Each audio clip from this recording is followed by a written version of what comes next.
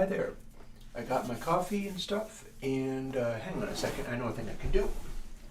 I have lights I can turn on. Check this out. There's one. Here's the other.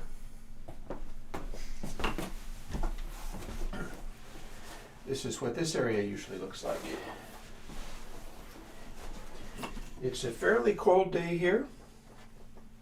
Not very cold, but it's not one of the 60-degree days again.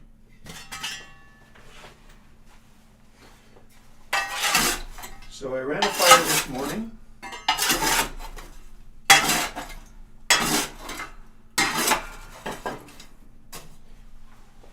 And I'm going to get it going again, and then we'll switch over to the plug-in making.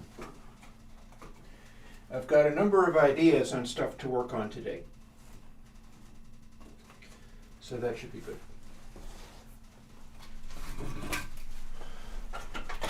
Let's see here. There's some pieces of wood.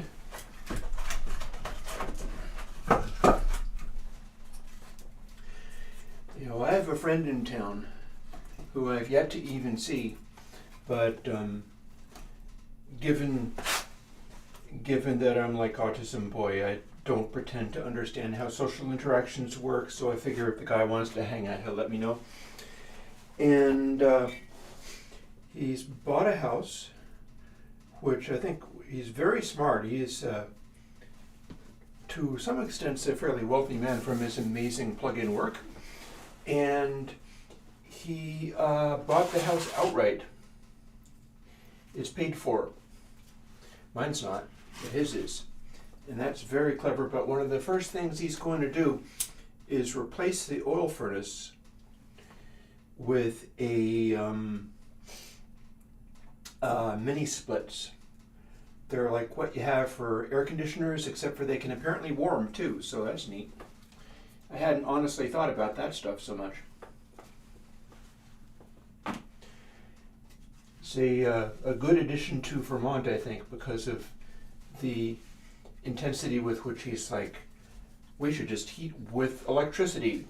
All of this nonsense about people burning dead dinosaurs, that has to go. And I'm sympathetic, although I will note, as much as this is time-consuming and a pain in the butt, this doesn't take electricity. My oil furnace does in fact require electricity to run. It needs it because it has a fan-forced thing going on. It's like a diesel engine where it doesn't just sit around burning, it has forced induction. And so the oil furnace needs to have electric on in order to be able to heat my house. This does not. So in the event that we get into some kind of demented post-apocalyptic nonsense, I can stay warm under slightly worse conditions than some folks, including the people who are burning up the dead dinosaurs. So there's that. And I don't know, maybe it's my Finnish blood, but I also find it very cozy. And when I operate the lever over here, I am at least burning wood using a elaborate catalyst in a whole system which is burning the wood, and then it's also burning the smoke, and it's relatively clean output because it's a fairly recent, it's Hearthstone something or other, and it's fairly clean as far as these things go. Mind you, my friend in town still has me beat there because he's going for entirely electric, and Bellows Falls has a hydroelectric plant, so our river powers electricity, although honestly I think that's basically sent away to somewhere else. It's very complicated. Things are never as localized as you think that they would be. And now that I've got that up and going, I'm going to need to keep an eye on it so that I'll know when to engage the... I've got a thermometer thing in the back over here, and you know what? I can engage the catalyst. And so now it will be burning cleanly as I continue to throw more logs on it, and we can move over to me getting to drink some of my coffee and do the plug-in coding that I wanted to do today. And you'll be able to hear me a little bit easier, and I won't have to raise my voice because I'll go closer to the microphone. So there's that. Oh man, it got cool enough that this actually stopped spinning. Come on, you can do it. You don't want to run the catalyst if the stove is too cool, but I'm probably good. It's just at the edge of needing to get going.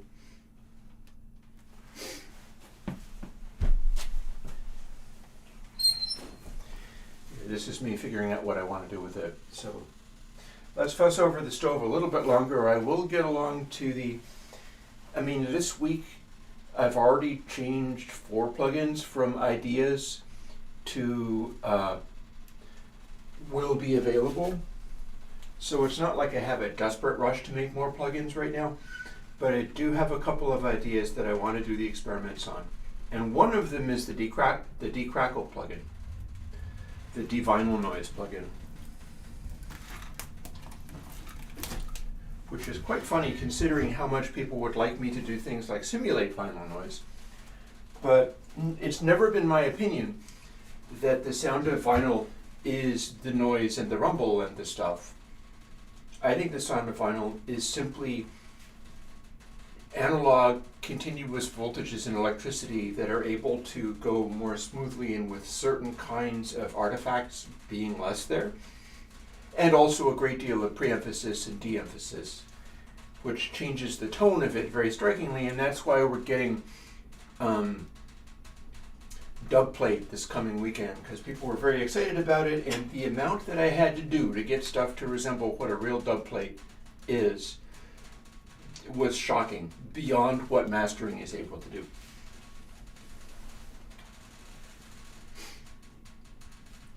You can probably see this little fan. Actually, while I'm at it,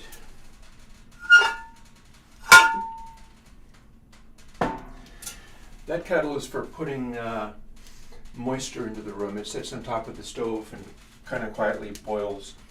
I am going to take it and put a little more water in it, and I'll be right back. And we'll get along to the plug-in coding soon. Very soon.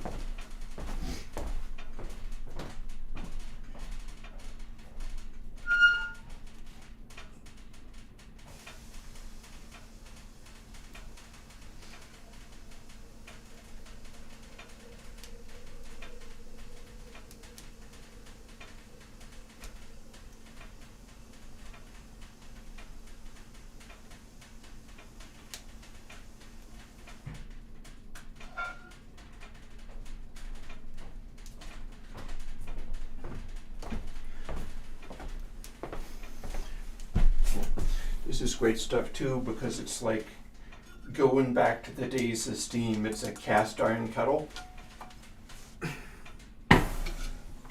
Something neat about these very primitive ways of doing things. And yeah, we can talk about that momentarily. I feel once I get my spinny thing actually going. You know what? I'm going to call that near enough. Let's engage the catalyst and move over to the actual plug-in coding.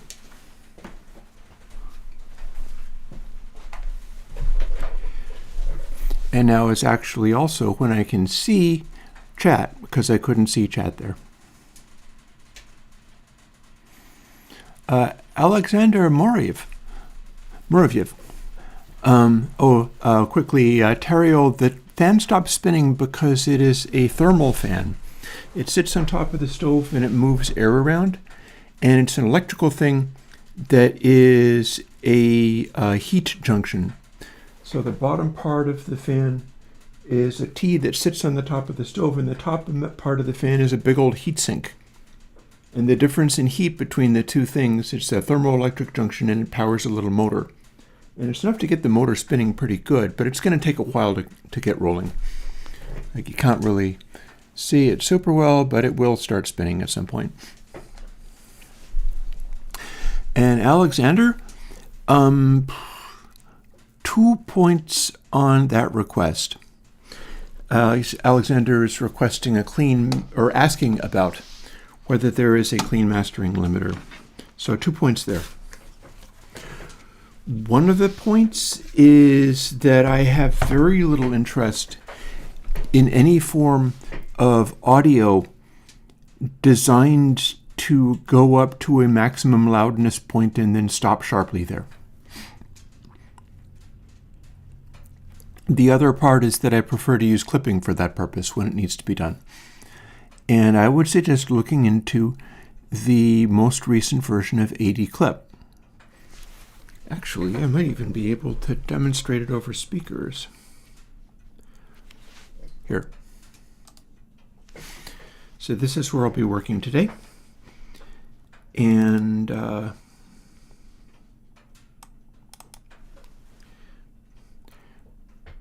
actually, I am not sure whether this would mean anything to you, so how about I go with a different sound instead?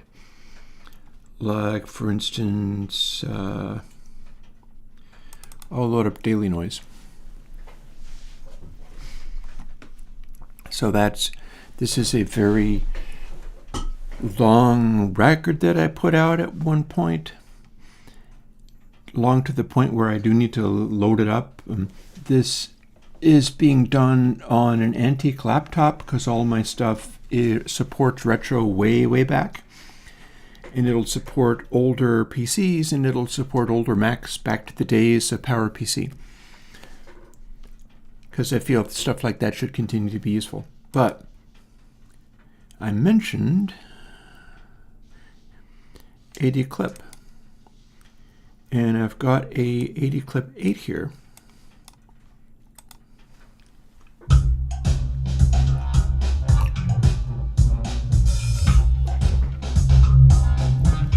And I can actually use ceiling to drop the output down to about 2 dB, which comes in handy because you were asking me for a clean mastering limiter. And AD-clip can be set to normal,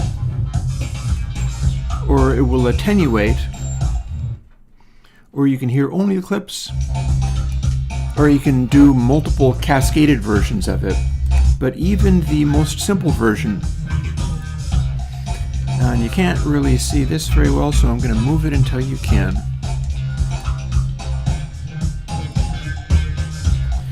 So there is AD-clip. It's in attenuation mode rather than the cleanest modes available. And you can do this.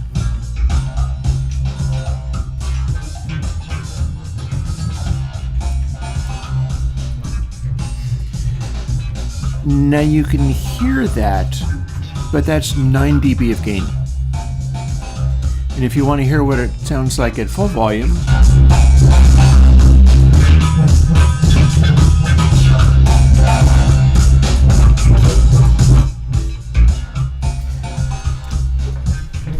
that's more than people usually throw into limiters.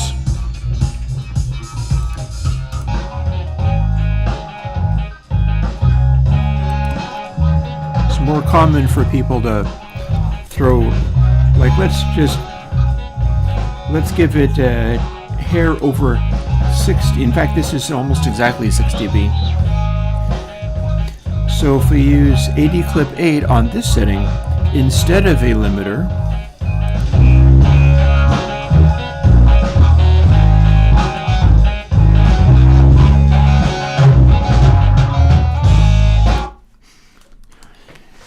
that's why I prefer using clippers, and in particular variations on AD-clip for when you're doing that rather than going for a limiter.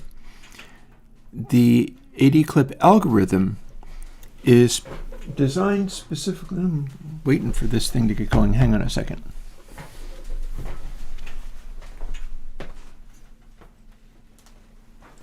There it goes.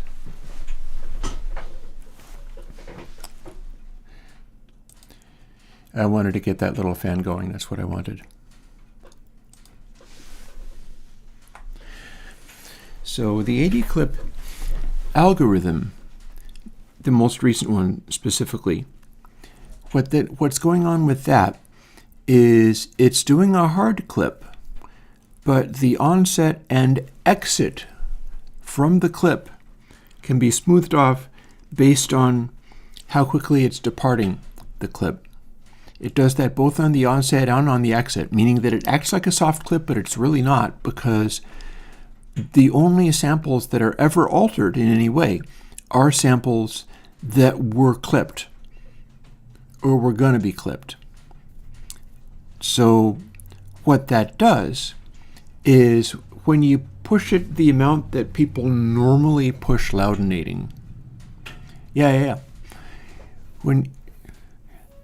So you are in fact using it. You see, this is why I wouldn't be building a limiter in the first place.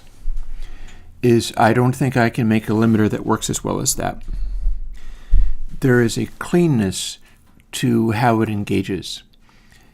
Although I do wonder what might be possible through the use of the Bezier comp that I've developed on Tuesday, or finished up the coding of on Tuesday. I have been developing it before. When I say I came up with 4 plugins, what that means is the 4 plugins got done, and many of them were already being used. Here is what I'm looking at, and I do wonder whether I have anything particularly useful. This might not be it, though, for testing with. And in fact, maybe what I want to do is take my little my SD card here, which hopefully should load up,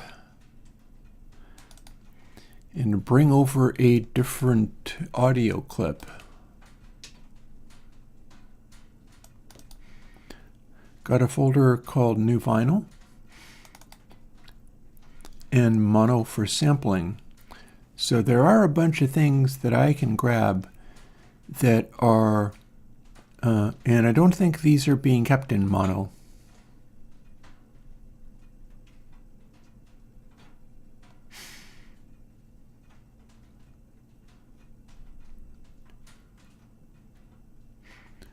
So what I'm going to want to do is have a look at some of these things, see if nope, that's mono already. See if I've saved them as mono without actually referring to. I bet some of them I haven't. I bet you some of them I haven't. Oh yeah, here's one. It's a kind of a huge one. It's the moon landing one. I've got persuasive percussion. My concern here is if I pick vinyl records to study how they crackle and pop, and I picked something that's extremely popular, it's probably going to get me booted off of YouTube. Also listening to the songs and the song, or talking along the beach together. So that is Belafonte. It's Harry Belafonte at Carnegie Hall. And I'm pretty sure the reason I have it here is in case I want to model the sound of Carnegie Hall in a reverb plugin. But what I want to do is find a noisy, crackly recording. I wonder whether I can switch over to my camera.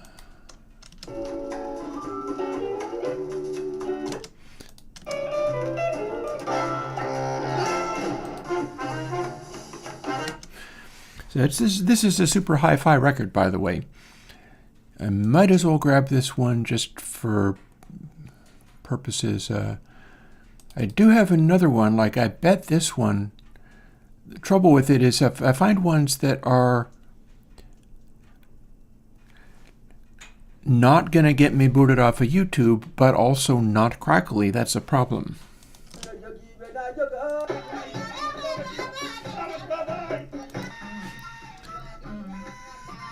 Like, this is a record called Music of the Cameroon. It's fairly unlikely that this is going to get me kicked off of YouTube no matter how much I stream it. It's simply too obscure. Problem is, it is not crackly enough. It's really quite clean. There's just the tiniest little bit of crackle, and part of the reason for that is this has never been played as much as like a Rolling Stones record. I'm just going to bounce around here. This is what I'm looking at. One of my collections. Oh, hi. Maybe this is a little cracklier. Love it. Got there.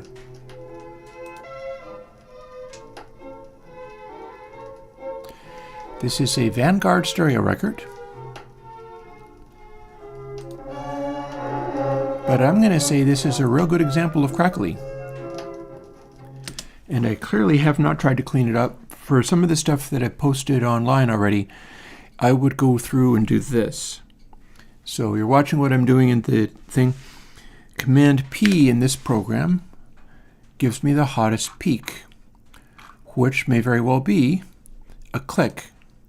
And so what I do is select the click and delete it. And I've been doing that with a lot of the stuff that I've been posting as like Timeless Records or the Yes album or whatever that I posted, The Heart of the Sunrise, or Born to Be Wild, the Talking Heads. I've been a bunch of things like that. But this is before I've done any of it. And the thing is, when you do that, you're still going to miss moments like this.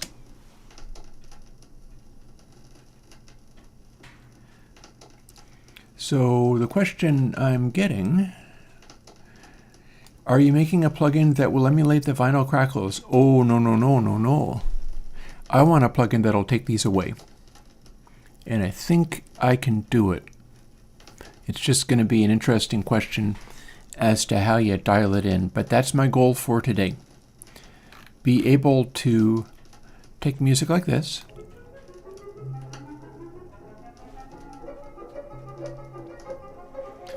You're not hearing it properly, but soon you will, kinda. And be able to de-crackle it. That's what I want. So it needs to be done in stereo, even if the source music is mono. Looks like I have space for that. Oh, a bunch of things do. The gold standard for de-crackle is from Cedar. Cedar denoising stuff is what professional mastering engineers use when they are restoration guys. Cedar is also very, very expensive. Mine's going to be free. And it's okay if it's not as good. There are certain things also I can be certain of. I am certain that it will not be zero latency because I'm going to need to run a bunch of latency to find and construct around what the correct sound is going to be. And let's see, so Vanguard Stereo Kapelevsky. What else might be good? Here's a Debussy shaded dog. It's not gonna, certain things it's not going to do. I think, oh, nope, those are clicks.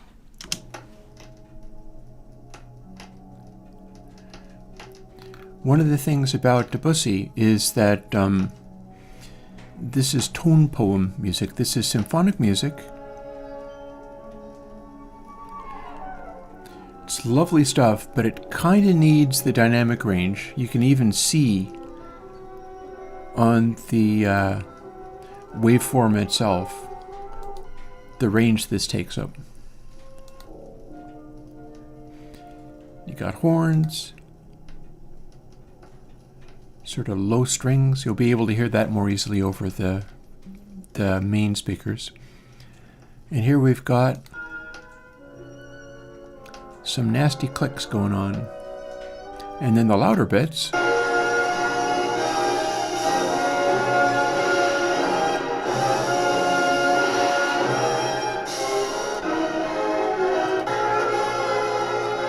So you might want to have music that can go as loud as that and then quiet stuff.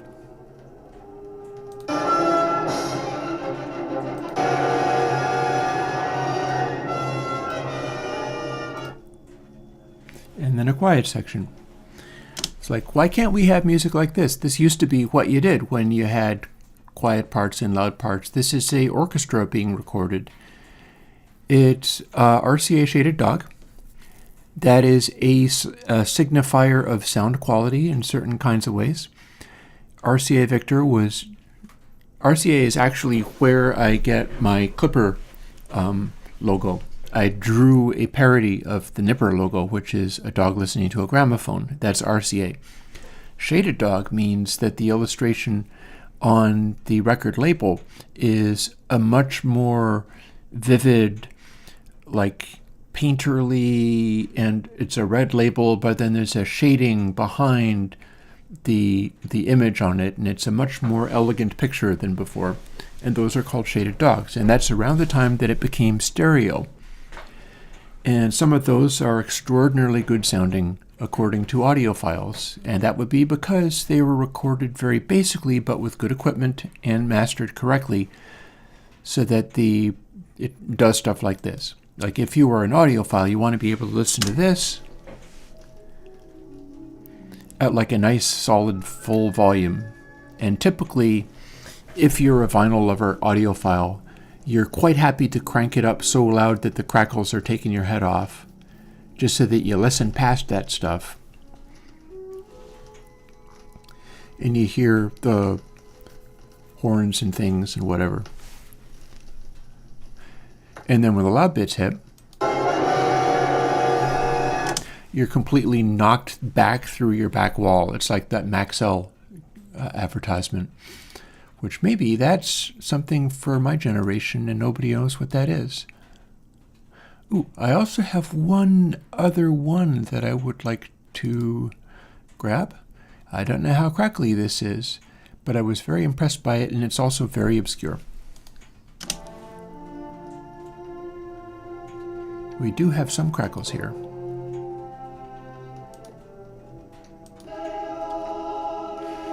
It's a Foray Requiem. I don't know quite when this was made, but it's a really big, deep-sounding recording. I think this is a bit of a discovery.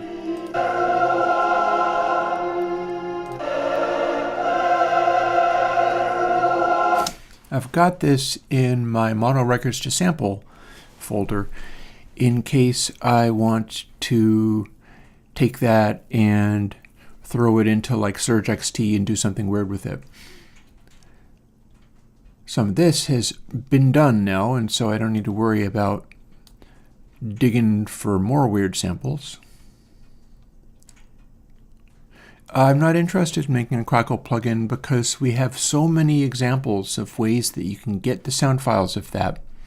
I will make audio clips available from like some of my Rolling Stones records or whatever, where you can download the vinyl recording of Crackle. If that is what you want, use the real stuff. Doesn't need to be a plugin to do it. It's an audio sound. It's like a plugin to do the sound of a guitar solo. No. Use the Crackle. Vinyl will crackle for you quite happily without any.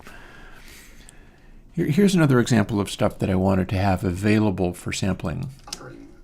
Mrs. Marty Mann, who suffered all the mortifications of being an alcoholic, now sees it took suffering for her to break down the wall of self and to learn to accept that. This is not understand, my God. This is a record called This I Believe.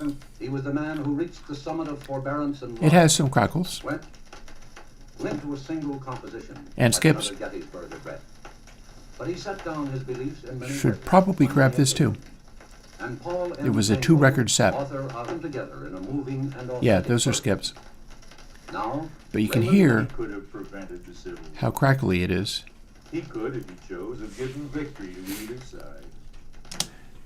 So this is a bunch of spoken word pieces by famous people and politicians and such on the topic of religious belief and or spiritual belief. It's not even entirely Christian. There are other faiths being represented here, and this is a really old record. It's introduced and narrated by Edward R. Murrow, who was a famous radio anchorman, a radio announcer during the war, the Second World War. It makes a man bad or good, weak or great. I try to So this is another good example of lots of crackle. I can use this very effectively for trying to maximize on the de-crackle concept. That the good one of us. 1897. And then the final bit would be Edward R. Murrow again, I believe. Is so woven. Christ's teaching of love, which includes So Edward R. Murrow sounds like this. That helps and serves and forgives, are the aspiration and inspiration of all Christians. Back in the Second World War, you'd be listening to this guy over the radio. Must mean the brotherhood of man. We must love our neighbors as ourselves. Good example of crackle, something that I can work with. So we'll do that too. And let's see, 400. Oh, hang on, I'm not going to be able to do that, am I? Oh, not enough free space. That's a very large FLAC, and I only have 414 megs available. So I guess what we're going to have to do is go back and forth a little bit.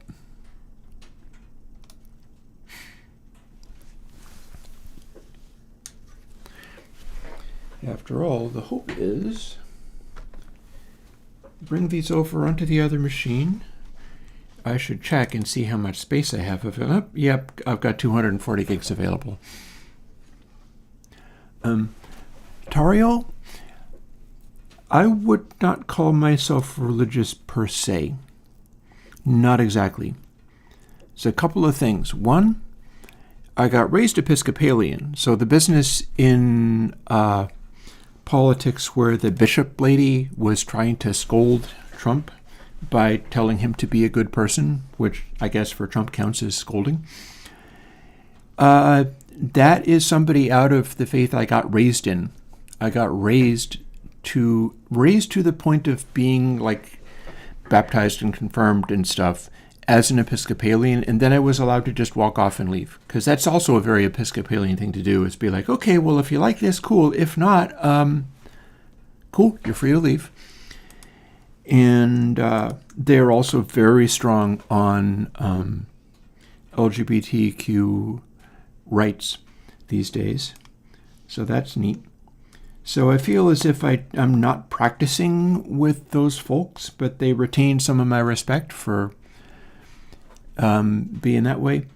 And on a more relevant point, I'm a recovering addict. I had to stop using drugs and drinking, although I drink coffee, mind you, but that's just like coffee rather than speed. You know, what's its name? Melatonin instead of barbiturates. When you're an addict, you go hard, and a degree to going that hard is something which I don't get to do. But my path to not having to pick up and use again is a spiritual kind of thing. It's just not a formally religious kind of thing.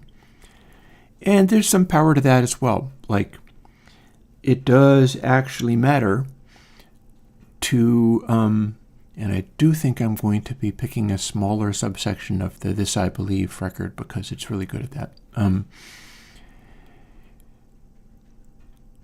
It's not, in fact, it's a drugs variation on those AA folks. I feel like the druggy variation on that is somewhat harder core because we don't get to mess around as loosely with like, oh, I suppose I want to get sober. I don't know, though, man. Druggies who mess around like that tend to die real fast. So those that are left are often pretty hardcore. And it's quite interesting. Like the community that I have there, which again, it's like a spiritual practice rather than a religious practice, is hardcore enough that we cover a fairly wide political range and are compelled by what we are and what we're doing, to be able to function with that. And like, we have to both be completely embracing of like LGBT and stuff, because it's in our actual readings that we do not get to discriminate on the basis of that. But we also are not discriminating on the basis of if people are like, I don't know, Trump people or something. They don't get to bring politics into the meeting either, but we don't get to turn away from them on the basis of they've made horrible choices. We have to make some kind of connection because there is a grander thing that we're struggling with, which is the addiction. And that's really useful. It's useful to have a more important thing to fall back on. Give me a moment while I save this to...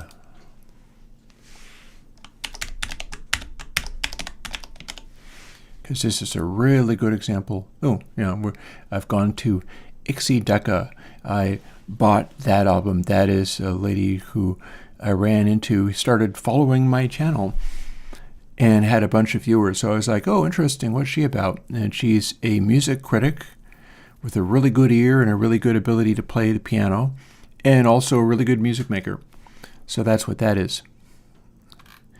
It's a Bandcamp release that came out just recently. But where I'm going with this is saving that to my shuttle.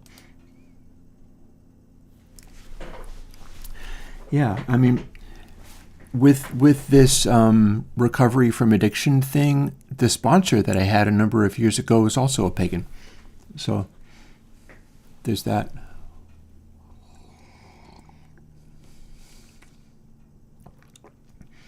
I don't know what Mel is talking about regarding EQ2. I suppose it's just that I have EQ.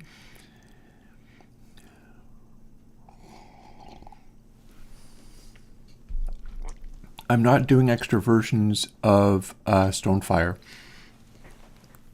There are some things I want to look into as far as learning to try some different methods of EQing and filtering. Keeping an eye out on wood stove, still going. It's probably going to be fine for some time. I want to keep an eye on it because it's not a super hot day today, so I'd like to manage that.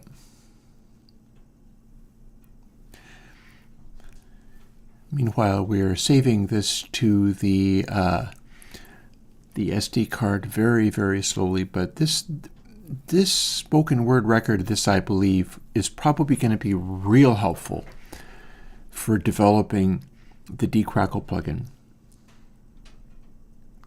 And again, I don't actually have to do any more plugins today. I could bounce around making things in Minecraft today and still have stuff for you over the weekend. But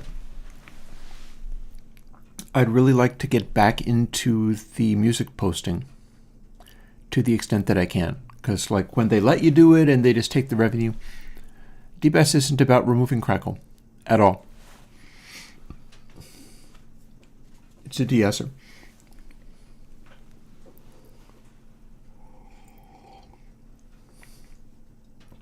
You'll see. I'll talk you through the whole thing.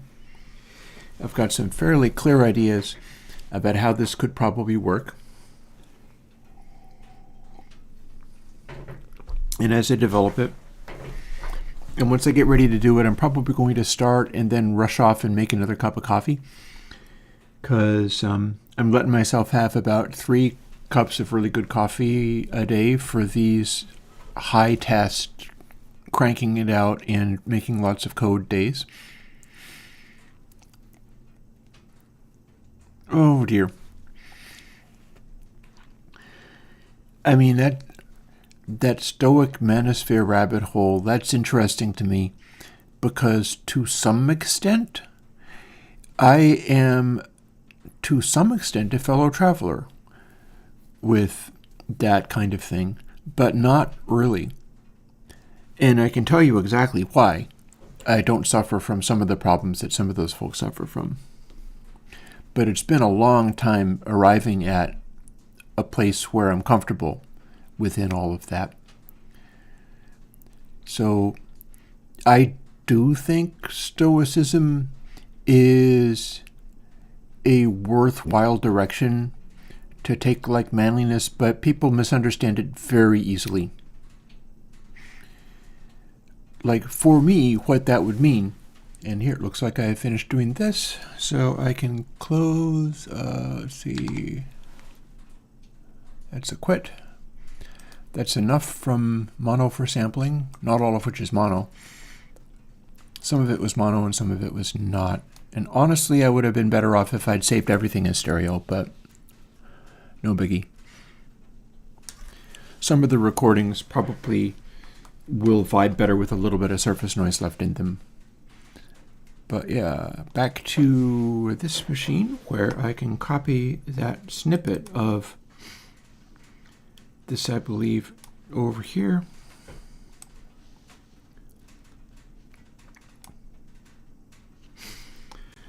Command drag to move rather than simply copy it from one volume to another. And what makes some of that stuff interesting is that there's worthwhile stuff to be gained, but it's also possible to twist and distort it in deeply useless and egocentric ways. I feel like talking of the your Stoic manosphere stuff, you can run into people who are really bad at being Stoic under those circumstances because they're very confused and think that it is about being badass and tough and inflicting pain upon themselves and not registering it. And that's not really what that stuff is about at all.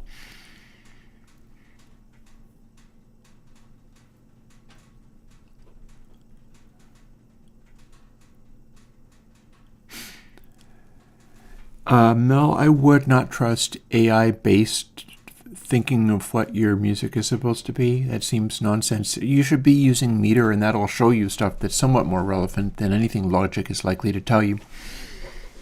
I don't think I need to say anything more about that.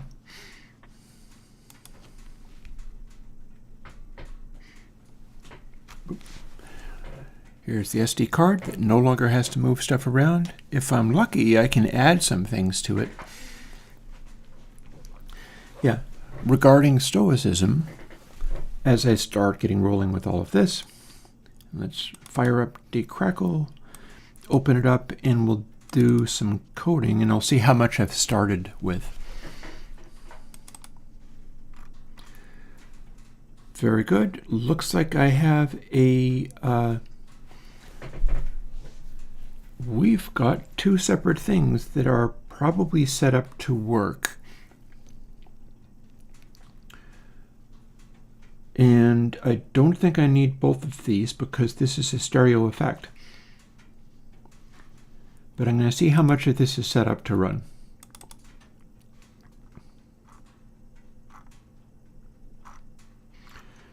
So right now, here's what we're doing. It looks like we've got it set up to be ResiCube. I think I'm starting with ResiCube. Let's find out. Let's find out if it builds. I might very well not have it done as far as having it build. I have no reason that I would want to try it. They have no way of giving any useful information.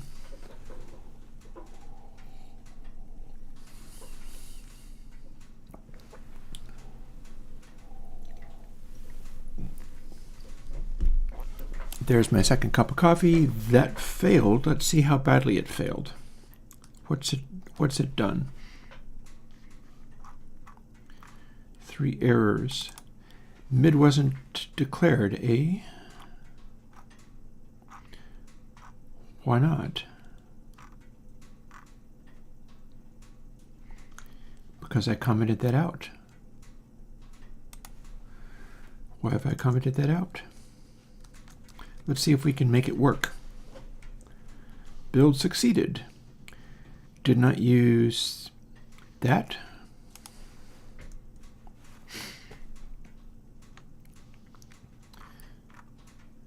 And we're not actually using any of these things, I think. Let's run it and see what it does. Yeah, no, don't use that. I don't even need to try it. Anything Logic is doing is down a path that has only begun with people's attempt to do AI everything. It's based on a body of knowledge that has gone woefully awry, and you don't want to waste your time with that. Waste your time if you want, because consider it to be a game. But, interesting side question. Wallach's Restricted asked, how long do I sleep per night? If I'm doing well, I will do 6 to 8 hours of sleep. There are times when I'm not able to sleep longer than 4 hours. At times like that, I basically just have to throw up my hands and be like, oh well, I guess I'm not sleeping this time. Also, notice that I'm like at the bottom of my screen, so pardon me while I adjust my camera a little bit. Because that seems weird. Why do I need that?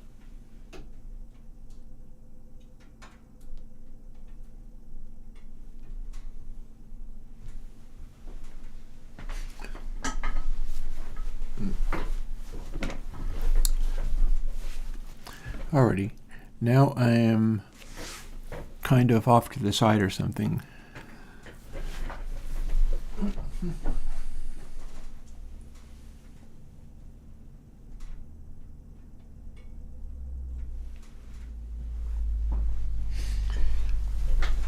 Alrighty.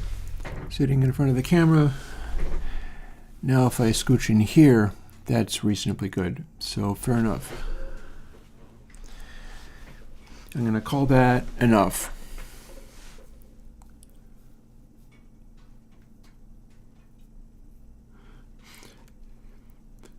Don't mind me, I'm looking over the questions and things. And I'm doing some various distractions and stuff. I'd been talking about Stoicism, but I didn't bring up the point I was going to raise, which is that doing Stoicism properly requires that you have a goal or purpose, something beyond just you and your own self that's so worth caring about. And for like in famous Greek era Stoic writings, people could be feeling that way about their country or their family. There's, I think, a famous Stoic writing where somebody was going off to war and he had to leave behind his family and his child. He's like, well, but this is deeply important, and off he went. And that is inherent in the idea of Stoicism requiring a commitment to some purpose that is considered so grand and significant that you're willing to suffer on the basis of that. And I would be drifting into that to the extent, like, if I got diagnosed with cancer or something, because I'm getting old enough to where that kind of stuff can happen to me, I would probably respond by just drinking lots of coffee and trying to do as much work as I could while I could. Because there are a lot of things, you mentioned Stoic manosphere, and I'm manosphere adjacent to the extent that I have Airwindows and I've been able to turn my life to some use, but I did not and have not really had any success dating and mating and all of that kind of stuff. And I'm a straight guy. I'm attracted to women, but I don't get to do anything about it because I'm busy working, and I also have the autism, making it difficult for me to interact. And some of the Stoicism and desire to make something out of Airwindows and bring audio stuff to people is so significant that it's not like people will tell you, oh yeah, go move down to Florida and learn to play pickleball and you're going to have all kinds of exciting fun with other people your age. Maybe I'm not that much your age, but you get to the point of like, oh, I'm getting really old and I'm not seeing any action. Oh yeah, go and pick up a sport. Like pickleball is the one that people talk about. I don't even know what that is. But that wouldn't be me, because I've got stuff to do that's more important. But when stuff to do is so important that you wind up being Chris from Airwindows and having this pile of stuff that you're trying to expand and build upon, and it takes over everything to where you don't have a life outside of that, that's a lot like Stoicism, but that's also a lot like Manosphere. Like, what I want has nothing to do with what I get. And so I tell myself, well, not everybody gets everything. And I'm able to do stuff that is use to other people, and that's what I cling to. I'm not sure, Mel, one doesn't normally call women female. It's a complicated question, too, because one of the things that I click with is femme-coding. And trans people are just as capable of being deeply femme-coded. And in fact, fairly often, I have made friends with trans people that I clicked with immediately who I was not going to be mating with. They were already in a relationship, but got that vibe in such a way that I was like, wow, yes, this is going to become one of my friends. This is one of the people that I'm following on Blue Sky or whatever, because I'm getting that energy in a way that I can use. I don't have to be getting physical with people necessarily to be getting the energy that I need in my life. And that works. It's called having friends. It's worthwhile. But I've also clicked with trans people going the other direction, where their path to manhood, or wherever they want to be along that line, is something where I could really relate to it, but also I had something to say, because like my manliness is pretty well established and I'm not worried about it in any way. And I rely on it for like that Stoicism kind of thing. And women don't necessarily get those messages, and trans guys don't necessarily grow up with those messages. They grow up with the message of, oh, you need to get your hugs, you need to do this and do that. And they might have like that, my roots are in the earth, and it might be nice to have a network of people, but I'm also capable of going off and being the lone wolf and being fine. And I feel that that is, in some ways more of a male-coded engagement with the world, of really having that going on, of being like, I must commit to this thing that I will do, and until I have done the thing, I will go off into the woods and live in the wild until I have gained the wisdom that I must have, stuff like that. But yeah, and one of the neat things about how things have developed in recent years, in the last 10 years even, is making it, and I know this is a very ironic thing to say, making it safer to talk about all of those things openly in whatever language people feel a wish to do. And yeah, Ovi, one of my best friends, literally my best friend as I was growing up, was a kid named Pedro from Chile. And as I was growing up and we were doing, like, having constant jam sessions, and we were also stoners, so we were getting high with each other all the time, he was a legal alien. So yeah, so it's all interesting, and I do have work to do, so I should be doing some of that as well as chatting away like mad. But again, I finished up 4 plugins on Tuesdays, so I don't have to put too much energy. It looks like I haven't even begun doing that one. Let's see what we can make happen. I need to restart Twisted Wave, though. Fire up sounds. I'm going to start things off with I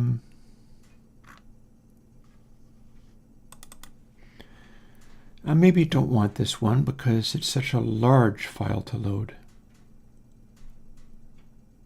And it'll take me forever.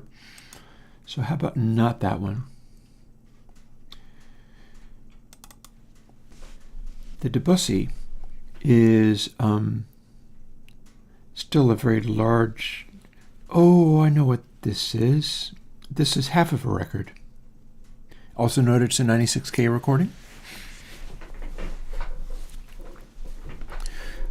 I have some talk about King Tubby at the moment, and I'm also going to want to scoot over and make my third cup of coffee of the day pretty soon. But before I do that, and I don't think I can leave this playing. I bet I can play bits of it, but I doubt I can just leave it playing. Too much of it'll play. But using an early 4-track MCI console from 1965, I wasn't aware MCI was building in 1965. And I would easily believe that he would have a special high pass. That sounds like him.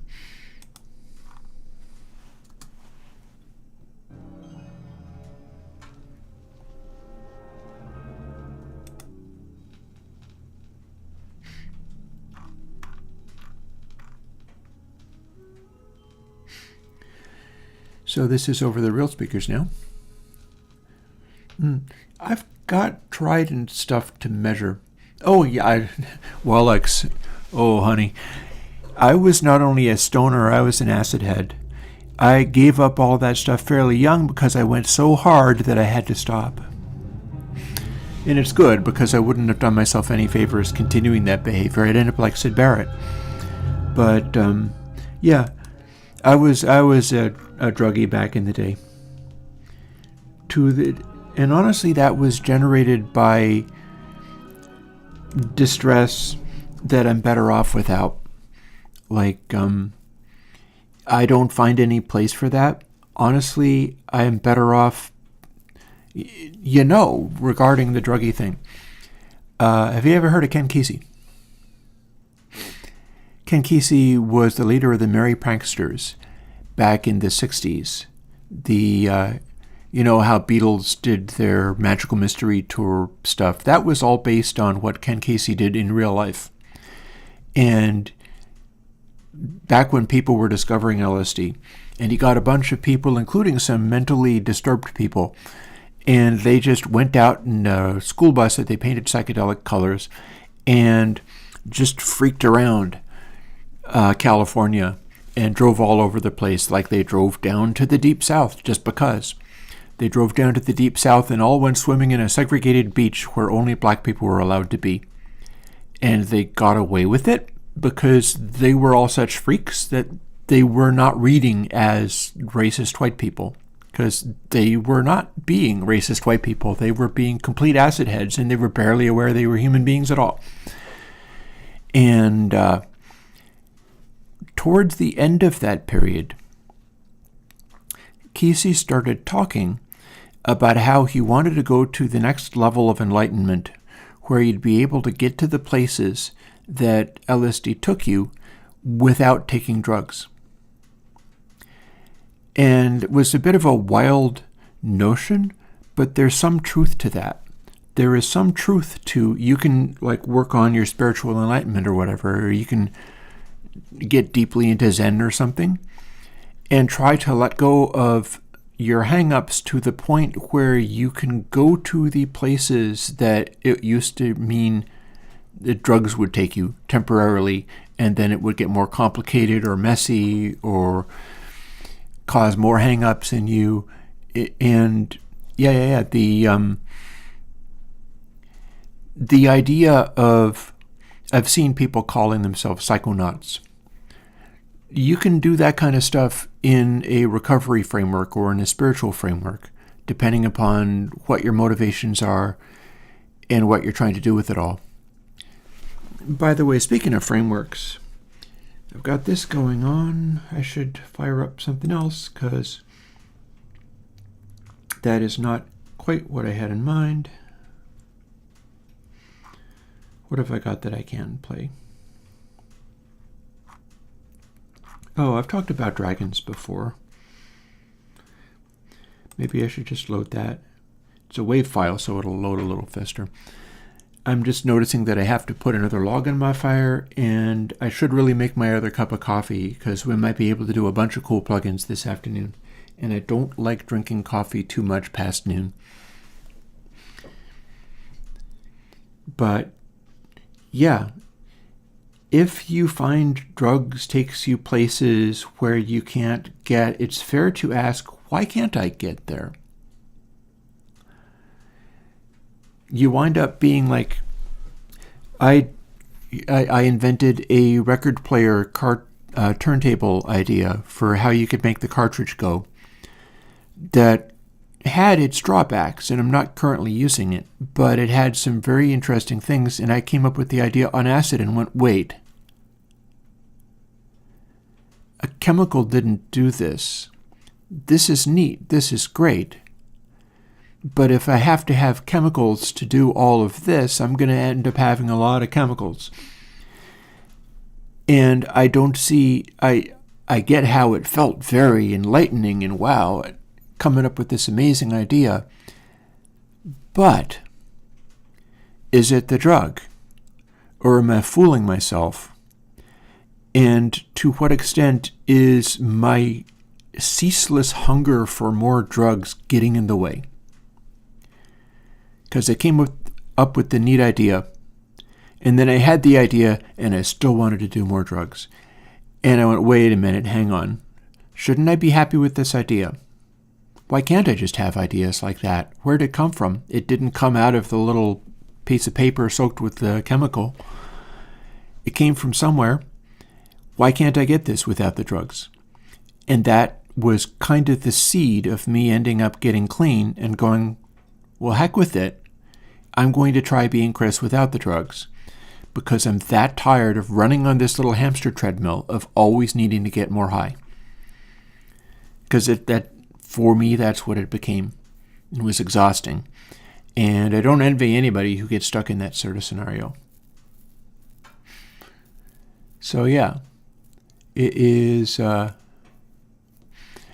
and oh, Tario, where are you from, Chris? I am in Vermont, and I grew up in Lexington, Massachusetts, and that's basically where I'm from.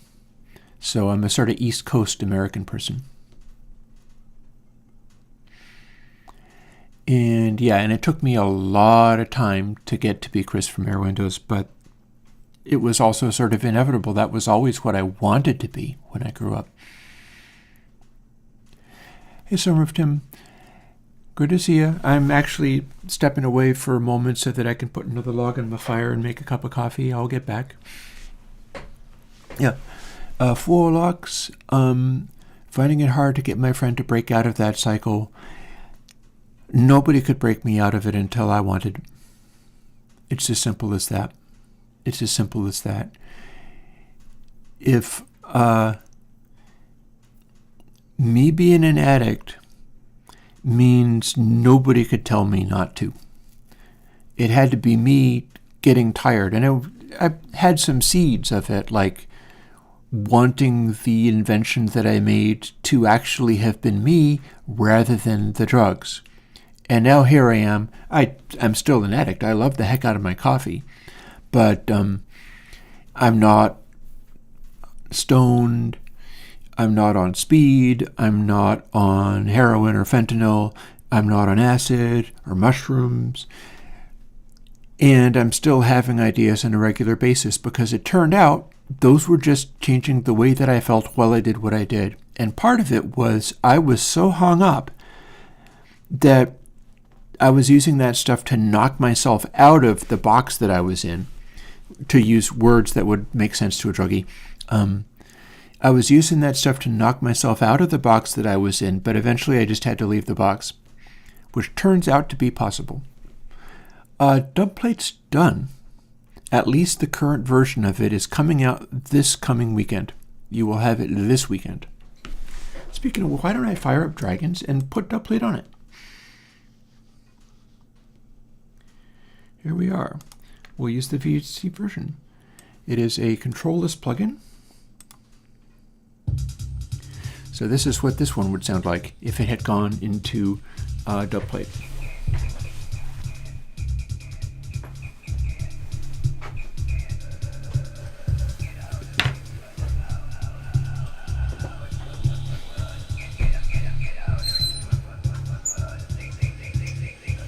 do that lever so that smoke doesn't get in the room. This is much better with duct plate on it.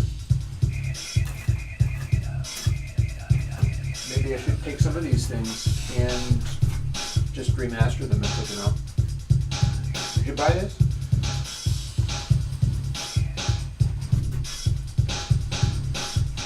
Well, I really like my car go. I think it's fine. It was good.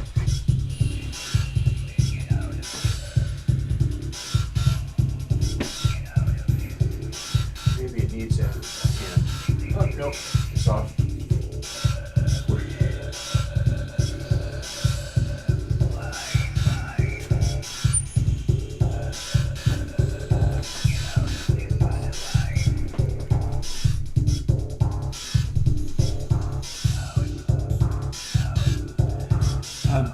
I think De-crackle would be useful for digital click artifacts. Let's get on to making it after I make my cup of coffee. Here's the cup that needs to be filled.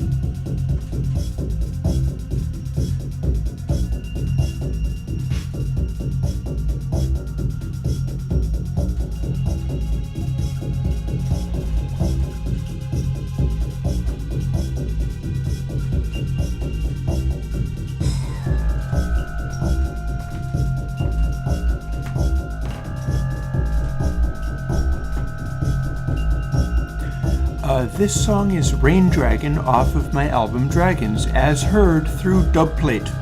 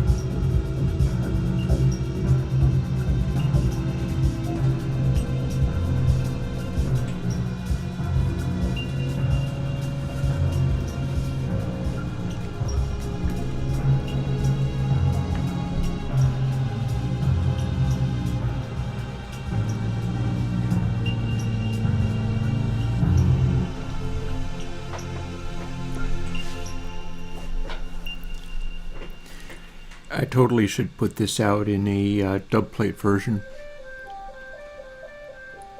This is exactly how I always wanted it to sound. So you'll notice at the bottom there it says 16-bit 44.1K. This was made before DAWs existed. This is like, what, 1997 or something. And the whole thing's using a variety of synthesizers, some of which I still have and some of which I don't. It used a Proteus 1, and I have one of those still. And a Kowai G Mega. The crazy dissonant atonal synth solo going around through the entire previous track. Because literally all the synth solos on this entire album are meant to be non-tonal and not melodies. Yeah, I'm not making that up. And that was a telephone sound on the Kowai G Mega being made to go completely atonal and weird by overspeeding the sample. So that was literally all aliasing. But it's a physical synth doing the aliasing. Dubplate most certainly does not remove clipping, but it will tone down high frequencies a whole bunch. So there's that. So yeah, no, I should put this out using dubplate to make a dubplate version of it. I can throw that up in Bandcamp or something, because man. Also, I can Here's, for instance, Chrome. You can see it's very loud. Here's what it is without the dubplate.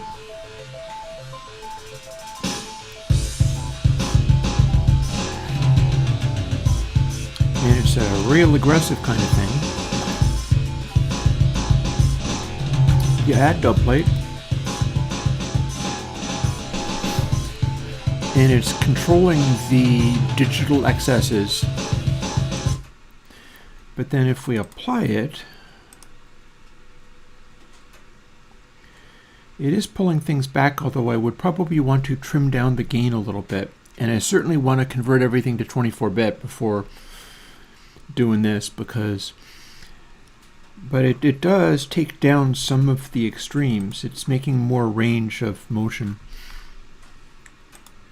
And there, it's taking it and making it seem as if the peaks aren't as flat-topped as they really were. We can undo that and we can quit out of there. Yeah, no, there's an idea. I'll even write it down. Because that's certainly something I could do. Dubplate Dragons Bandcamp.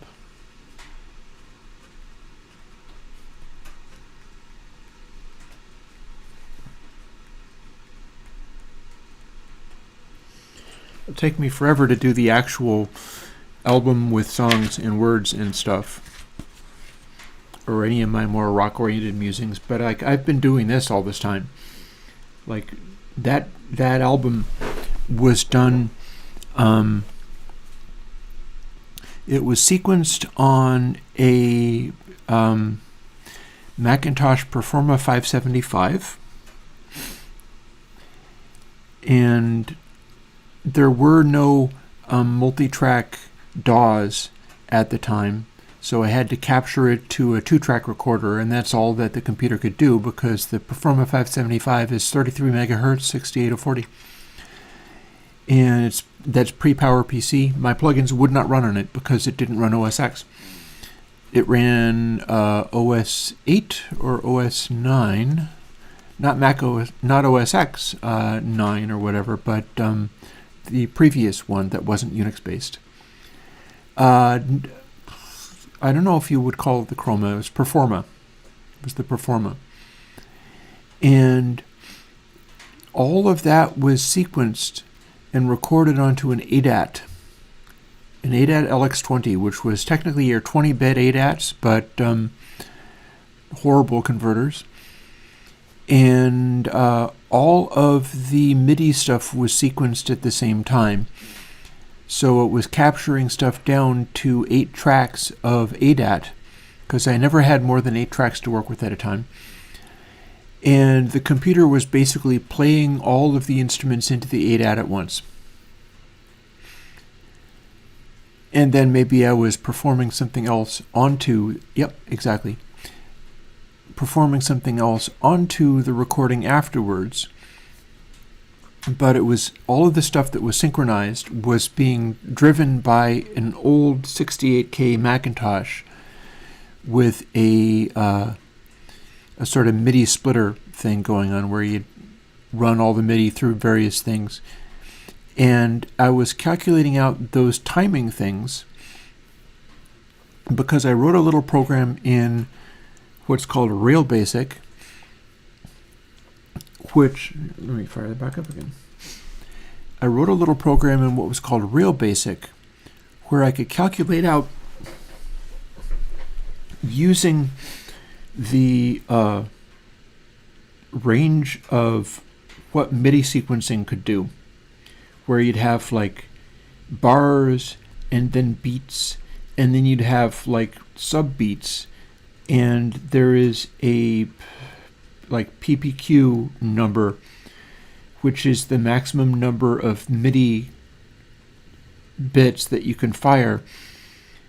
And so I would end up with a thing where I could go, I want to space 5 notes across this section here, which is going from 110 to 130. So I want 5 notes to go across these 2 bars, or these 2 beats. Where would those get placed? And I wrote code to do that. So you'd place one of them at bar 110, and then one of them at 134, and then one of them at 1-2-13, in order to place all of the different notes on the MIDI track so that they would then get fired when you played the MIDI track at whatever sequence you wanted. And it could get really granular. And so I would write it so that I could do all the stuff that Frank Zappa did in composition with the tuplets and different tuplets over different tuplets. Like, you have 3 bars, and then say you have 5 beats across the 3 bars, and then you have 7 beats between beat 2 and 3 of the 5 beats. And could you figure that out? And I wrote code so that I could. And it made it possible to do things like this. You can't hear it very well. However, I can do something with it where you can. VST effects, I think, and slew only will tell me.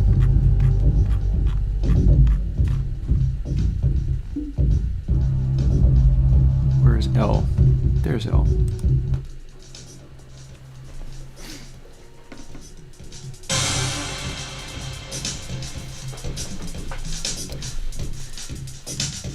So that hi-hat that you hear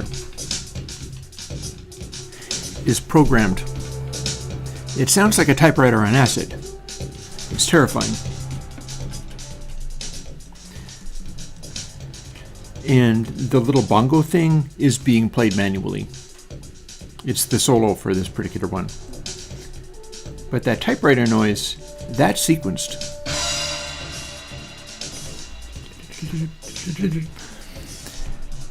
So that's what I got up to back in the day. Back in like 1997, before I had Airwindows or any of that stuff. I was making music, and I was making music like this. And then there was also other kinds of music. I'm using the wrong mouse to get to it.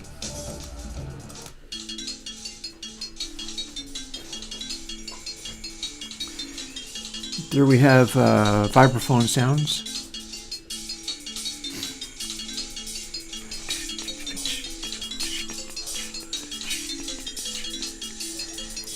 So we're doing those things across each other. And I'm doing it entirely with high frequencies so you can hear everything that's there.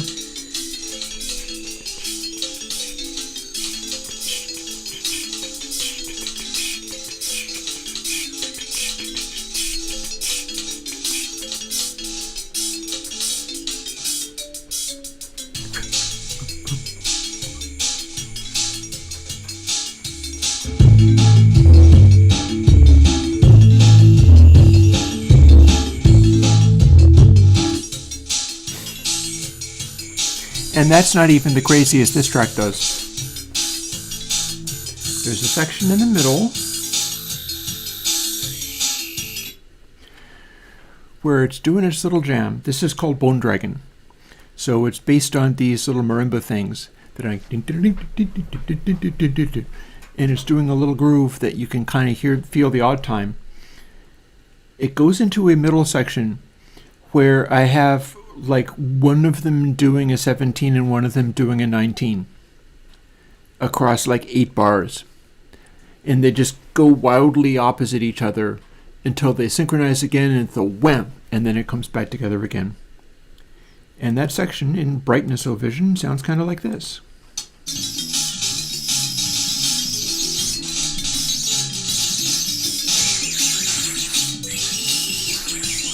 Noise solo on it.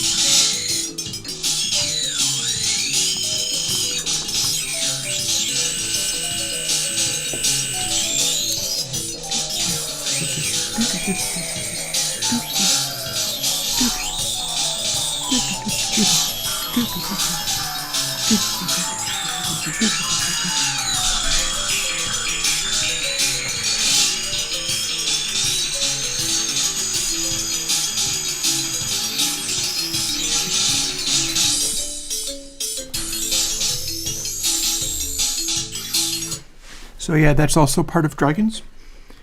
Again, I should put that out as, because it sounds kind of appalling all by itself. It desperately needs that dub plate treatment. Dub plates are exactly the kind of thing to make that kind of primitive, old-fashioned digital sound off of ADATs actually sound good. Back in the day, that really was what you needed in order to make it sound any good. And I didn't have it at the time. It's very Zappa. It's always been a big influence of mine. But now we can, so that's totally something I should do. But here's something else that I should do now that I have my fire going and my coffee. We're going to get into De-crackle.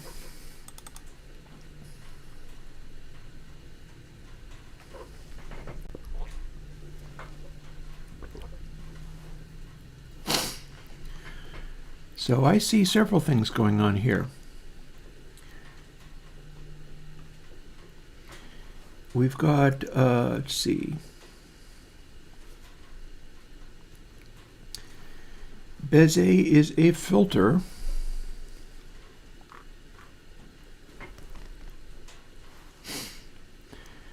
And then we've got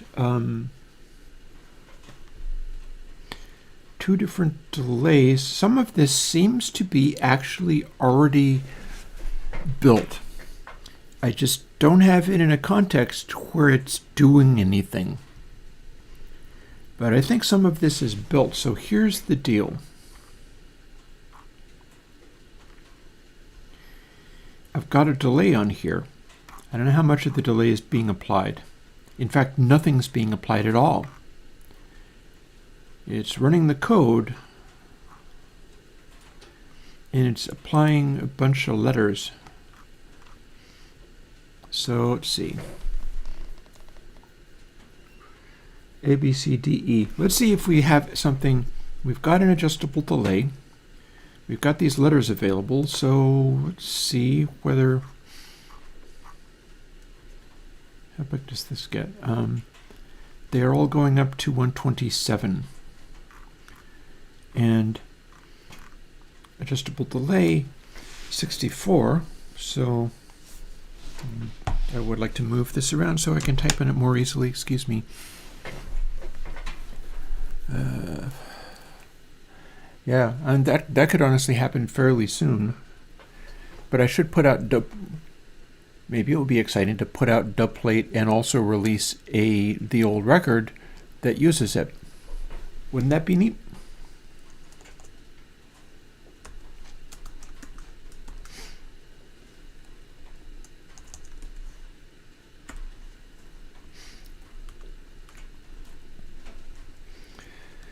But this brings in the delay thing that I'm doing on one of the faders. And we're making a dry sample. And we're not using it, but if we do use it, oh, and see, it's using B for this. That's not what we want, so I'll tell you what. Let's fix that too.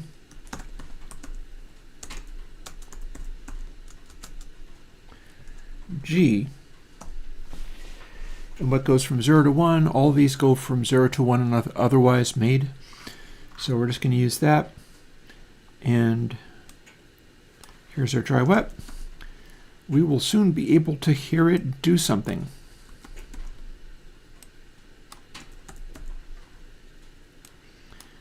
Because if we do the dry wet, the first thing that'll happen is we'll be able to hear it compared to the delayed version. So it'll do a double thing. And let's build it and make it work, because it wasn't doing anything that we really wanted. But I'll tell you how De-crackle works once we start doing it. I'm firstly making sure that it makes a noise and some of the bits work. So, components.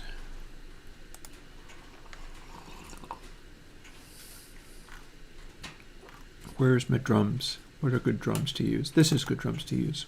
And it's small enough that it loads fast.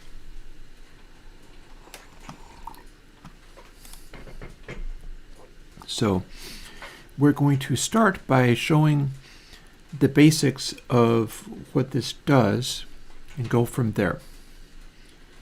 And we are making De-crackle, so we have to go and actually find it because we've never actually even tried to use it before. But it should be in here, and hopefully it'll load. If it breaks, then we'll do something to fix it, but it has not. And we haven't labeled anything either. But here's our drums. That should be, unless it was G.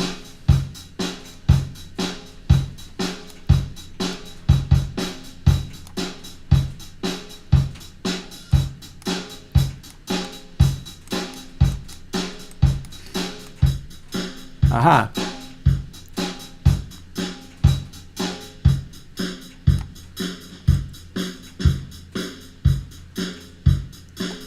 I guess G must be the dry wet. So, if G is the dry wet, we're now hearing dry and a delayed version. F is probably the delay time. Sure enough. And this is the longest delay time that I've got programmed in.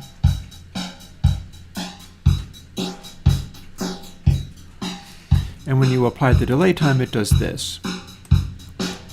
If we just use this, what happens? Probably nothing. Yeah, I don't think we're doing anything with these yet. But we will, and we've proved that it does something because we have the dry wet and we have a delay built in. I'm speculating on expanding that delay. Like, what if you wanted to do the De-crackle and have a really super high sample rate? It should still be able to work with that, and I think that means I need to be running a longer delay tap. The delay taps run in here. They're this A and B and stuff. A left and right and B left and right. And we're potentially delaying both the dry sample, the raw sample, and the process sample, because we're going to get on towards this. So let's start expanding it. 1024. That's now going to make my delay buffers longer.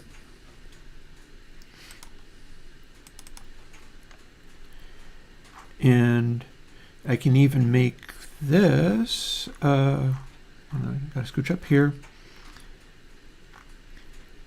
and adjust delay F times, okay.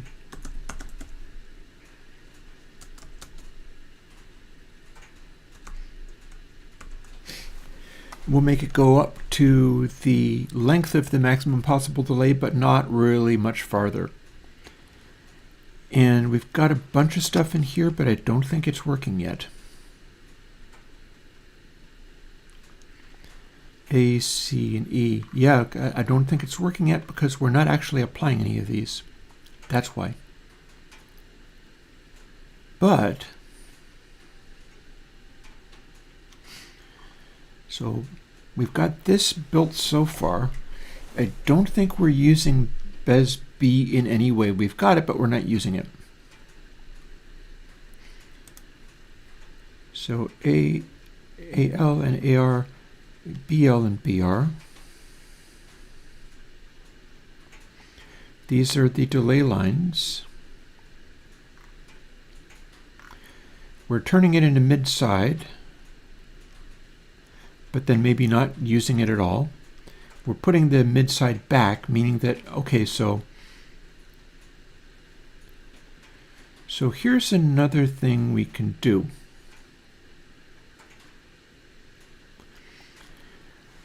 Firstly, let's test this. Let's make sure that what we've done so far works. Because right now, all I'm doing is I'm listening to the output of a delayed channel relative to dry. So the dry-wet is functioning, but I'm not hearing the Bezier curve thing yet. And we're going to do that next. And I'm going to talk my way through this entire thing. If anybody was interested in like how to code a De-crackle from first principles, this is going to be your stream. And return to this if you need help with thinking through stuff like that.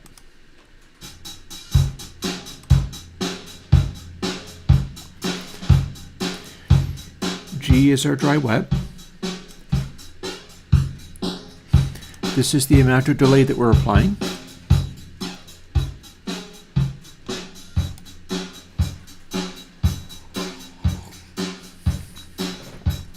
And that's 1,000 samples.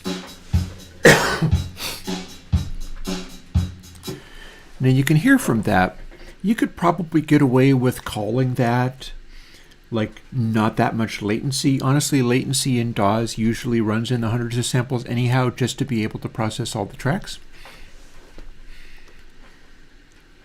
But what it's currently doing is acting like a flanger.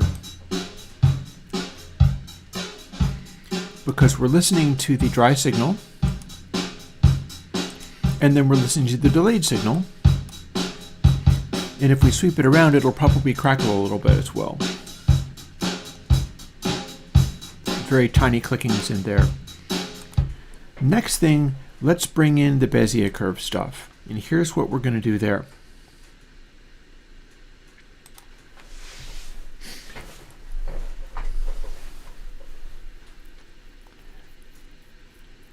And I know why I did it this way too.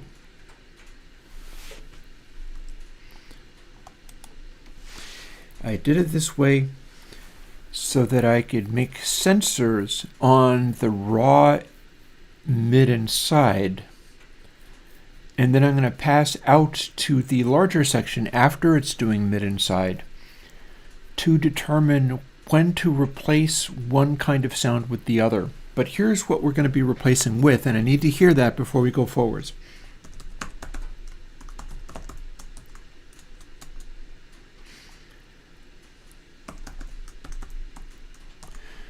Remember that?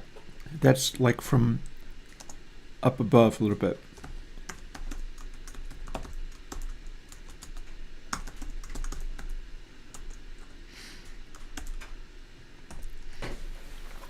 Now when we do this, that same control that was doing the dry-wet is now going to go between the dry signal and a delayed and also filtered version.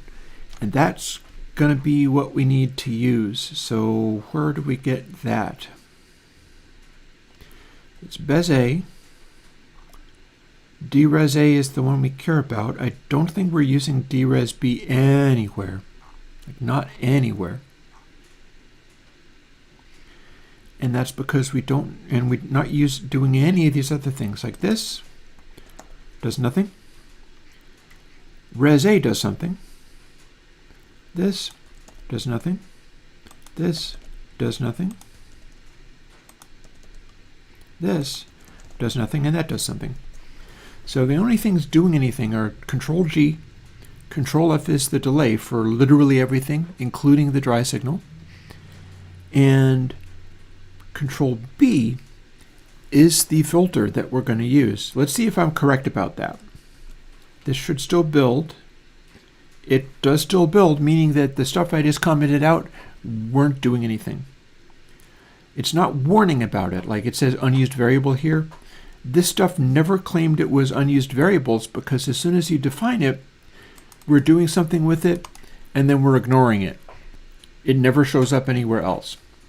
So it turned out to be unhelpful or unuseful, but this is the thing that I need to do here. Back into the drums, back into the plugin. Here's my B control. None of the rest of this means anything. These were higher pitched when they are higher controls, and the control goes down to 0, the pitch goes down. And when I say pitch, I mean filter frequency. Here's what we've got now.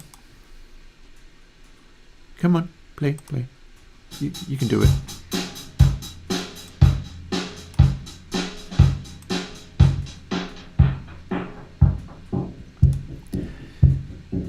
Bezier cube.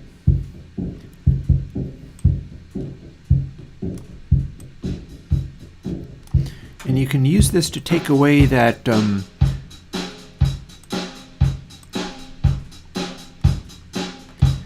we're not getting as much of the flanger effect because the flanger effect depends to some extent on there being high frequencies there. We can take away the high frequencies.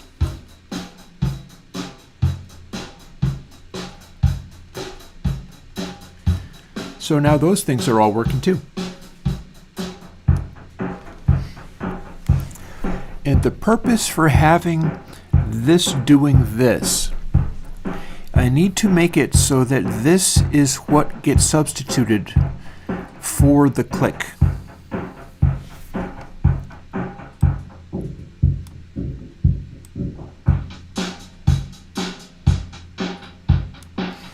Because clicks are high-frequency sounds that exist either on the left or the right channel, but typically not on both.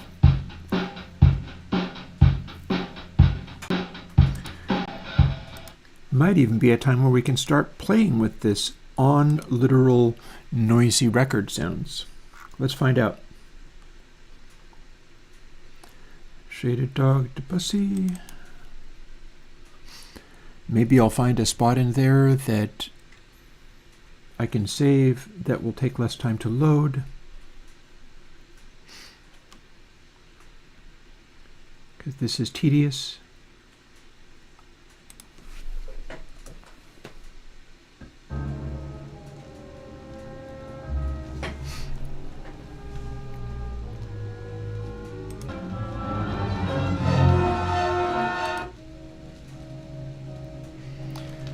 Can I find a really crackly, noisy section? There's a nice click.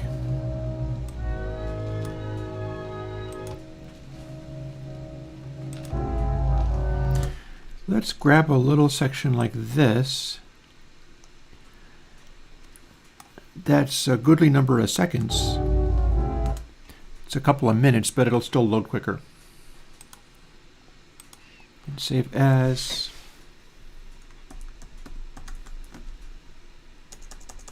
De-bussy.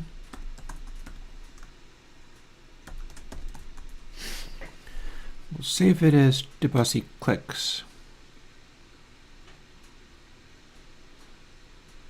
Oh, wait, hang on. Sorry, that's a mistake. It's not a fatal mistake, but it's a mistake.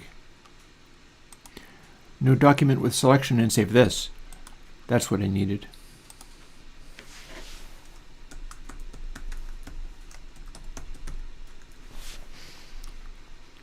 And that will not take nearly as long. And then I can load it up. Oh, there you would be able to use De-crackle on the music of the caretaker, but when it's buried in reverb, it wouldn't have as much of an effect. Like the early sections of his classic works, where there's obvious crackle, you could use it on burial, and the obvious crackle would be removed while the rest of it would retain. Anywho, this is what clicks are like, and this is what De-crackle can do with them.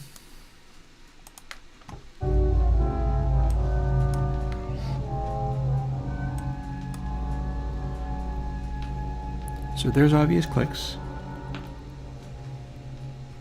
and a pop and stuff. But what you need to understand is that, let's say, do a little, oh, I have to close this first. Come on. Be a sport. Do what I want. Please. Oh, maybe this one isn't able to do that. The version I use on my modern computer has a seek peek thing. Maybe this is just too old to be able to. I bet it is. I bet it is. Yeah. So this version of the same program is too old to have peak finding, but I can do that manually, and I'll show you. This is what a click looks like. Recorded at 96K.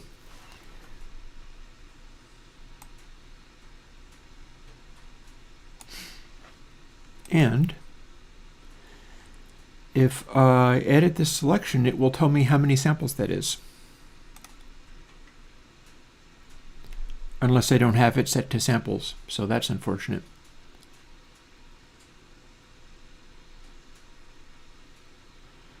See, it says it's size 0.000000000. That's unhelpful, so I need to change the preferences to tell me in samples. Please tell me that. Time format, samples, thank you. Now it'll tell me. Select, edit selection. At 96K, that click is 21 samples wide.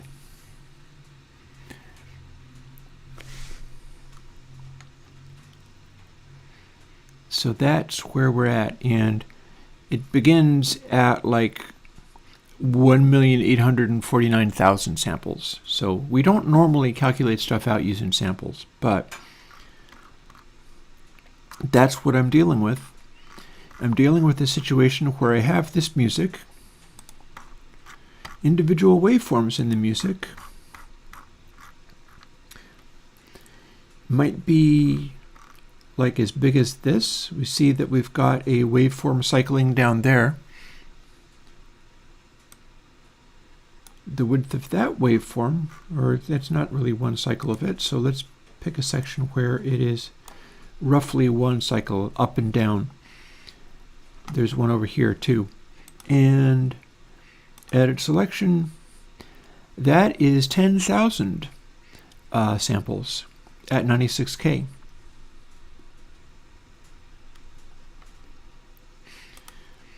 And we can zoom in on other waveforms and we find them. Here's a louder bit. It's going to be some kind of waveform in here.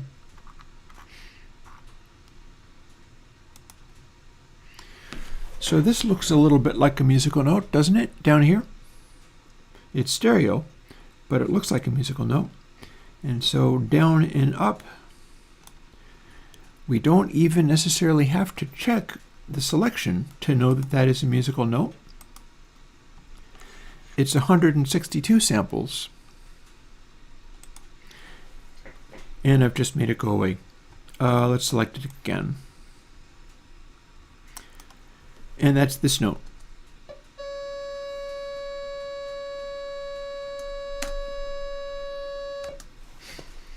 So that's the kind of stuff we're dealing with here. We're dealing with taking music that has X number of samples in it, and we need to find these sections where we have tiny little sections like this, and there's a click, and the click is this big. And it's reliably going to be something like that. It's going to be a spike that's way louder than everything else, and it's going to be way more out of phase than everything else. It will depart from the regular waveform. We can go to a louder click, because what was in there, I mean, that's a click, but it's in the middle of a bunch of music. Here's another click, which I think is going to be even more clearly represented. You can see that it's kind of stereo. Sometimes you get the clicks and they are not even in phase. The click is fully out of phase. That's not the case here. And it's the same deal. It might look like a fairly large lump, but this is such a high frequency, and there's just one of it. It's always just one cycle overlaid on top of everything else. So what I need to do is interpret it. But then, having interpreted it, here's where I load up the plugin again.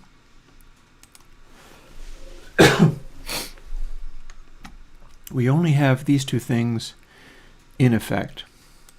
So here's our music.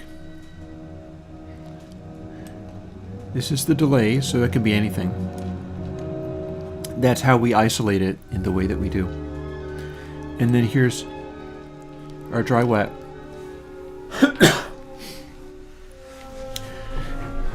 You can hear that the crackliness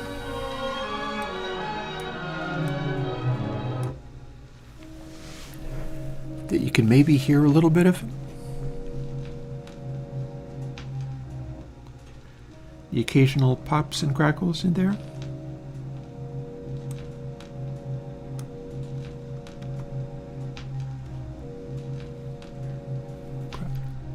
Scrunch, crack. Watch what happens when we use derez to roll off the highs.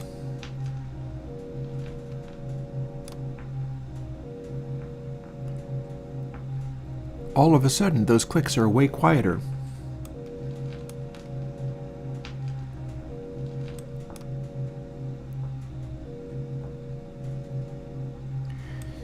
In fact, we can make that loudest one that you can see go by.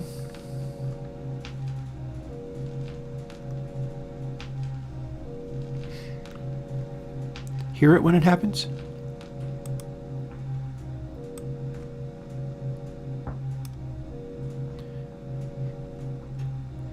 Now, there are certain settings on BezEQ where we're exaggerating it. But notice how most of the rest of the sound is still there. And yet our clicks have gone way quieter.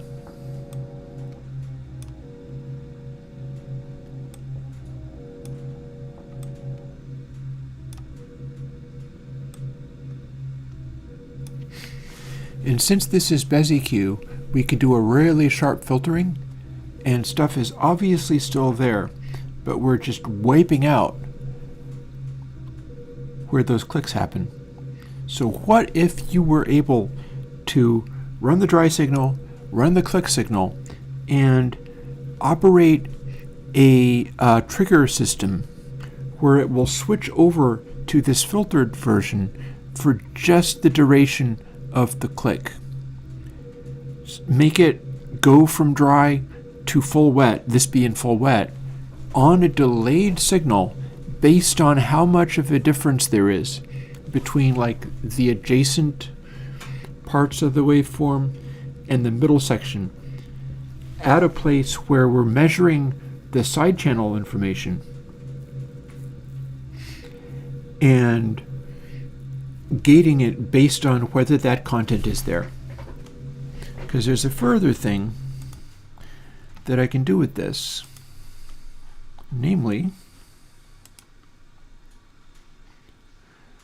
Golem is not right here, but I can grab it easily enough in the menu.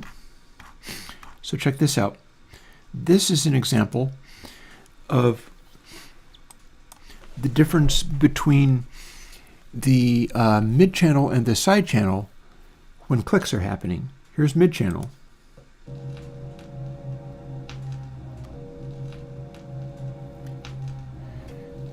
So that's technically making it very slightly quieter than it being bypassed. But listen to what happens when I go to directly side channel.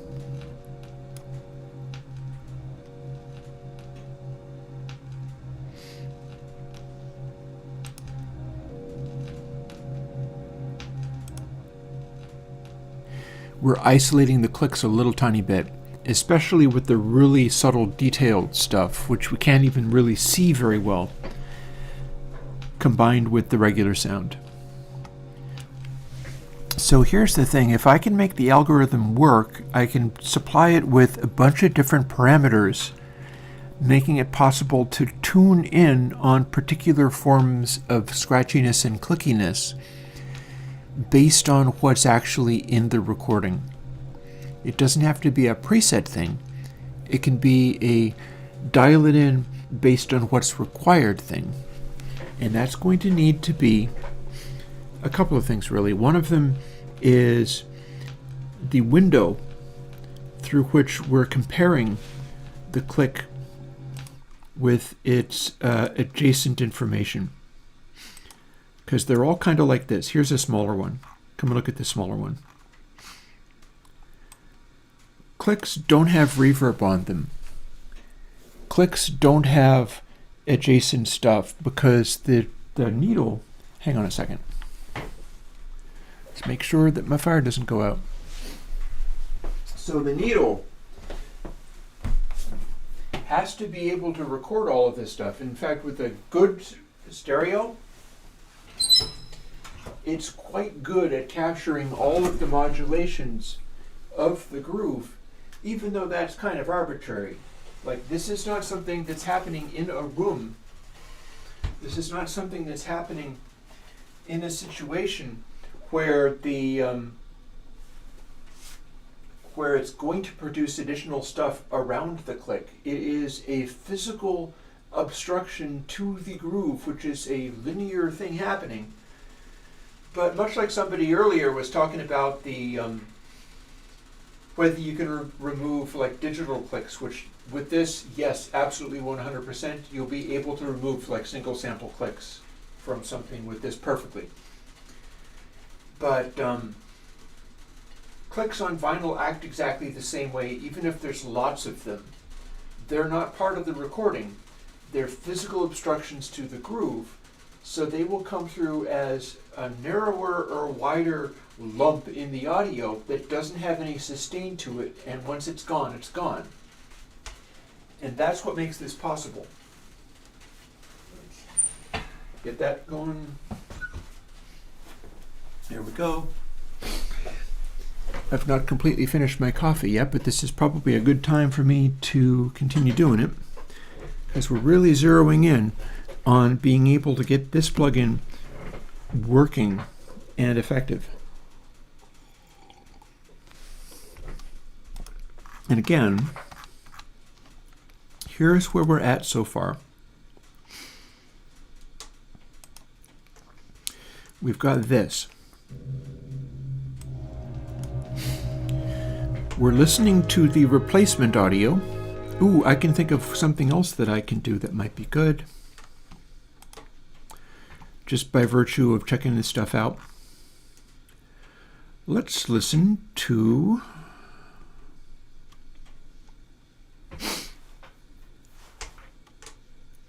let's do a wet dry.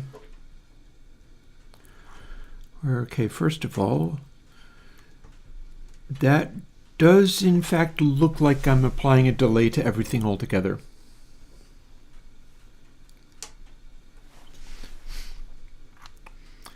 So the mid-side section,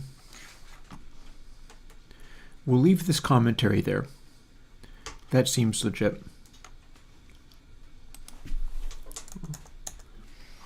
Check some of the space out. Here's just all of our Bezier section. We don't actually need Bez B for anything, I don't think. I mean, we could add another level of filtering to the end result if we really wanted to, but I don't think that's necessarily a great idea.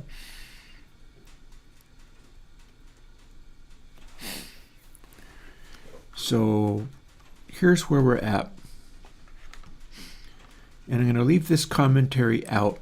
It says, may only need sides. We're deciding which of out L or R to swap over to bez or during the crackle.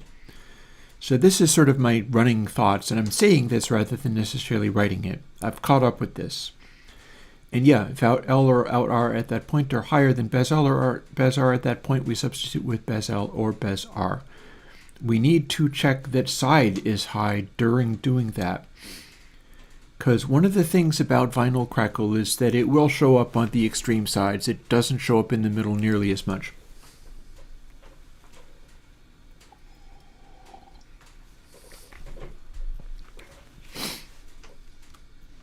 It might even be possible to make a sort of general heuristic of this. So here's our assign. Here's our unassign. There's our filter. And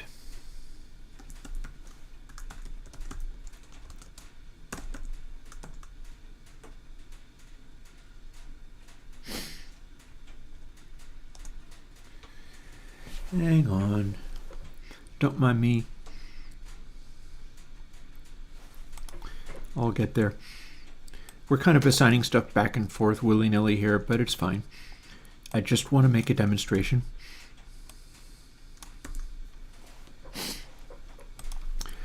Let's assign this, but flip the phase, just for demonstration purposes.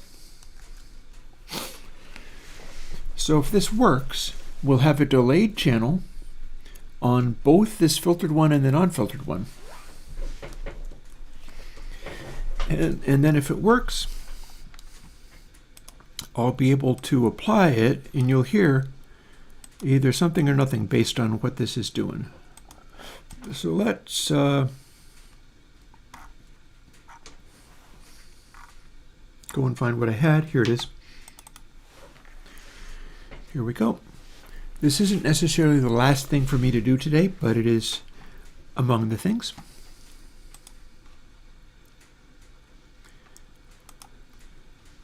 And if we run this, let's see. Geez. FSR delay.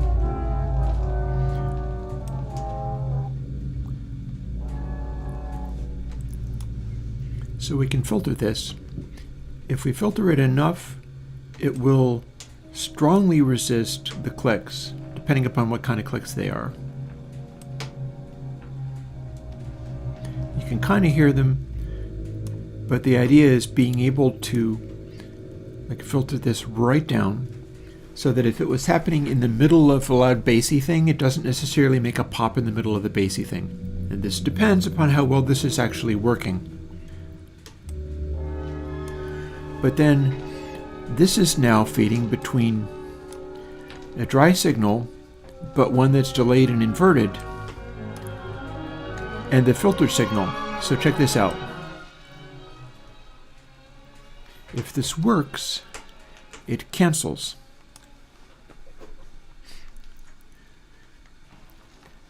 So this is only the leftover output from canceling the filtered stuff with the unfiltered stuff. So you can't really hear it, but I can still faintly hear a crackle. Now if I swoop this down, it's going to act like a high pass this time.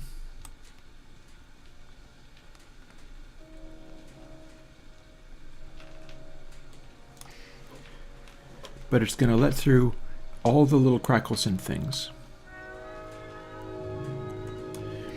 And we run it low enough, it's only doing a high passing and removing the deepest lows.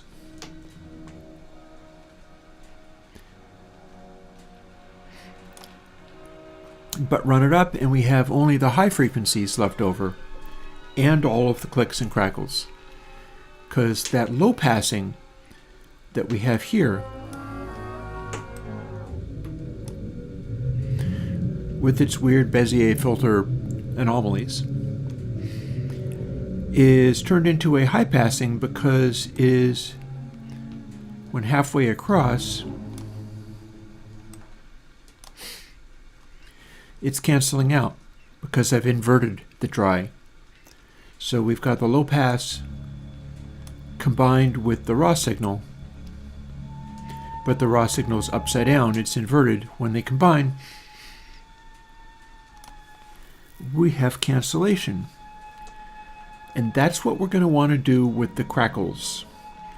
We want to make it spike up only when some of this is maximized. So that's where we got. Starting to get to, I do feel as if there are a couple of other things I'd like to try though. Dres A, which is actually Control B, but we'll get to that.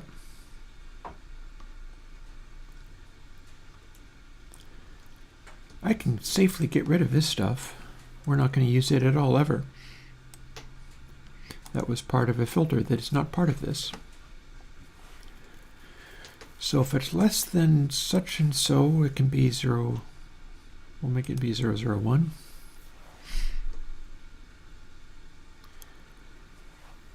And this is the technique by which it is made into, rather than being crunch code, it goes into being cream code. It is the Bezier resampling thing that's trying to go exactly the correct number of cycles. And this is also characteristic of that part of the algorithm.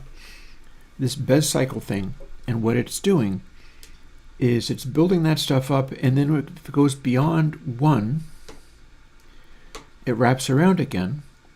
And since we've set it up using this code here,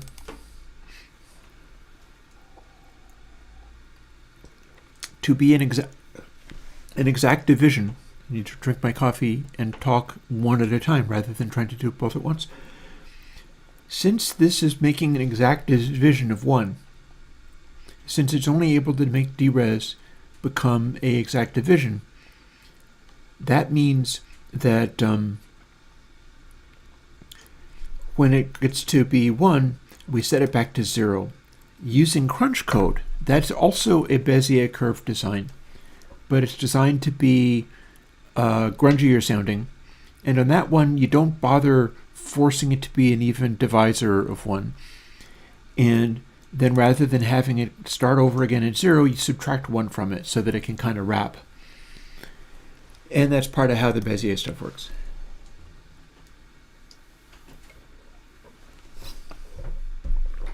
Second cup of coffee down, or third technically.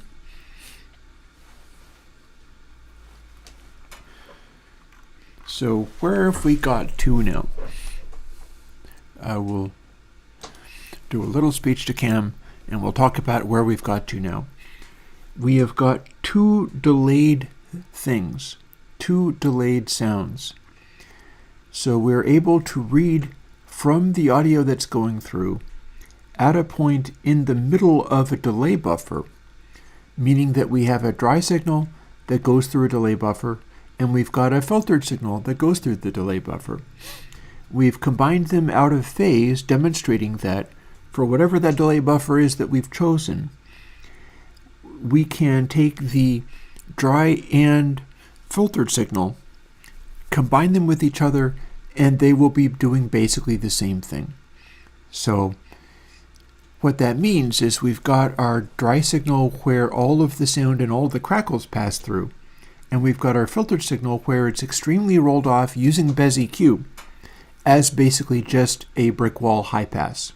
And since it's BezEQ, it's a weird brick wall high pass, but that's essentially how it works, and I think it's going to work in this context as well. As such, the only thing we're missing now is swapping between the one and the other. And that's where stuff will start to get more interesting. Because what we need to do, I'll switch back to the stream so we can talk about what I'm actually doing, is we're using all of this stuff But then inside here, we are going to make a calculation. And within that calculation, and you know, we probably don't even need to, we don't need to put it back. What we've got already is fine, I think. I'm speaking a little bit too soon. Let's make one further adjustment. Because you see, I'm referring to input sample L, but we're kind of leaving that behind. That's what goes into the delay line. But what's coming out of the delay lines is different. Input sample L, dry sample. Let's quickly rename this too.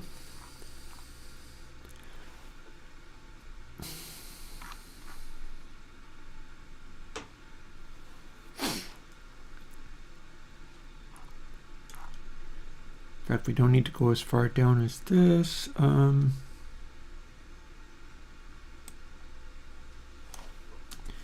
Don't mind me, many thoughts, figuring this stuff out.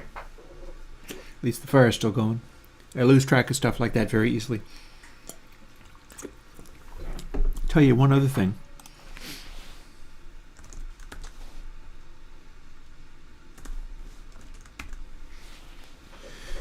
I know everything I'm going to want to do is going to want to be down into the base.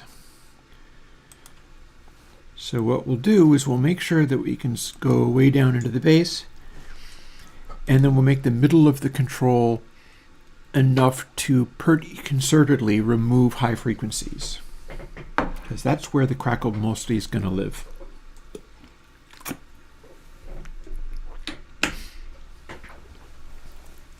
And here's where stuff starts to get interesting.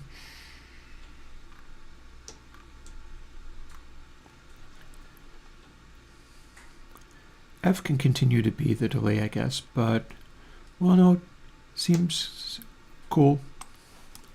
Don't mind me. Doing a thing. Actually, let's not do that yet. Watch this. Edit all in scope. So you know how we have this dry-wet thing going on where we're listening to the filter? It's going to be very similar to what the end result is going to be, except for that it is going to be more like, are we gating one channel or the other at any given point? So we want to do two things. One of them is keep track of the volume of either side, and the other is to what extent is that either side out of phase. And then when we're done, we're going to want to make that be applied in a way that's very similar to a dry-wet control, with the following difference, that it's going to be tracking how loud any of these peaks and spikes are relative to how loud the rest of the sound is around it, and also relative to how loud it is out of phase versus whether it's very much in phase. So we're going to do that, and then when we apply it, we're going to apply it to something that acts very much like the dry-wet control we've got. So I think it's time to put that into practice.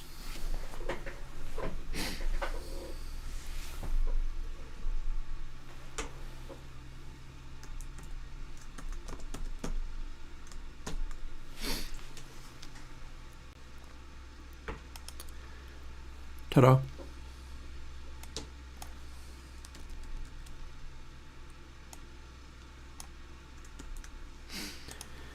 And we're probably going to actually, you know what, we can literally move that into the code. It'll work just as well there. So tell you what.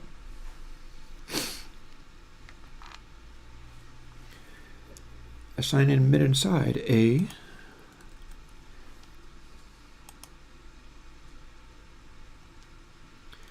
Now we've got our dry wet. We're not going to need to do this ever, because we're only studying what mid-inside does. But what we're going to do is go in and change all of this now. Firstly, that. And then secondly, this all now needs to be replaced with my outputs, which are up here. This is all we want to refer to. We don't need input sample. We don't need dry sample anymore. We want to use only these. So, de-click. Let's say that de-click is 0 unless it's a higher value.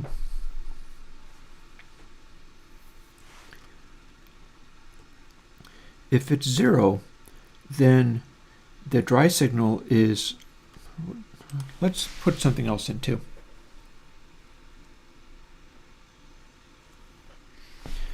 We'll do that calculation.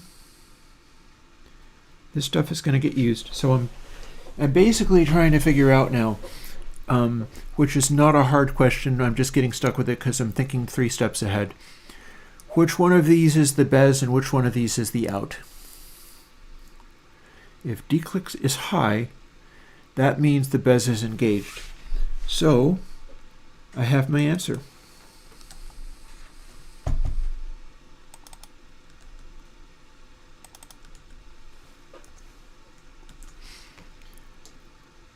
And if de-click is not high, it can be 0, and then the one that's not associated with filtering gets used. And then we do not use this bit because they're both happening, and they're both constantly happening. So we're going to just apply them. Unless I don't want to do that because I want to make a special case where de-click can be 0 and then we don't even do the multiply.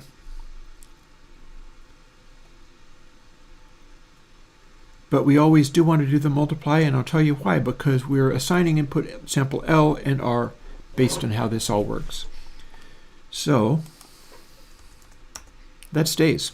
You can even put a line of code there going, apply the output result, but that's fine.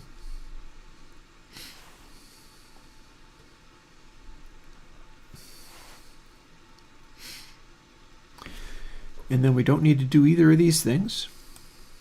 So we're getting right down to making something actually happen.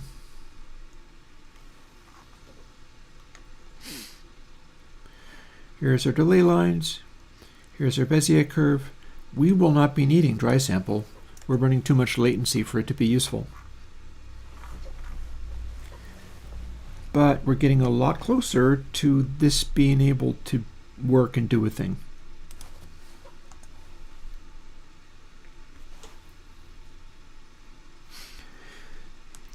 If I build this and I've done nothing wrong, what it should do is let me fade between a filtered version and the non-filtered version, and my filter should be the more bassy oriented one that I wanted. Now whether it's going to be turn it up in order to get the filtered effect or not is something that I will be learning, I guess. But it should work. There we go.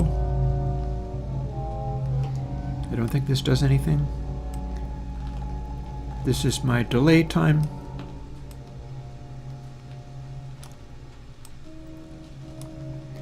Bright to super dark.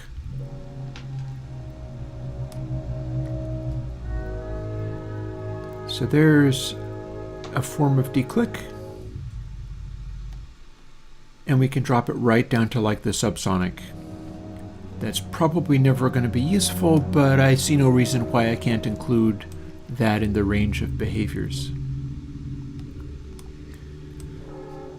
So the next thing that we do, since this is dry, this is wet, and now we have it on each channel independently, is set it up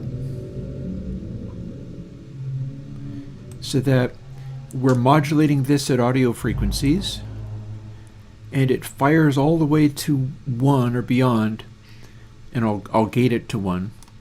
based on whether a click is happening. And that's going to take place with some of these other things. So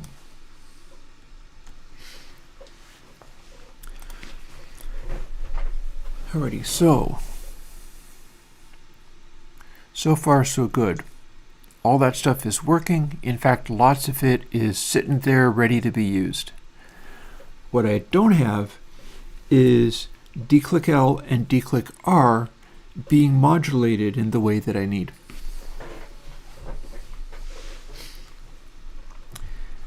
And I'll tell you,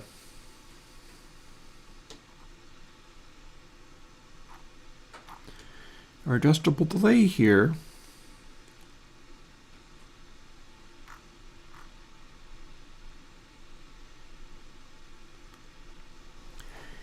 I feel like maybe that wants to, I'm figuring out what this needs to be.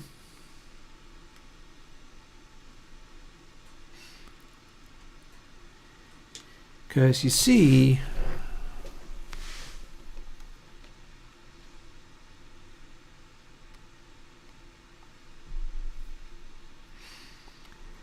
this is a continuous delay line that's always running as efficiently as it can, maxed out. I'm always getting the maximum delay. It's always cycling through, and then it's taking its pickup from the longest possible delay that it can make. It counts up, and it goes along with this, and then it's checking to see if the count is larger than the delay line length. If it is, then it is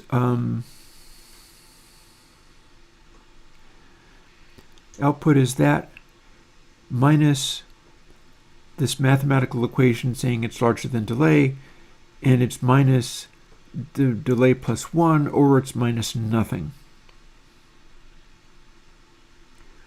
What I do not have is a way of taking taps in the middle of that, because I need to check not only the maximum possible delay, but I also need to do a bunch of different delay taps in the middle of all of this. And that might get a little messier. That might get a little trickier.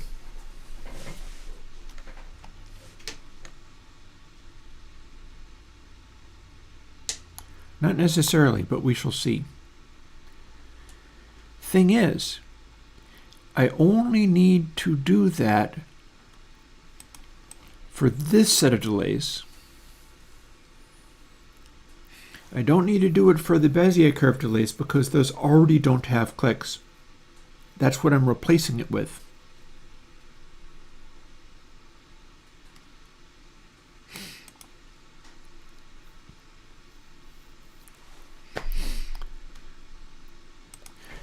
Give me a second. I'm going to throw music on of some kind. I'll throw Dragons on again. And I've been drinking a bunch of coffee. I got to run to the can again. I shall be right back.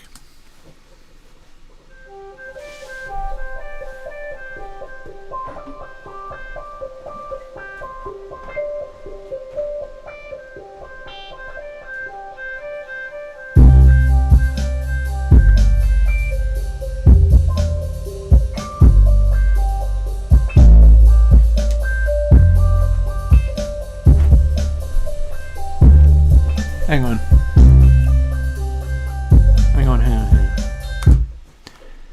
As long as I'm going to do that, I will give it to you with dubplate. Here you go. This is what this would sound like off of the Bandcamp that I will make.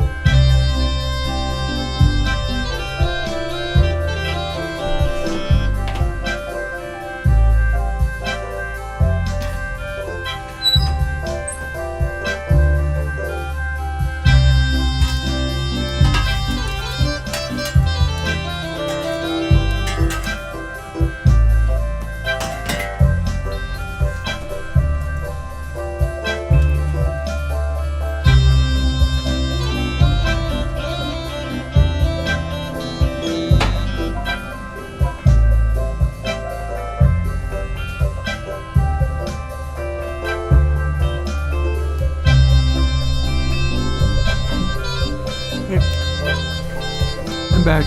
Oh my god, I have it turned up really loud. I'll pull it back a little bit.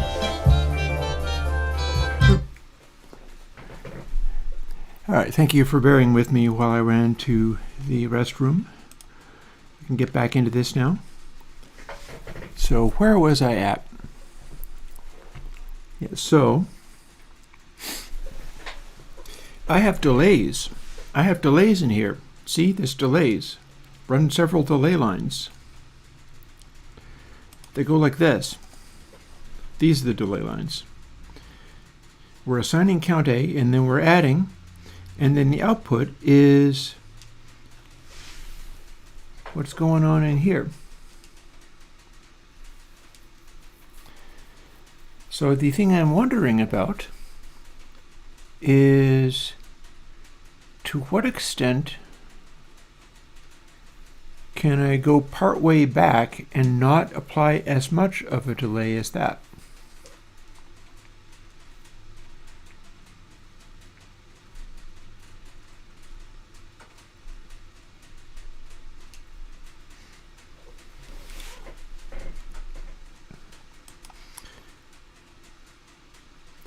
And to what extent can I split the difference here?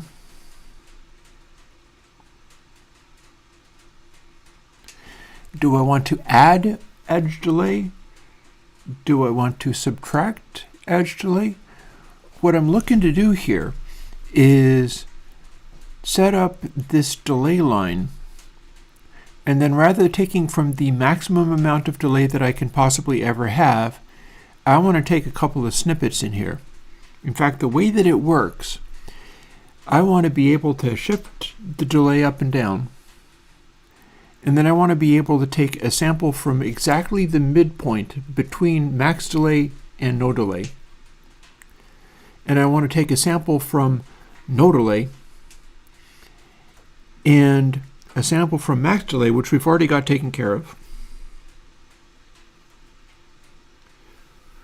which technically means one of these is already solved. We're doing all this stuff, but we haven't assigned anything to input sample L or R yet. So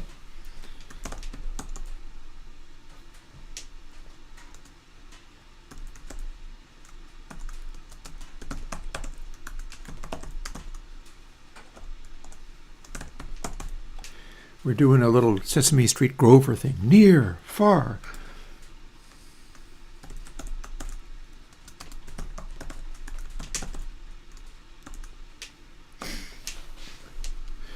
And far is going to be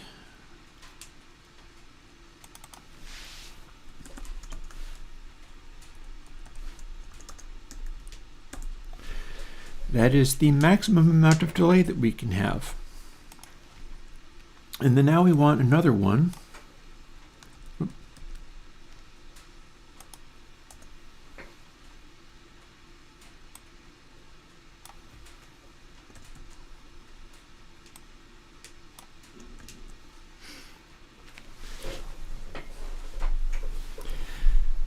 Because again, the thing that we are checking on is always the dry signal. The Bezier signal, that's ABL, ABR. That is a delay line that we are only using for the Bezier curve filtered version. So here's where we're at. I've now got input sample set up in such a way that it's giving me both of the extremes. It's giving me the direct sound and it's giving me the maximum possible delayed sound. What I'm now trying to do, and there might very well be a way of like modulating or weighting this in some way. I'm going to want to do some form of working with edge delay and multiplying it by one of these numbers that can go between 0 and 1. So that the amount of delay that I'm applying is actually about halfway. And one thing that I have going for me under this circumstance is that the way this is working, literally all of the samples in these delay buffers are like legitimately part of the delays, and they do in fact go all the way from no delay to full delay. There's nothing left unused in there. It's literally making a buffer going from 0 to the maximum amount of delay, and right now we're just reading the maximum amount because we're using this code literally in here. That gives us exactly that, because count AA++. So what we need to do is come up with a different count for the middle.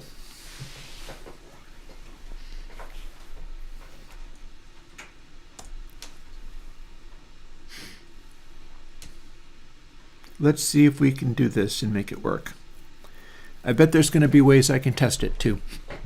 So,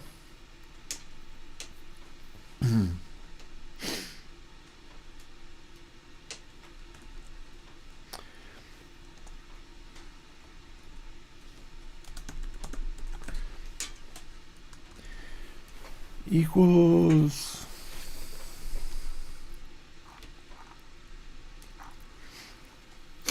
here's all our variables. We can use any of those that we want. We can use B, I suppose.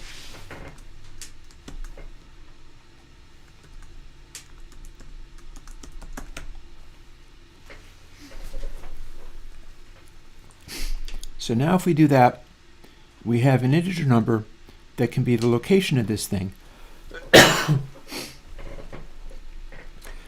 It is the amount of offset that we want.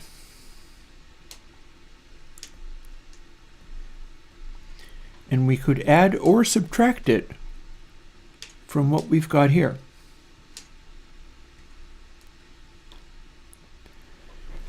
And B goes between 0 and 1. So this also can go between 0 and 1. And the way that we would apply it is using this thing that says count A.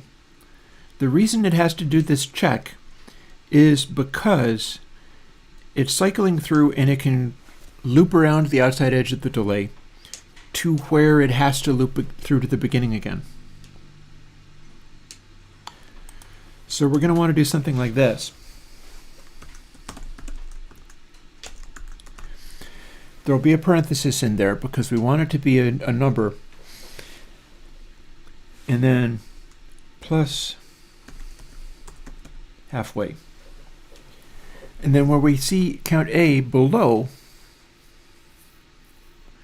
we're going to want to replace that with this new one every single time, because we're not taking the raw input and we're not taking the maximally delayed output. We're going to let the maximally delayed output extend outwards to as much as it needs to be, because that's the size of our window for comparison.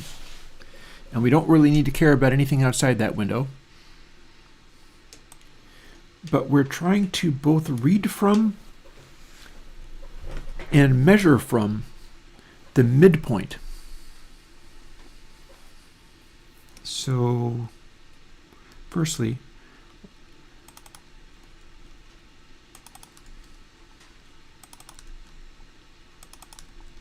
we'll go in and do this. This is applying exactly the same behavior. It should actually work. I think it'll actually work. And then our output is, again, referring to these not near or far. We haven't used near or far yet. They're going to start doing something here. In fact, we're probably going to do this.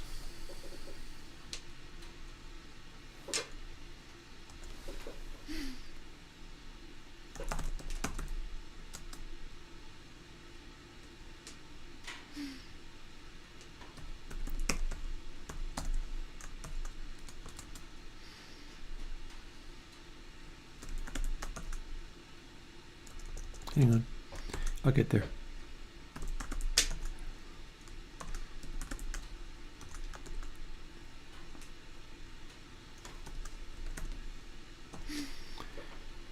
And same thing for the right channel. What we're essentially doing with that is we're using these side points, and we're going to try to find places where the click, as it hits that middle point, is spiking way beyond what it should if we were simply following through in a filtered kind of way. So midpoint R again.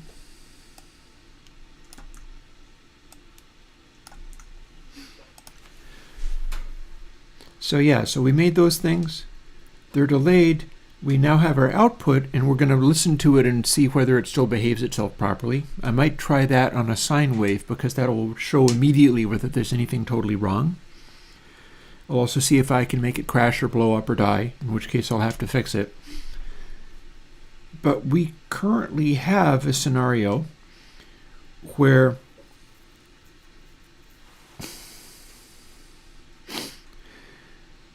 we're checking our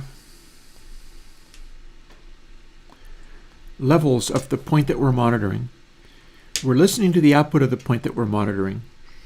And we also have this midpoint, which is referring to what the level should be if it was all smooth waveforms and didn't have any clicks in it, regardless of what size the click is. And we might be able to do something neat with that, but the first thing I feel I'm going to do is check and see what we've got out of this. Firstly, whether it works, and secondly, whether it's still using the buffers correctly. I'm sure many smarter programmers would know the answers to all of these things, but I am jumping ahead so fast that I just want to check and see whether it's doing what I think it does. Which is often, that's often a good idea anyhow. In my case, it's simply a matter of not trusting my ability to think my way through all of this. So, de-crackle, and I should have a smooth sound coming out. Which are the controls I'm using? You know what, I should really label these. For now, however, G is like my dry wet. B is the halfway point. F is the length of my total delay. So let's get back into it.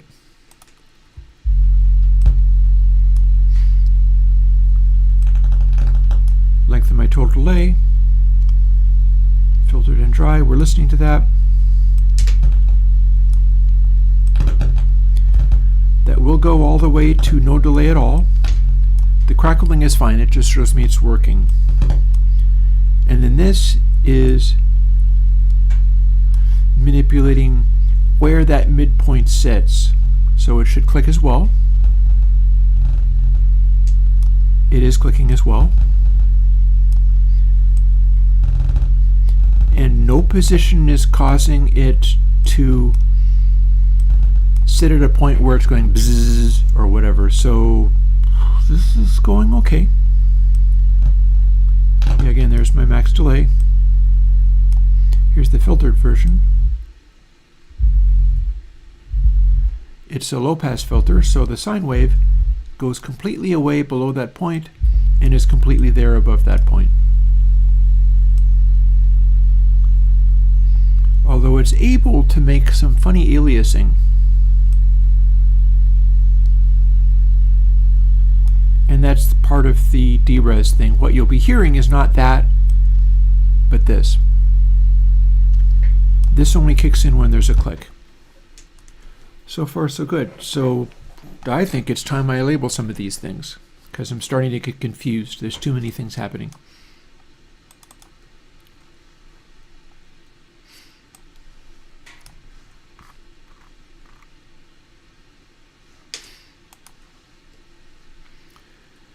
Okay. A, frequency.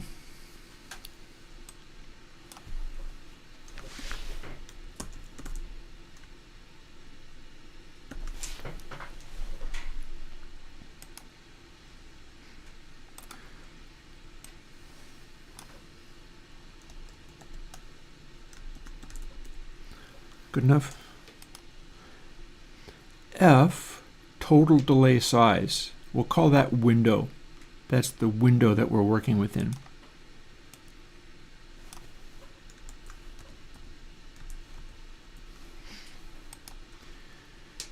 B, and any of these things can move around once I got them sorted out, but B becomes the position within the window.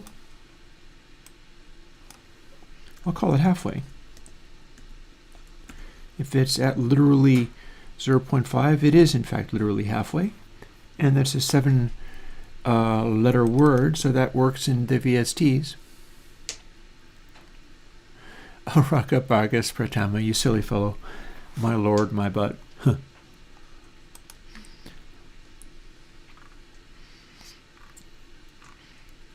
I will always tease people who go a little bit too worshipful, because that's just silly. I'm just a guy like you.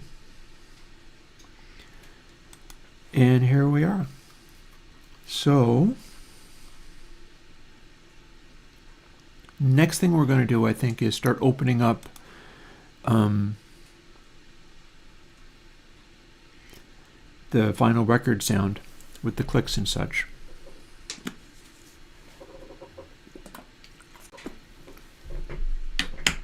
But to tell you some fun things I can do for starters, and here's one. Let's start listening to the raw output of some of these things. We know this is going to work, but until it does,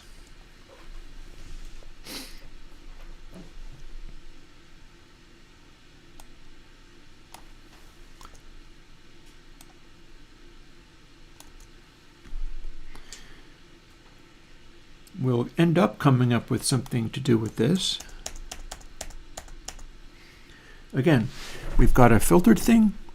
We have got a delay tap that can be moved around, made to be wider or narrower. We've got a halfway position which can be placed wherever we want within the space of that window.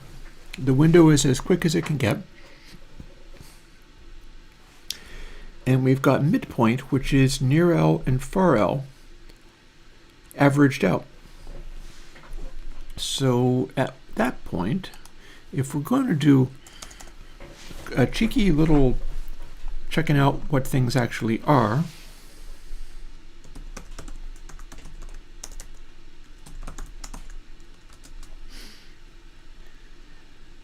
let's see what we can make happen here.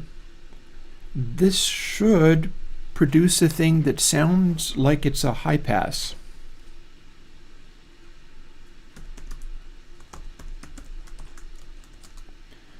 Minus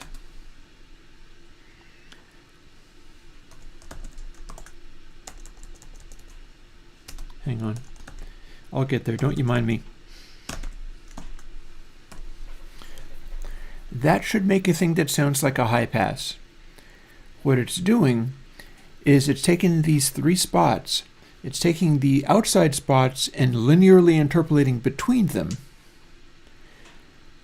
And then we're listening to out L for our dry signal, which is, you see in the underneath there where it commented it out. That gives us the dry signal at the middle point. But if we take those extreme points, average between them, and then subtract the middle point, we're going to get something that acts like a high pass. And if we can make the clicks vanish away completely, we can make the clicks jump out by applying this.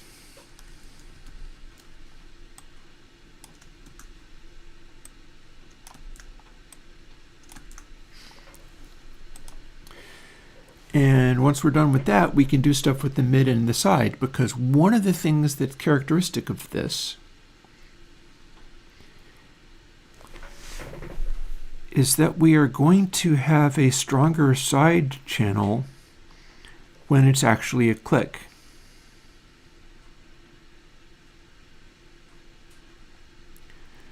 We can probably also use absolute values of these things because we're going to be able to operate on the basis of absolute values of these things. I wonder whether this might also be the place to run another Bezier filter, but maybe we don't need to do that.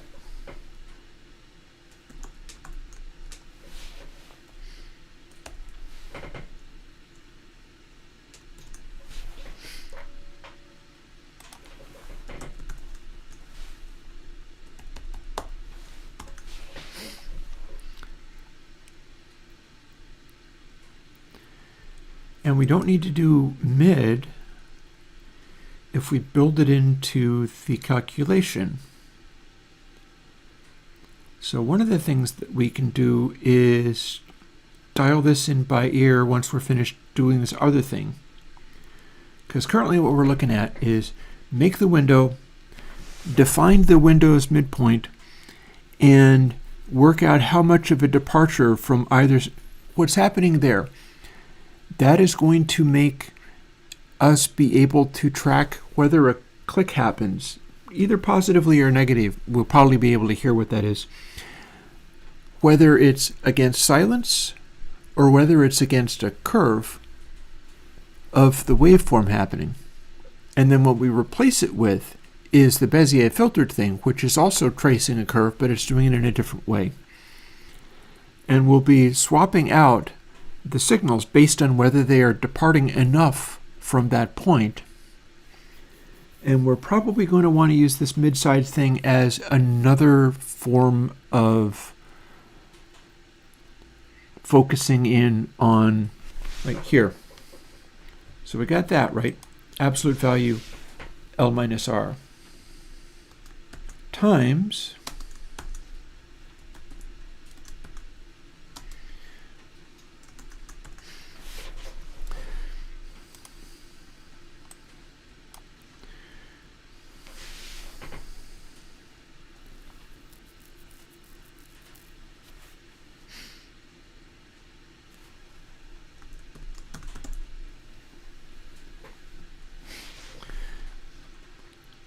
and it shouldn't be an add, it should be a subtract and go down to 0.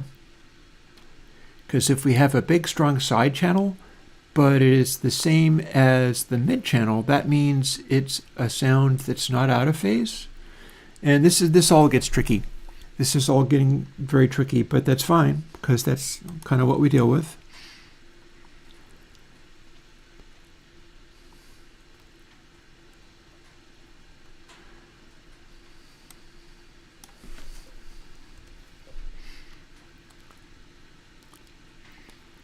And then we can take this and not have to define mid.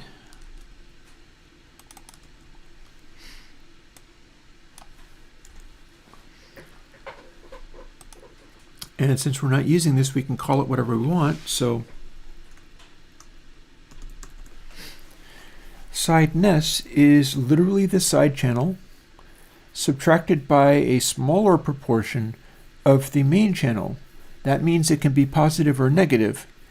And we want it not to go negative, so we're going to do an additional math thing.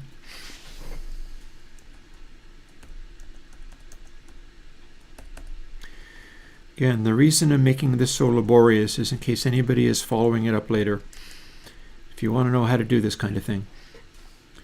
Put everything in more parentheses. And F max. The maximum is going to be 0. So if we go negative, it will stay 0. And that means we have to add a comma and another argument. There. So now sideness is this.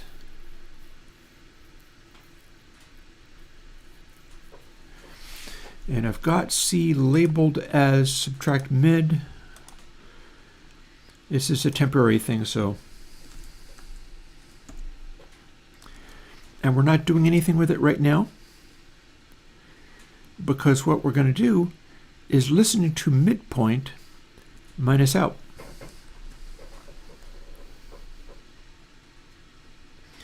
And the rest of this stuff is not being used currently.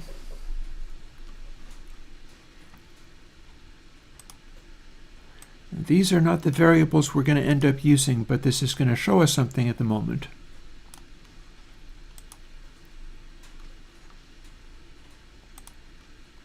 Don't need the sign. I've already tested it and determined that it does in fact work. Everything might be adjusted in various directions based on how it's behaving itself, but here's our clicks noise. If I need to turn it up in order for this to be heard, we can. Here's De-crackle. Let's see whether we got anything happening. This no longer does anything. But, and this no longer does anything. What we should be getting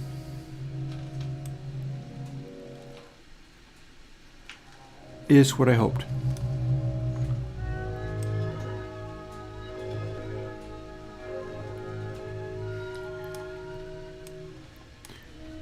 Our window is quite large. What that means is we have another flanger, but it's happening at such a low frequency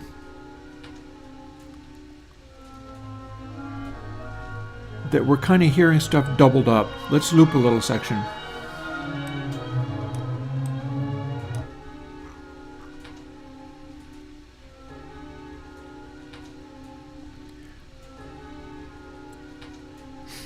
Let's loop a little section that has a louder click in it.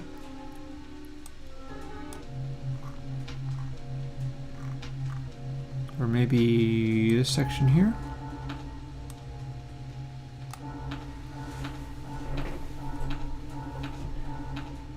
Hear the chicket, chicket. That's going to go higher in frequency.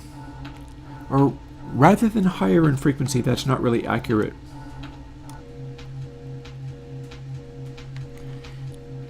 That's 2 clicks, and I can make it go faster.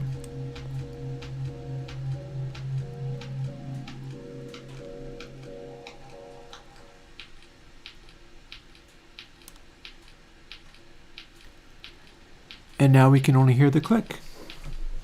So our entire range of width for this is somewhat excessive. We don't need anywhere near as big of a delay time. We can expand it right out until it's huge, like this.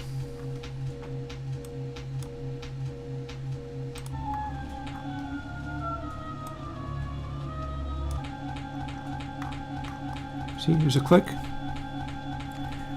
And we can hear music happening because we are listening to the difference between the 2 outside points subtracted by the inside point. If I zoom it in close enough, we'll only get the click, and that's the part that has to get subtracted. Let's see how well that works.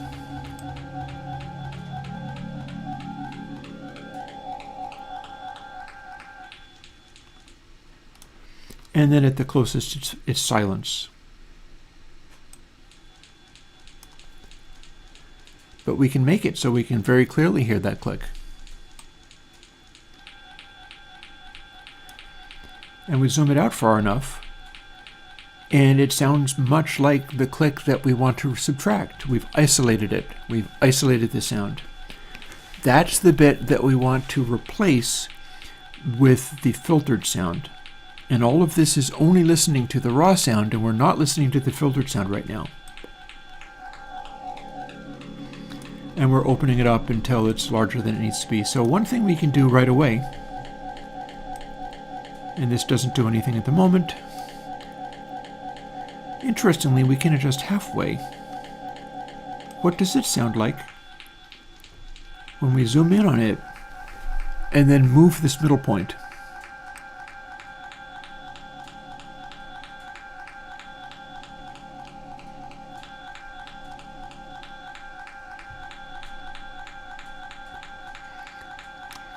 I do not know whether there is likely to be a sweet spot in here, but this is producing the size of the swap out.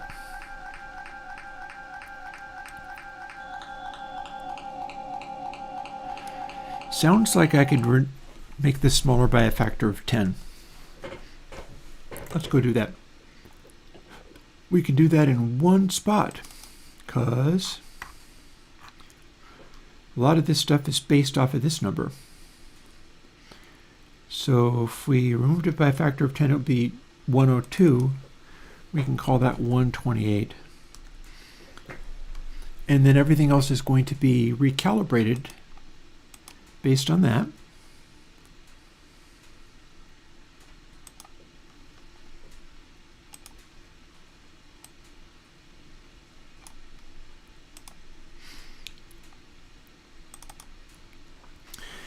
and then more of this range will be usable. Although I could expand it out a little bit and then put a logarithmic curve in there. But if this goes correctly, window is now a different space. And it goes to silence and expands upwards to a larger space.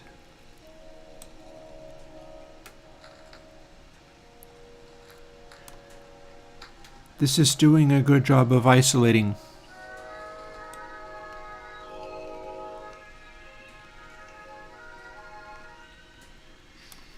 I can zoom it in smaller, and I can zoom it out larger. We're listening to a thing where we might end up getting something else handy out of it. Because increasingly we're listening to something that could literally become de-click L and de-click R. If we can make it so that the clicks pop and snap and there's no sound coming out other than that, that's the part that needs to get removed. But the way that we are going to be removing it is by using de-click L and de-click R to instantly crossfade. We're not talking about DJ filters right now.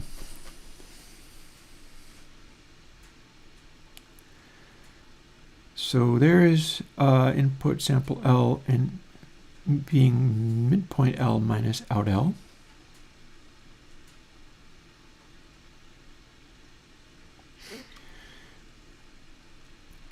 I feel like this is getting close enough to something that is usable.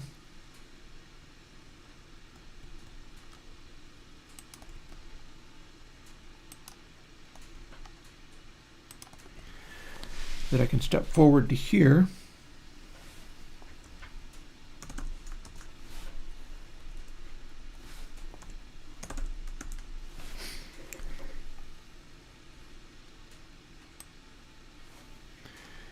And we'll directly use midpoint L as thing that's supposed to become loud if it is the crossfade.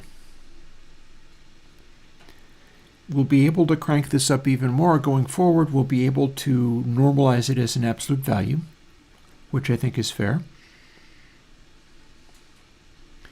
In fact, we can do that already.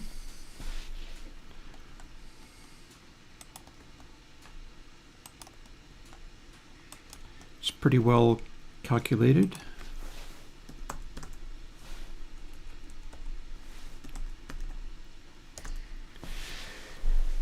And having done this, we can also crank it up too, if we like. But what we're going to do is come up with sideness and figure out what that's doing. So we'll listen to it directly, first of all. Now, what sideness is doing, we're listening to the side channel. But it's being normalized. Well, normalized is not the correct word. We're using fabs on it.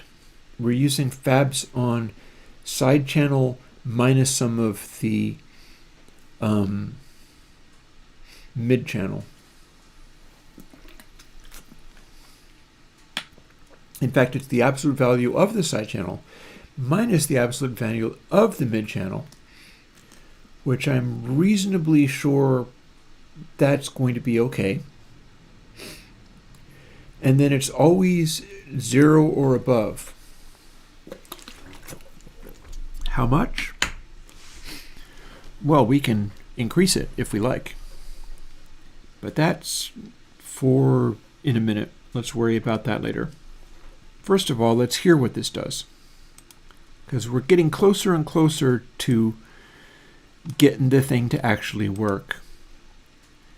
This is now difference between side and mid. Normalized, well, not polarized.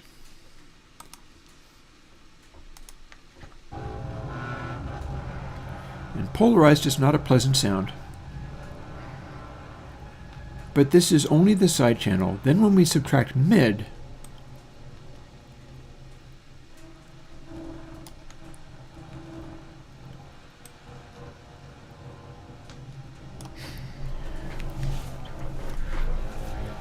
So window no longer does anything. Not worried about that right now. And our output level is very quiet too, but we're not worried about that either.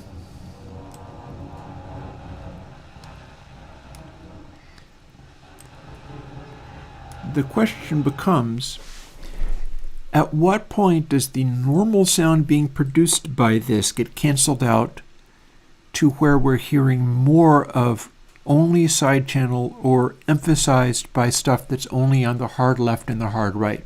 Because that's what's going on here. We're listening to the side channel. We're listening to the out-of-phase stuff on what I think may be a stereo record. So there's some content there. If it was purely mono, there would be no sound in subtract mid. But let's zoom in a section where we know there are some loud clicks. That'll do.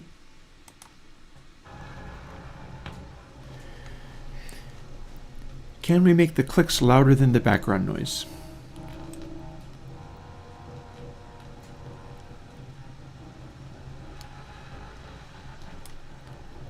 Well, if we subtract all of the mid, the amplitude of the clicks just went away. That's not good.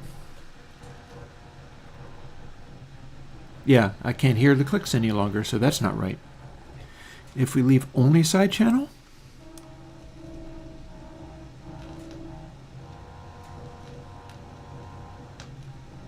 I can still hear the clicks.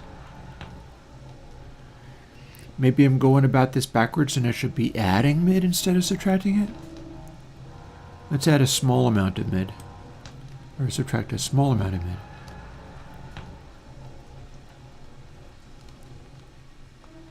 Halfway? No. No, no. Including it there is making the clicks go away.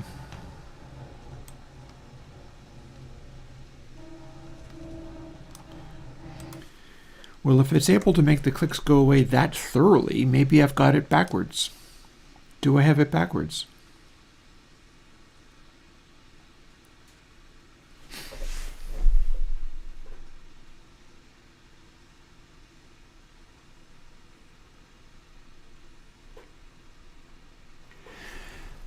So what are we looking for here? And I'm asking myself as much as I'm asking you. This is me going, that did the opposite of what I wanted. What should I do now? So, one thing I can do is this. This should not work. What happens if I try it anyway? We're now doing min this stuff with the min of 0. So only negative stuff that pokes through will come out. It'll be neat if this turns out to do the thing. I don't know if it will. I just know that I had this sound coming through. And then when I turned this sucker up, I started to get the sound still being ugly, but the clicks being literally and totally gone. That suggests that they were there, but they're being pushed underneath their 0. Let's see what we've got now. Subtract mid off. There is no sound.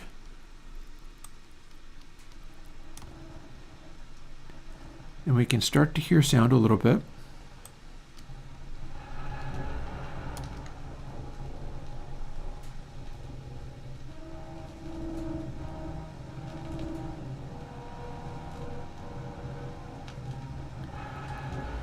Okay, this is not a benefit over what I had before.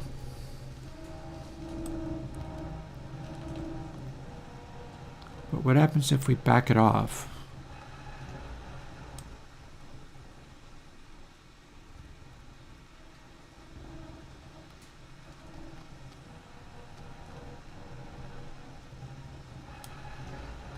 Yeah, that's making the clicks go away too. So that experiment did not do what I'd hoped, but there's no special reason that it would have. So yeah, so back to square one. Let's assume we want to go with F max. So fabs out L times plus out R times C is mid-channel stuff. Out L minus out R is side-channel stuff.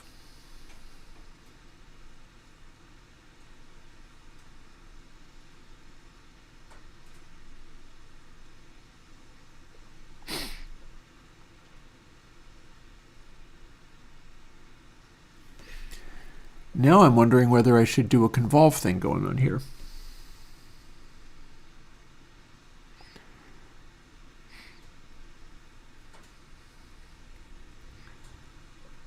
So here's the thing. If these things are really out of phase, well, here's the thing though. You know, and yes, I just said here's this thing 12 times over. This is just trying to figure this bit out. So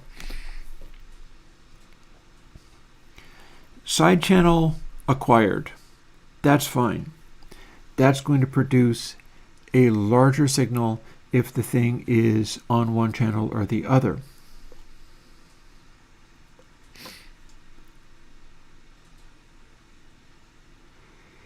If we have center channel content, both out L and out R are going to be on the same side of its polarity. It's going to be both positive or both negative.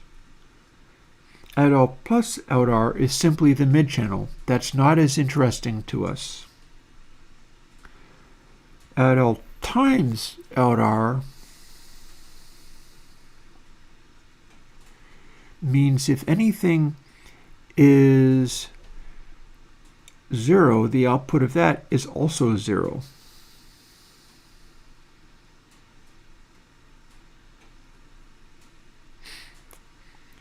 If a sound is on L or R and not on the other one, the convolved thing will end up giving me 0,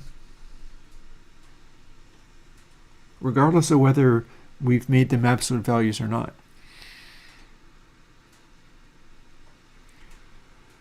But what we're looking to do is have a higher output if it's only on one channel or only on the other channel, like if they're really isolated.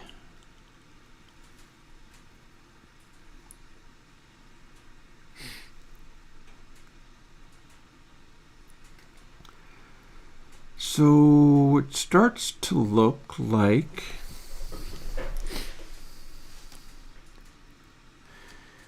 we're subtracting from sideness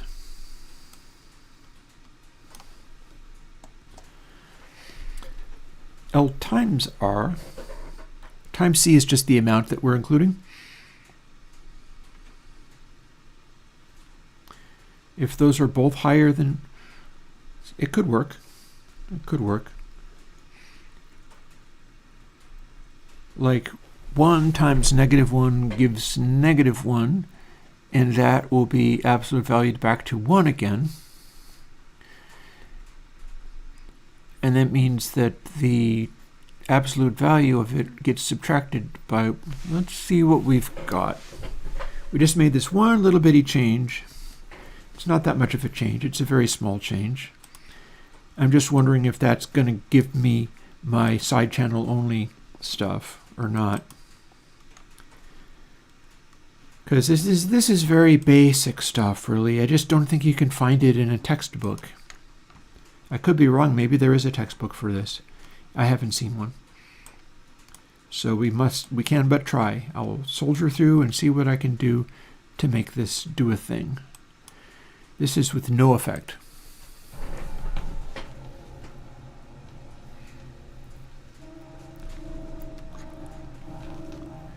So this is the side channel. And I can hear the clicks.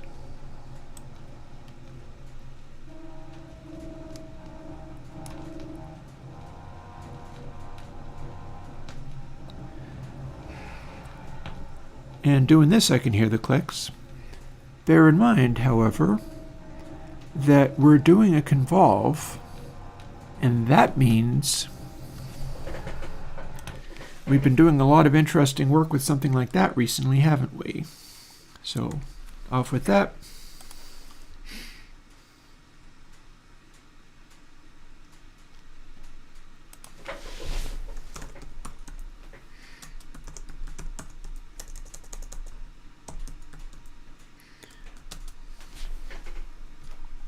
Hang on.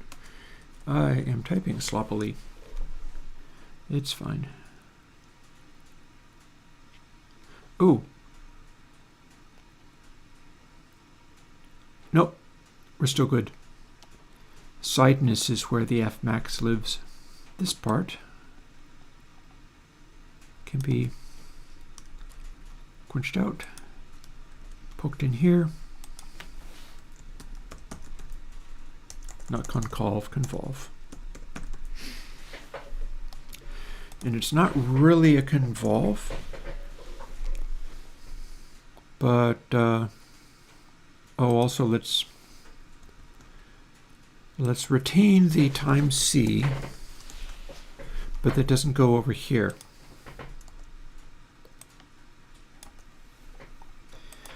And let us open up one of our recent projects.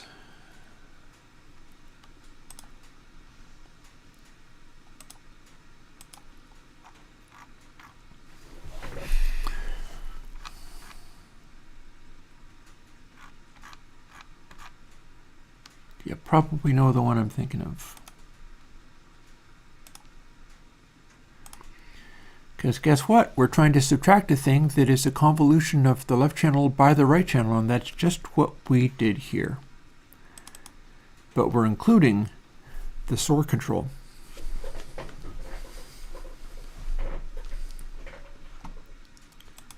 And so,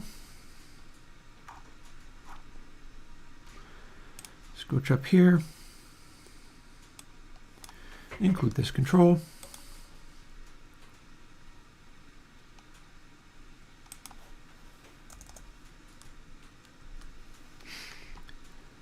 It's not going to be param A. Oh, hey, D is available.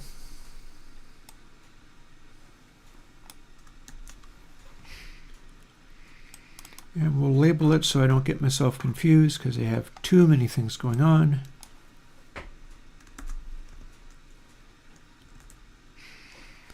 It tells me what that is. We'll save it and we'll close it. I very well might have this done by the end of the day. And that'll be cool. That'll give me like 5 plugins by this weekend instead of only 4. And then the convolve works kind of like this.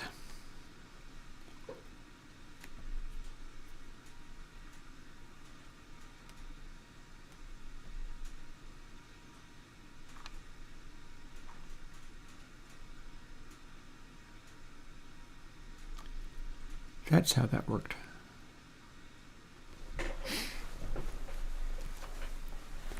So we're multiplying it by itself, and that makes some of this a little bit more simple.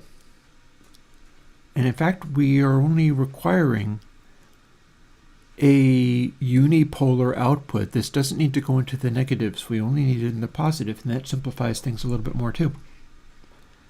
So let's see how we can adapt this over.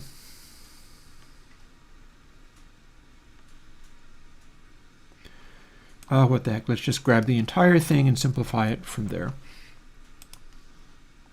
We're not using all that.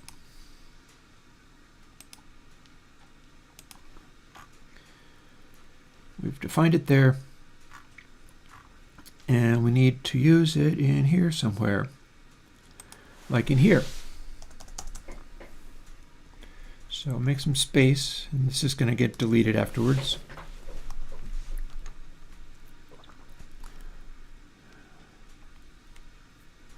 Oh, Alexei, this is your lucky week. Or perhaps not this week, because we're not going to be done with this week. But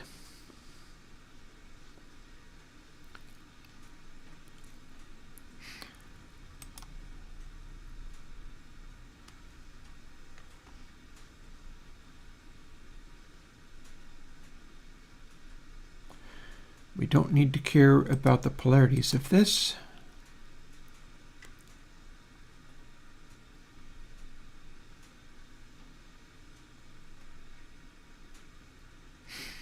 We do need to add this like this.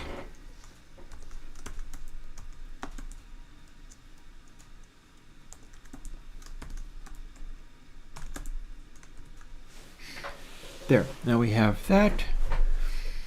And it's always going to be positive.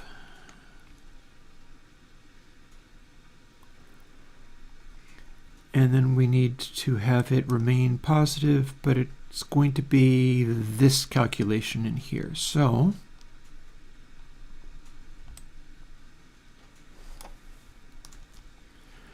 let's pretend it goes like this,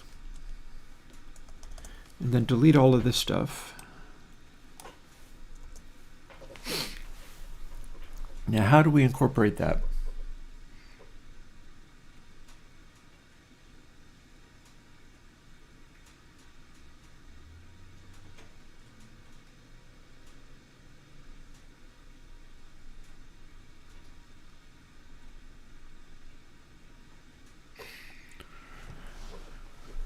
Well, for either channel, the one we start with needs to be either out L or out R.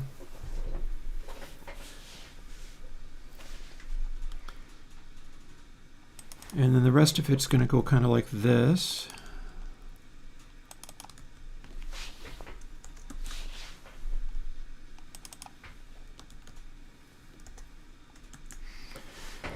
So that's what it looks like when you have square root of out L times out R. Now, the absolute values can be applied in here.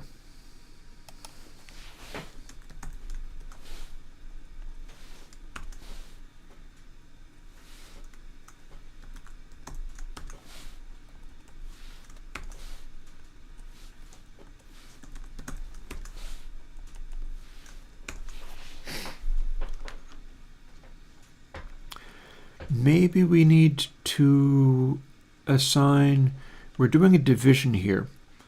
So what if we just call this the one that we're replacing, because it's the one we have to divide by. It needs to be an absolute value, so we can apply that here.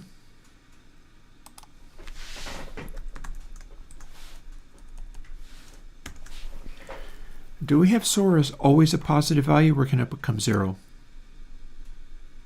It can become very nearly 0.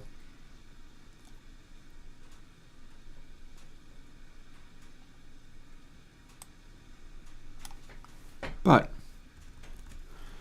we don't have to have it become very nearly 0. That's now always going to be positive. 0.3 minus not quite 0.3. So we got that much going on. And at this point, convolve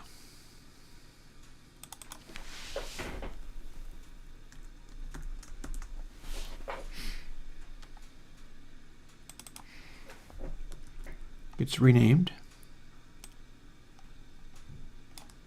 and used.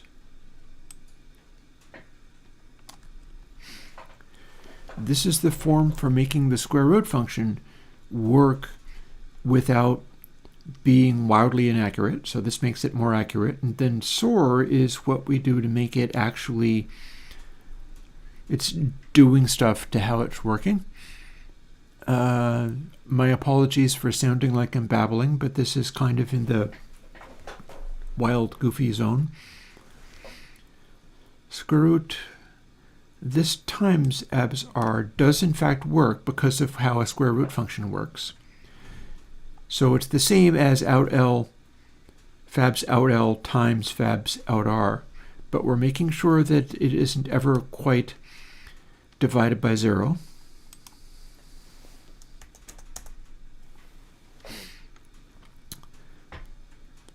We don't actually have a convolve, but we can.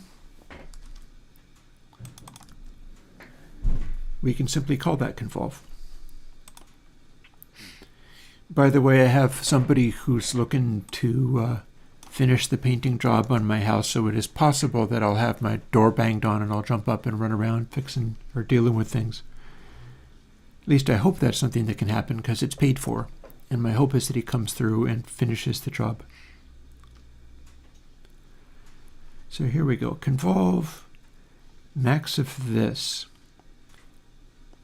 Convolve is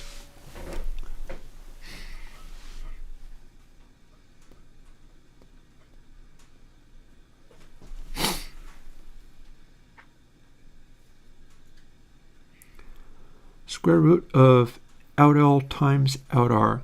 If either of those things are 0, the result will be 0. And the square root is not actually going to be 0, but it's going to be a very small number. Let's just see what we made happen.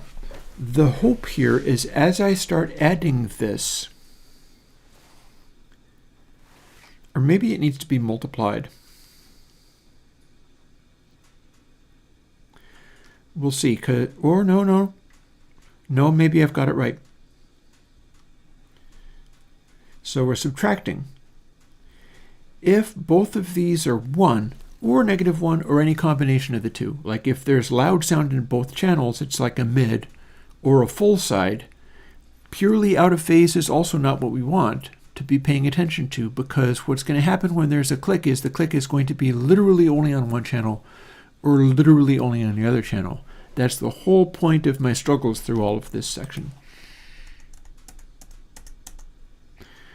Whole point is trying to get something here that will isolate that.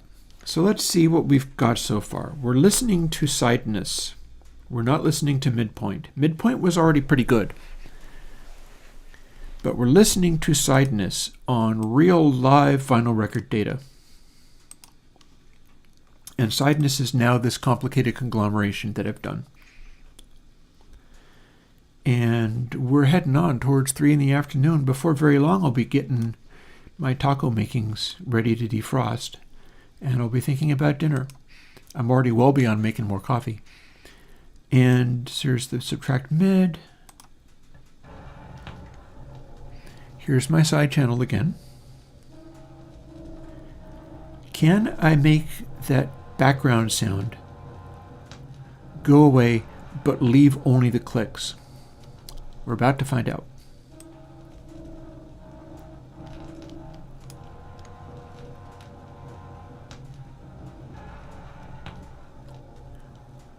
Well, the clicks are still very much there. I got that going for me. Background sound is this.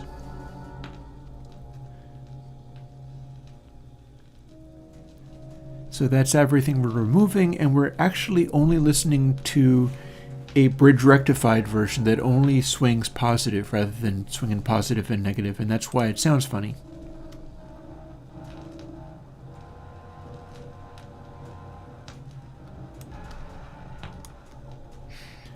So full side. Ooh, SOAR is enabled, but I'm not doing anything with it yet. Let's find out what we can do. Let's find out what we can do.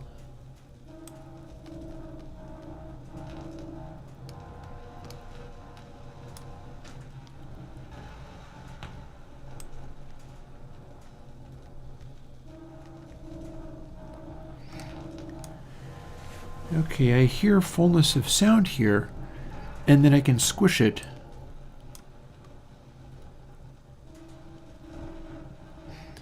We don't really need to worry about the fact that this is an ugly sound coming through. It's supposed to be suppressed by this,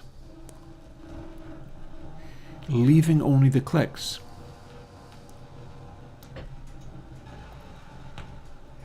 I feel like maybe it's suppressing the clicks a little bit, though.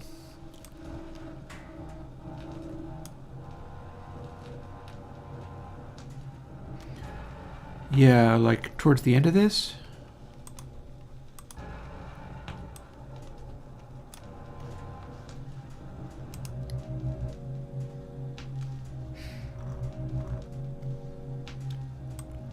I should be able to audible click there.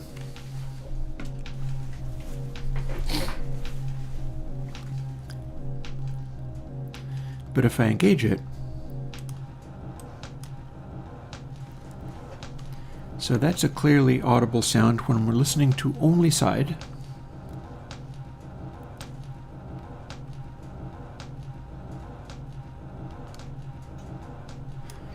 But we're kind of making it go away and be quieter here. But then I've also got soar happening and doing stuff, so.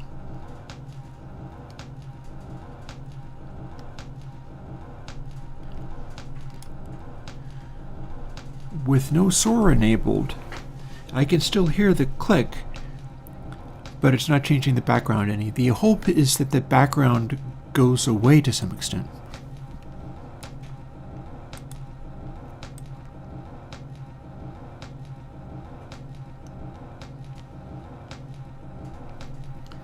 And instead, I'm not really hearing anything happening. None of the rest of this is doing anything. We're basically listening to internal part of the sensor situation. And I could probably also do with throwing another log on my fire. So let's do that while I think about this. And I'm going to have a having a look at the chat, because I'm very interested even when I get distracted with all of my stuff. But yeah.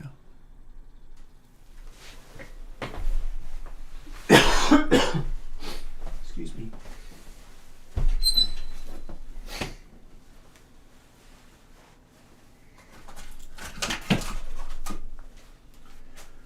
Let's run another batch of firewood in here. There's enough still in there that it's going to catch.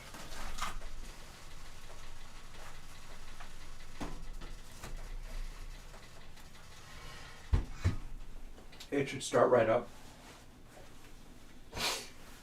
Yep, there it goes. My temperature is high enough that the catalyst will engage and that will be fine. So pretty much good enough. Ready to go. Also, have I... Nope, we still got plenty of water in there. I'm checking the boiler, the steam boiler. The cast iron steam boiler, believe it or not. Back we come. Yeah, again, I am still actively looking for anybody who can deliver me the preeminent, premier UK, presumably London, dub plate manufacturer. Anybody who can give me a recording of one such dub plate and also the master sent to them. I don't quite have that. What I've got now that's going to come out as the original dub plate is kind of like that, only not. Because what I had to refer to was a digital version of the raw master. And that's not really satisfactory.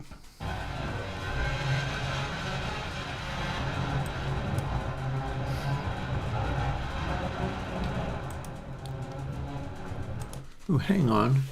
Maybe I shouldn't be trying to...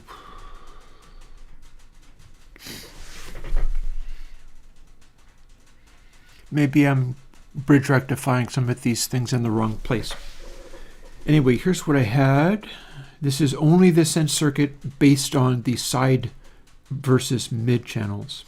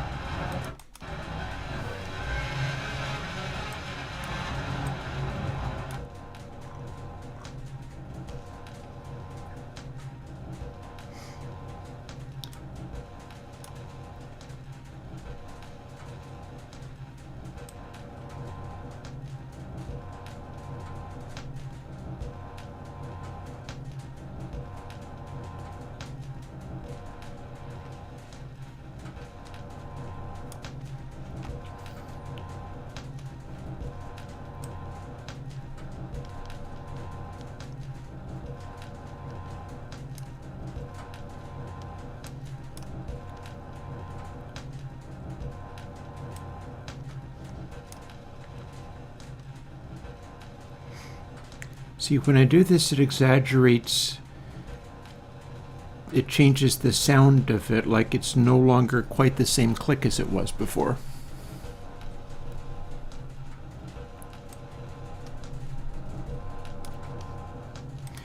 Yeah, the observation of I could get somebody to manufacture my stuff into dub plates. I'm looking for a period dub plate. There's a particular time when that was a really big thing, and I'm more interested in the recording of something that had been done during that time, when it was a huge deal, and they were actively doing it. Because like all these things will tend to change as they go. They're never quite a fixed target. They're all going to be operating in slightly different gear than they had back in the day.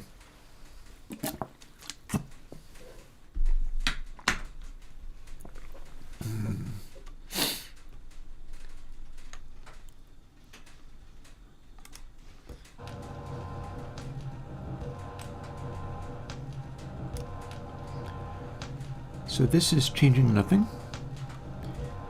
and that is my side channel only. Let's really jump back in and try to figure this out in the code, because what I'm doing is not satisfactorily doing what I'd hoped.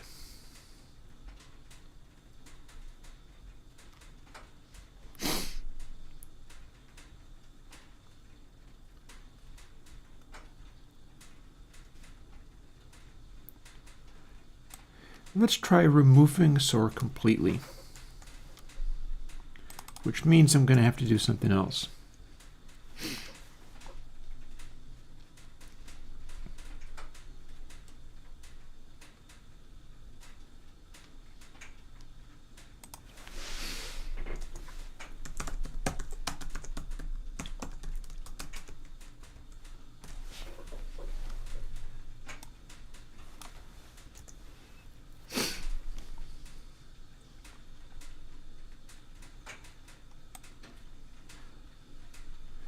Don't need to worry about making convolve be less than 0 anymore.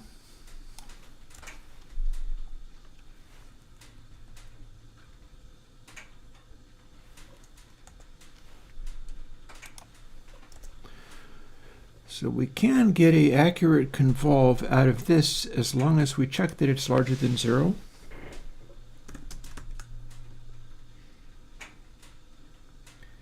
If we know that r is 0, then it doesn't matter that we don't divide by it, because we know the result will be 0 because it's multiplied by 0.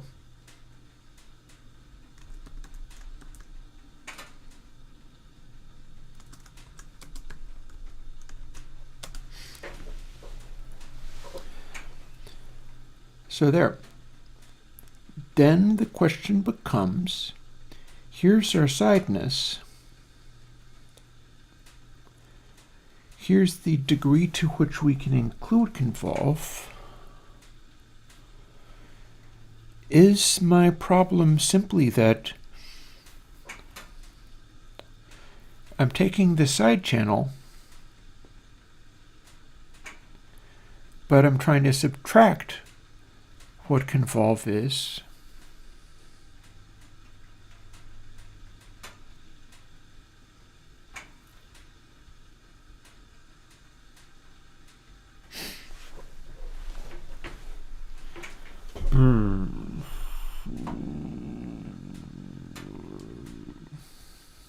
I'm getting all grumbly and stuff. On a day when I wasn't streaming, I'd probably be wolfing down snacks or something, or making more cups of coffee. That ain't happening. So what's going on here?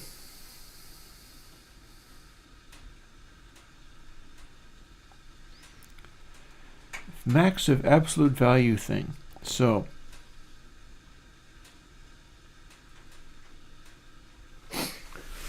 what if rather than trying to subtract convolve,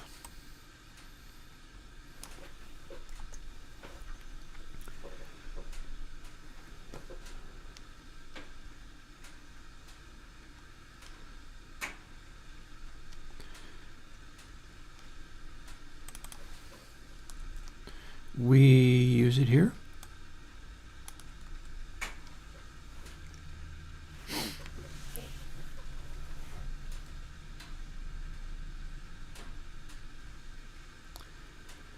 So again, the thing we're trying to check for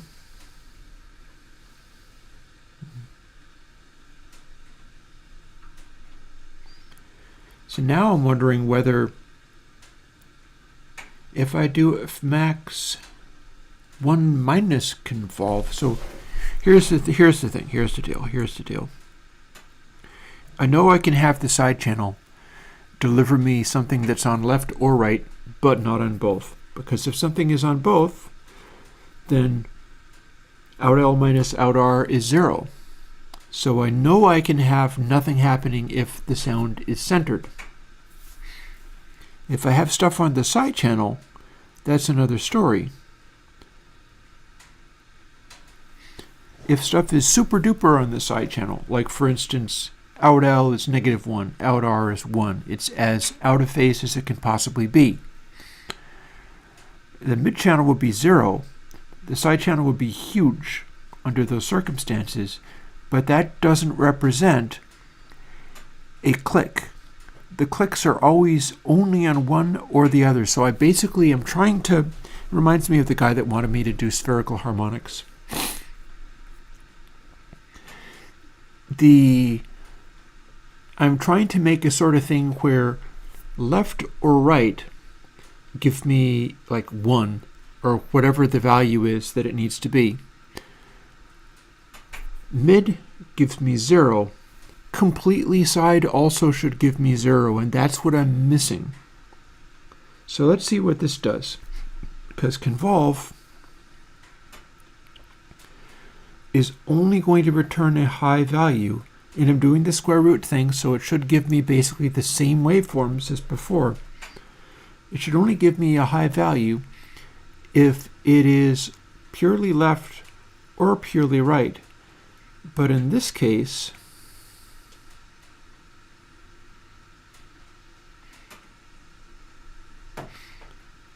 don't mind me getting stuck. In this case, if either of those variables are 0, then my result is 0. Convolve starts out as 0. If out L is 0, then that part of it becomes 0. If out R or abs R is 0, then it's effectively 0 also.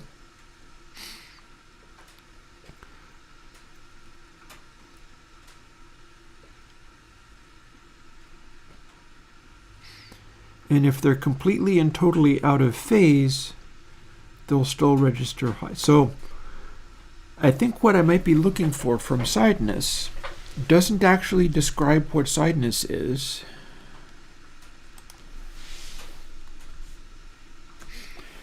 But I can do the max of the absolute value.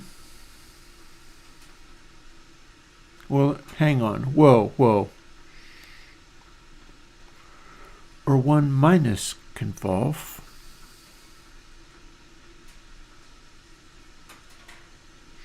I'm just trying to figure this mess out. Don't mind me.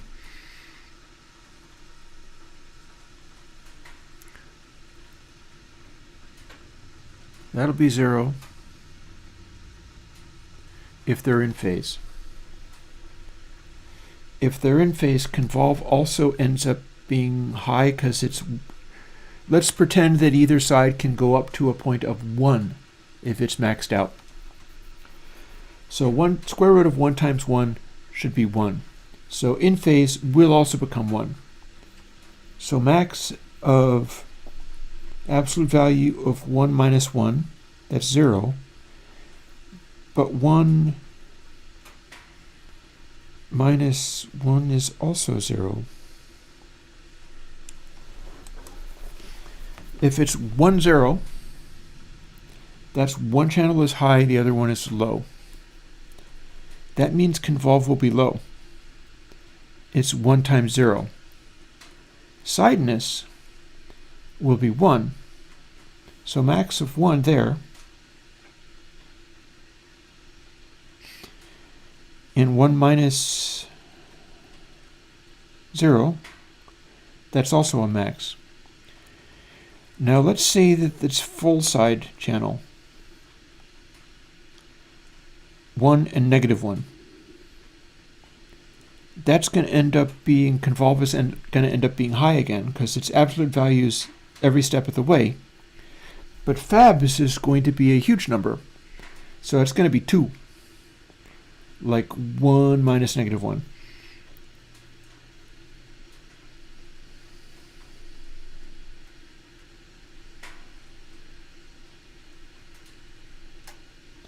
Let's listen to what it does.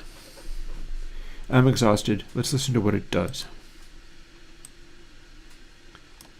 It's possible that min might be a more accurate description of what I'm trying to make happen. All the polarities of this stuff are driving me insane. Now, the rest of it I've got working real nice, though. That's the thing. The rest of it's actually working fine. I'm just trying to get something to happen. That was a big thump. Beg your pardon? This doesn't do anything. Yeah, so I'm sure that wasn't supposed to happen. Let's jump quickly to the min version.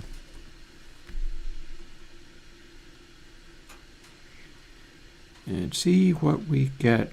So if the sound is silent, that will count as a min. Yeah, that was a big thump I didn't need. It didn't break anything, but it's turned up too loud. You probably heard it through the subwoofers and everything.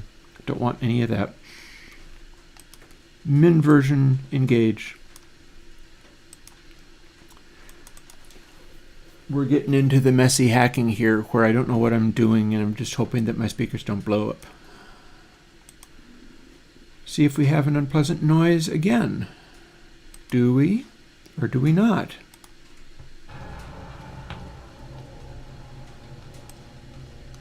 Doesn't do anything. Doesn't do anything.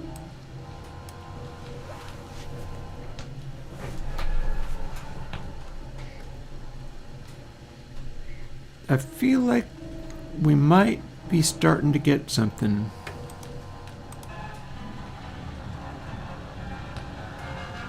Like I could clearly hear that noise.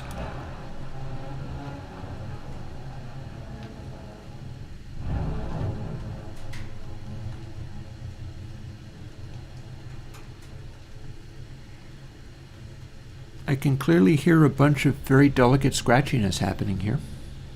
There's that.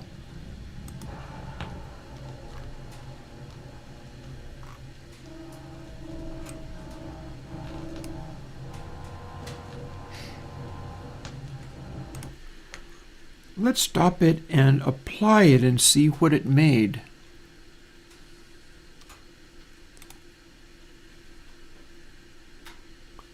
Cut back the level of one of those clicks. That's a pop that's not supposed to get quieter. And it doesn't seem to have cut back the level of the sound at all. I was kind of hoping I could get something where the amplitude of the sound backed off. So that's interesting. Again, here's what we're looking at. And then when I apply it, ooh, something in here got louder though. That's interesting. Ah, because that's an inverse one, so that actually ended up being the same volume again. So let's get out of there. And maybe we do a couple of attempts with it. But we're going to bring the control back in.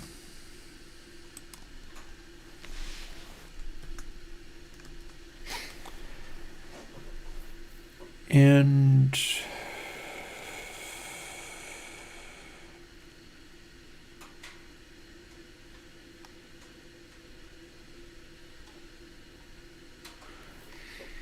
I'm still stuck. I know I can use the side channel to do certain things, and that's fine. That's all good. But what I'm trying to do is make an additional node where I'm canceling out literally side content and leaving only stuff that occurs only in literally one channel or the other. And I can make a test file to help with that.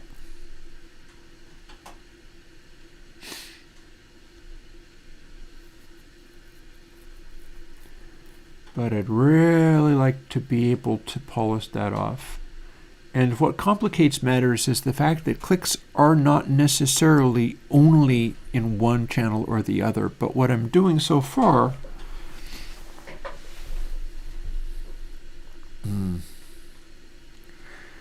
also, this just made it more complicated because you know what?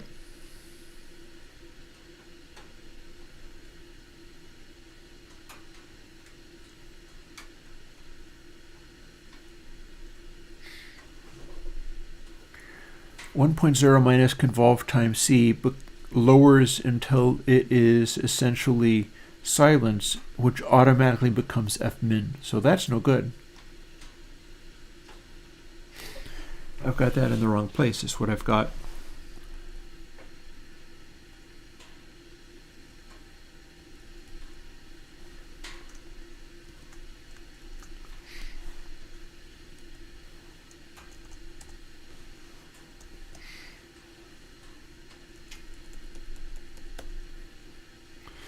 Let's see if we're any closer now. First of all, do I have the right number of parentheses? Boop. No, I'm going to need one more. Or simply remove this one.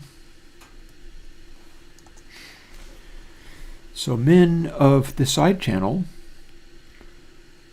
or if 1.0...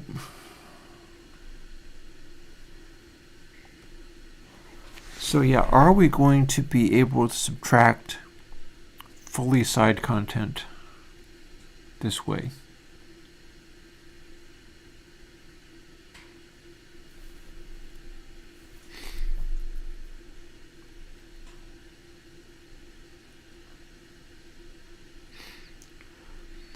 Well, we've got it set up so that convolve, what convolve is, let's rename convolve so that I can understand it better.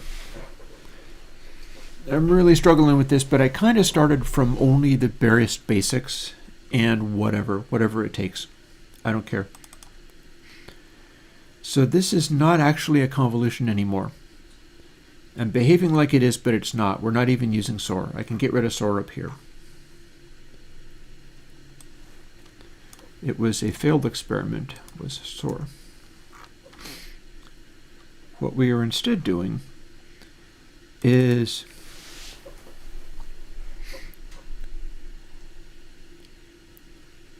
these are absolute values.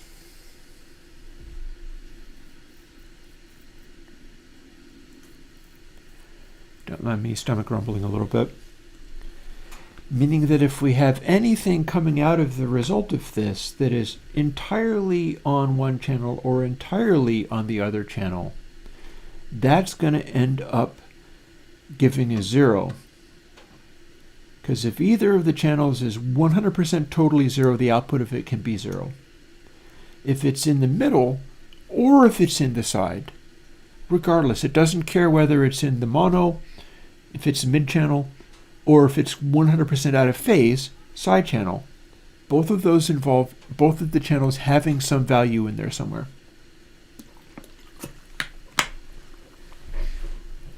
So what we're looking at is a number that will be 0 if sound is only on one side or the other.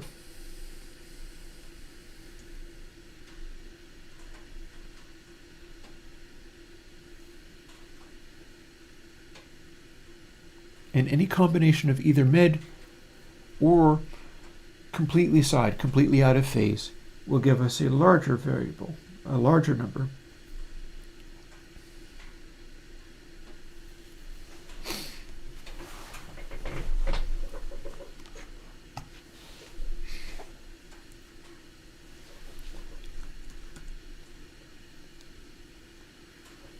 Hang on. Undo. I can't just select that. I have to do this.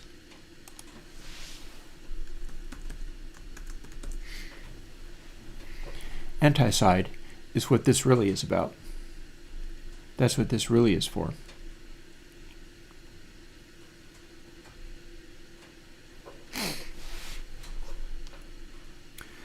So knowing that about it,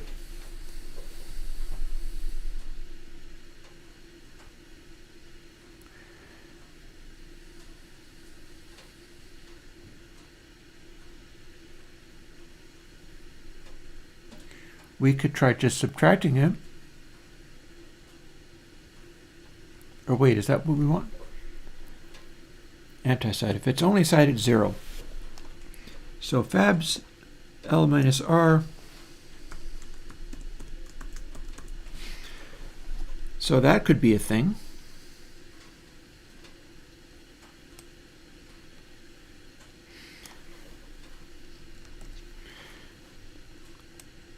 And that means we're starting with an absolute value. We're subtracting this other thing, which might be 0 if we really truly have only one channel or the other channel. And it's going to progressively become a larger number the more stuff is either mid or purely out of phase.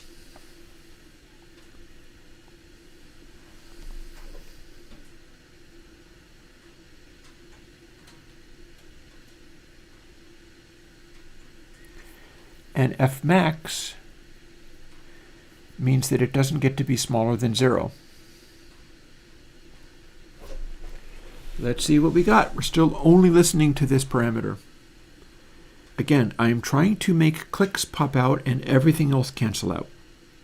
Let's see where this got us. And for all I know, smarter people have done this a million times over. But, you know, when I do it over again, they probably didn't do it with a Bezier curve. And I know what I'm trying to make happen. I could stumble into something that works nicely. We shall see. Here's an example.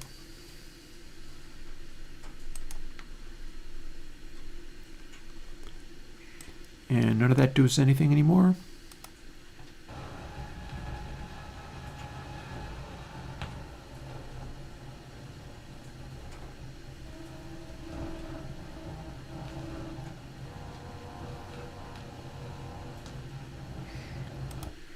I feel like I hear some of this stuff.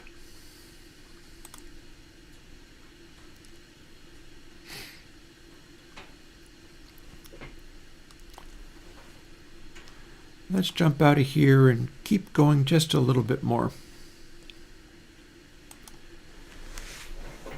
So,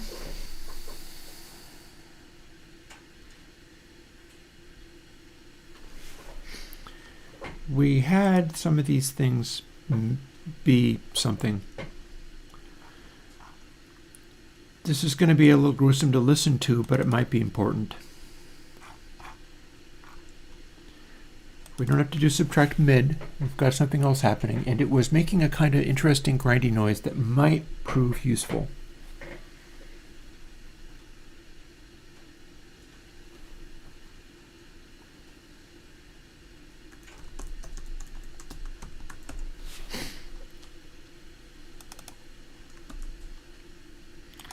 Windows still matters. We haven't disabled some of these other things, that's fine. So we'll be using C. I mean, we are using C, we're using C++, but we'll be using the parameter C.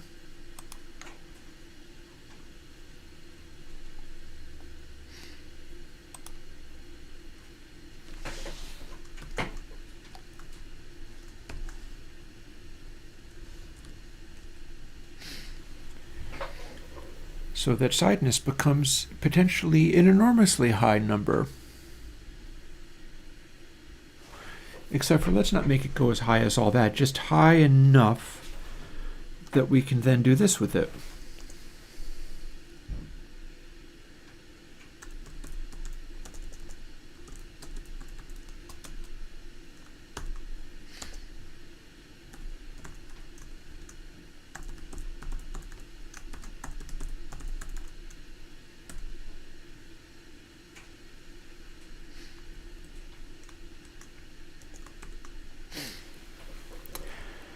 The idea there is to try to accentuate the clicks and make them louder, and then take the sort of grindy noise that was also in there, and since that is at a quieter level, let's make that quieter. And then we're clamping the maximum amount that that can go to, since it's starting at 0 and it's a absolute value. And it's being multiplied by C, which goes between 0 and 1, and it's being multiplied by 16. All of that's going to leave it still higher than 0, and then max makes it lower than 1. We're going to get a grindy noise, but we are also multiplying it by itself. So some of the quieter, scrapey noises in there might be possible to make that be quieter. And I bet I don't need 16 here. So let's step that back to 8, and let's give it a try. And it failed. What did I do? I forgot to add a semicolon. That's all. That was simple. Build.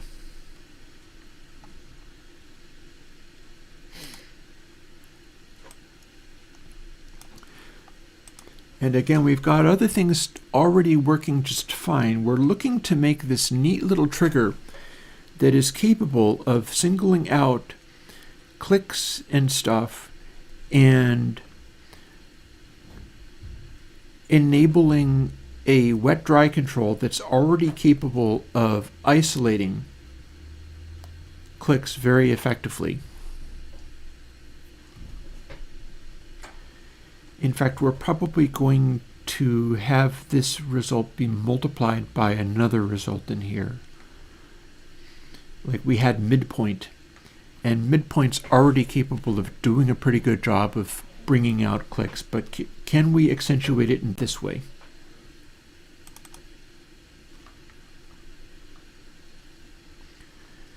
One way to find out.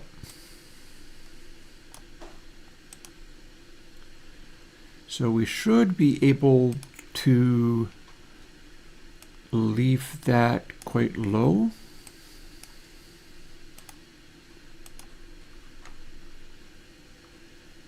Yeah. Boost seems legit. It should be silent if I do this. It is not silent when I do that. Well, let's take it off of 0 and see if it's doing the same thing. It's doing the same thing. Okay, what went wrong? What went wrong? This is what went wrong.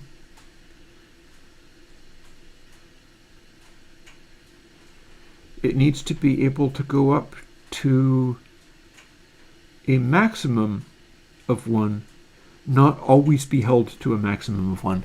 That's what went wrong. That's a very simple mistake. I guess I was thinking of maximum without thinking of it really properly. What this wants is min. That way, when sideness times sideness with this times 8 becomes an astronomically large number, 1 is the smaller number. So fair enough. That was very simple. That was very dumb, but also very simple. And it should behave itself a little better now. Gotta love the big thumps, though. Did that like pop your speakers too? It didn't break my speaker, but it was a good loud subsonic thump there. Gotta wonder how clearly that came through the stream. Now what have we got? This time without the thud. Now we have silence. Although I see with the RMS meter there is a sound happening.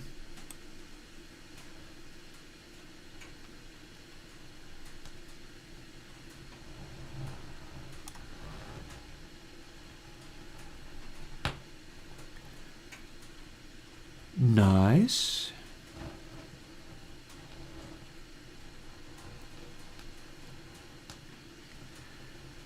We're able to make loud clicks this way. Yep. That's a click. That's a pop. And remember, the way this works, it should be possible to make all of those clicks be super duper full crank. This doesn't have to be quiet, it's potentially an attenuator.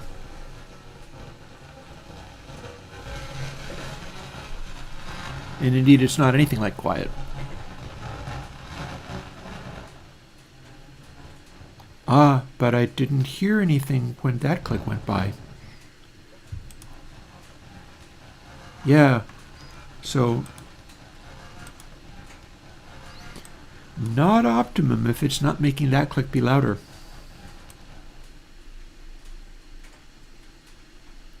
That click really should be louder.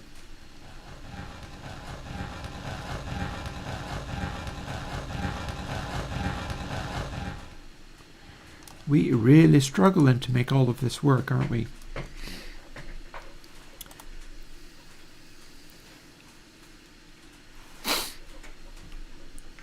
I sure am. I sure am. So one of those pops came through and the other ones are not.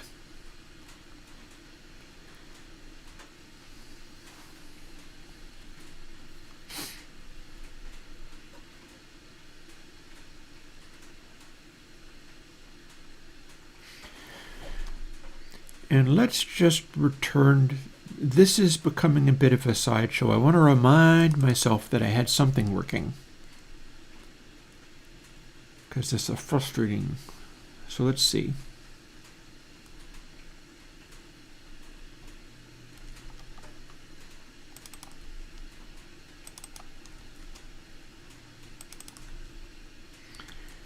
Here is the previous one that I had.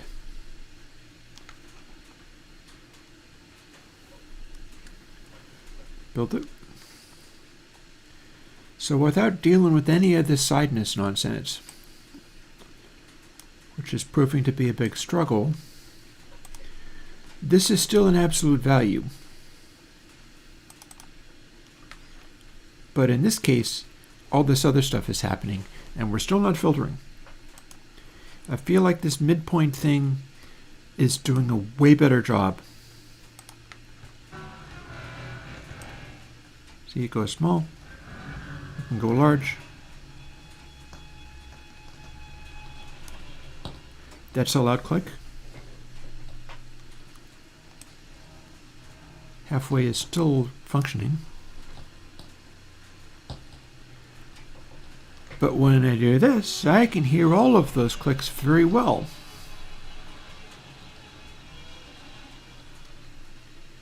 We do have a real tendency of hearing that background noise a lot when it gets loud, but that's a concern.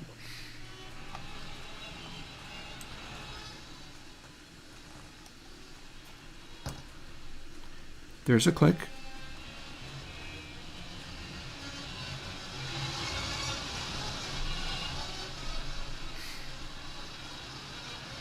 So here's some of the challenges. And we can see on the meter here that it's doing a very fine job of managing this. So what I'm wondering, can I scale everything by the amplitude of the mid channel maybe?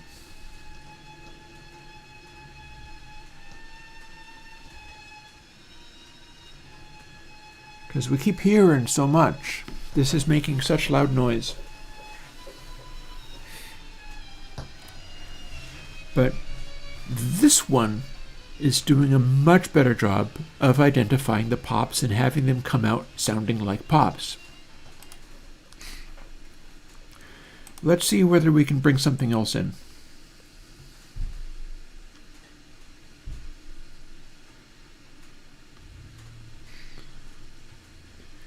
This seems good. And yeah, that is the absolute value of things.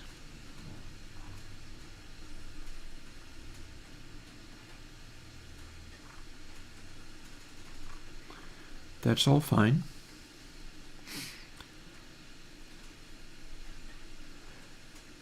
How about let's undo a bunch of this stuff again.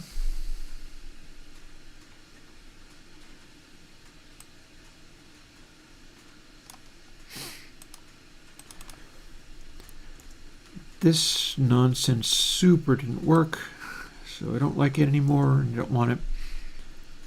But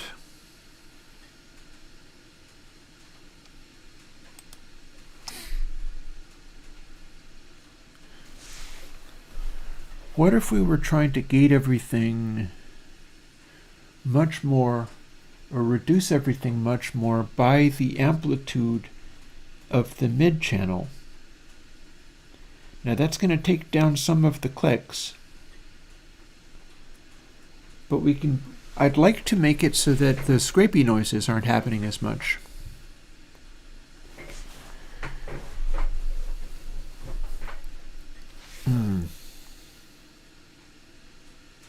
Oh yeah, no, this is going to be way less latency than that. Oh my god, 5 seconds?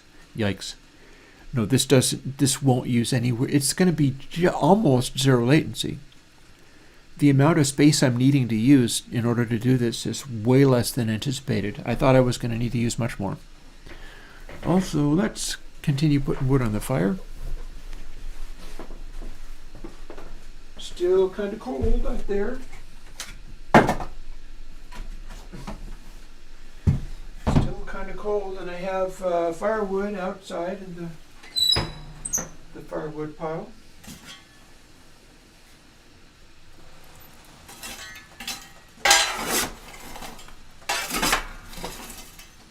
That'll work nicely.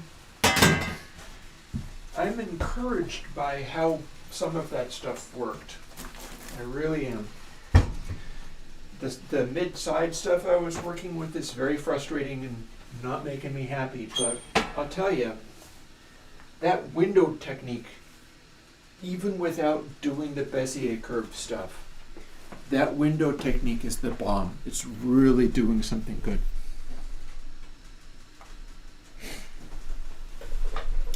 Let's get back into trying to make that window technique set up and bark. Because right now we are straight up listening to these various techniques that will be used to swap in the filtered version. And as soon as we have something that acts like it's nothing but crackles and pops, we can use that to switch over to the filtered version, and magically we're going to have the end result. All this grinding away on this is to skip ahead to where we can just immediately have the end.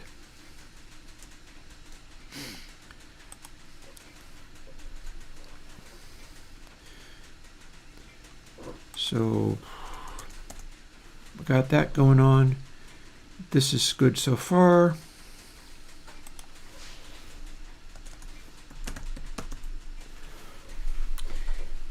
I wonder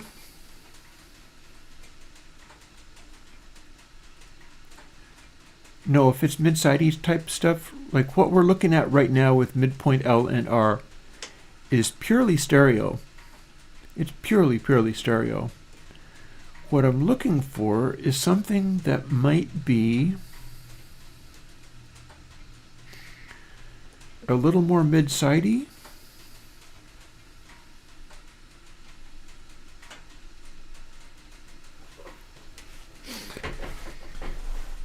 So let's see.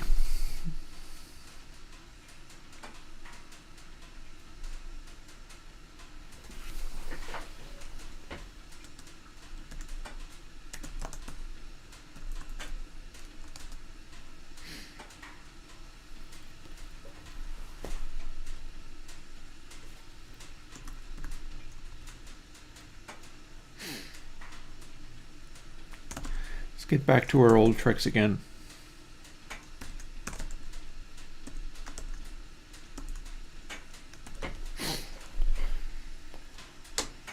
So that's all well and good.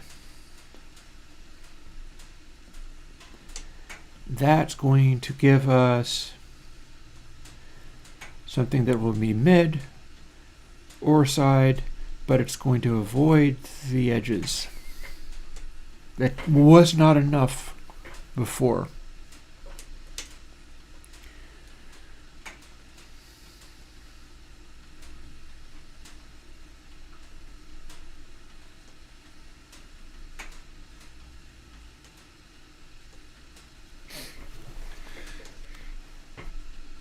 I can even go thus far to do this.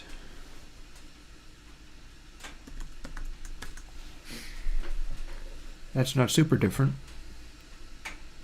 And I can do it. It's not a divide, so I can do it. I am maybe not going to worry about the square root factor.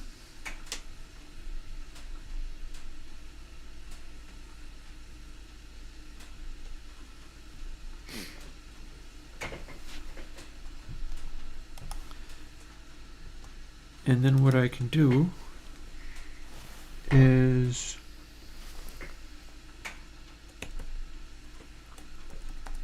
start with this.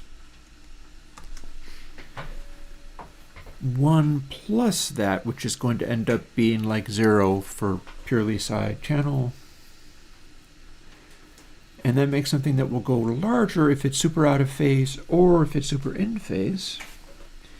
And then our midpoint can be divided by that, which is always going to be 1 or more.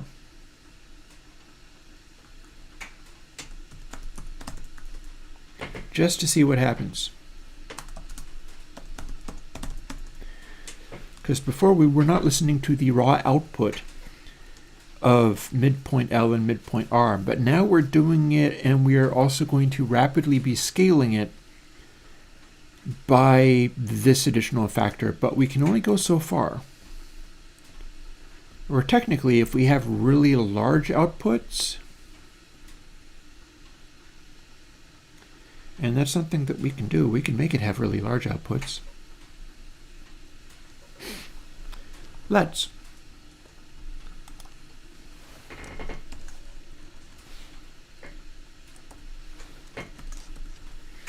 Still be absolute values. We could scale this anytime we want. In fact, we have still got C.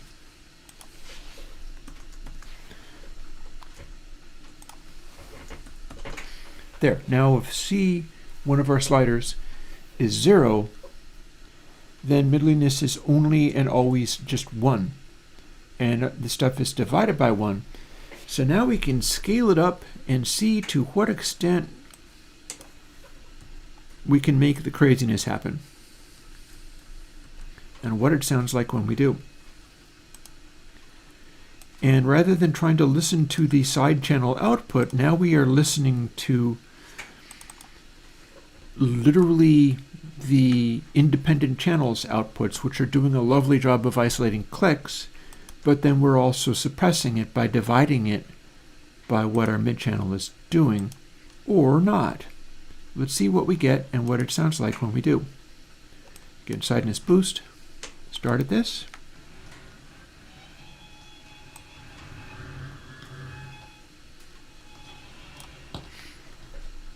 And then if we boost that, here's where something happens.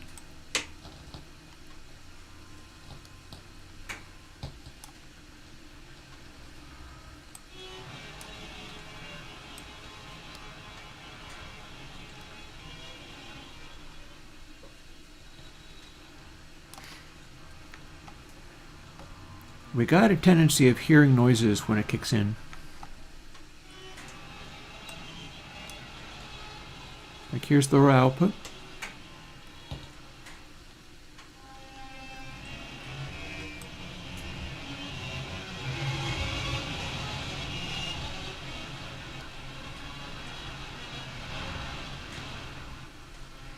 I'm not sure I hear it doing anything different, so let's just isolate that part where it gets loud.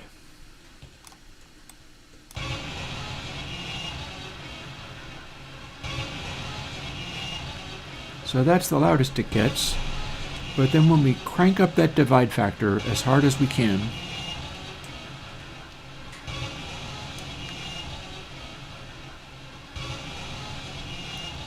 doesn't really sound any different.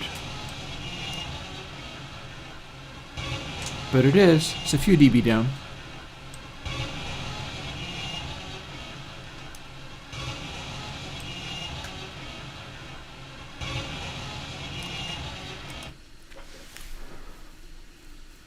Well, now,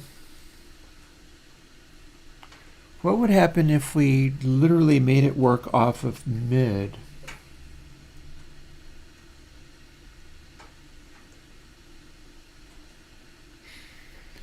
Or we could just use a math function We could use a logic-like math function.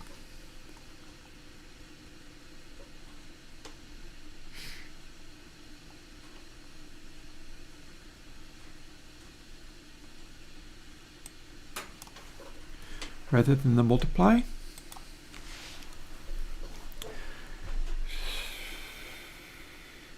We're looking for what? Max, min, what? Min. We're looking for f min. And that's because if either of these are 0, we want it to be 0. But if they're both high, that's when we want it to cut back. And since they're absolute values,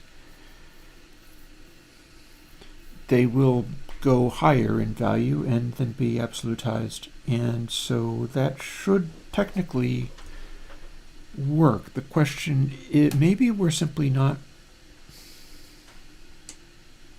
we're doing divided by middliness. If it's able to make it, it didn't seem like it was doing anything. That's the part that's bothering me. Let's give it a really high value so that it can barely ever be as small as 0. It's always going to be much larger. And then we're dividing by that, so that should force all of the sound to be very quiet, if this works. If this works, we force the sound to be really, really quiet. And bearing in mind, we still want it to have a kind of smoothness effect going on, but I'm trying to suppress stuff this way. Really trying to single out those purely left and purely right noises and smush everything else aggressively. So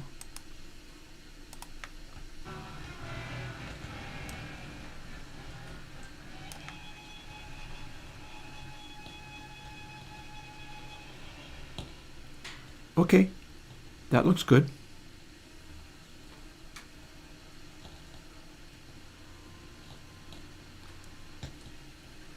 That looks good. Mind you, I'm hearing it now. That's not great. But it's bound to be forced to hear some of its stuff.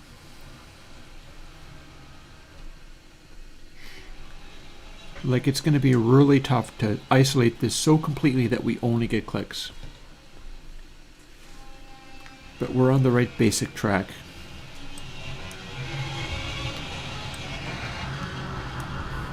We're going to use a very large window and see how well this works.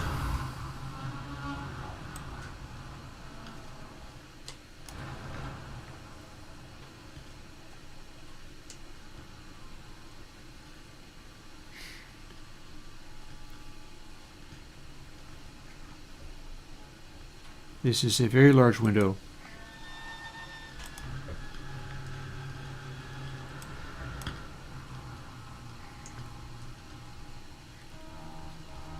So, no suppression.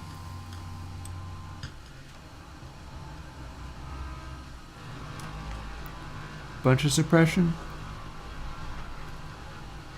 But I don't know, it feels like it's not suppressing it as much as it could. It is.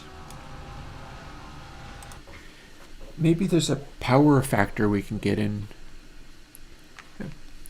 Yeah, trying to catch up. Yeah, I'm coming to the end of a coding session, but I may, yeah, it's literally vinyl record removal.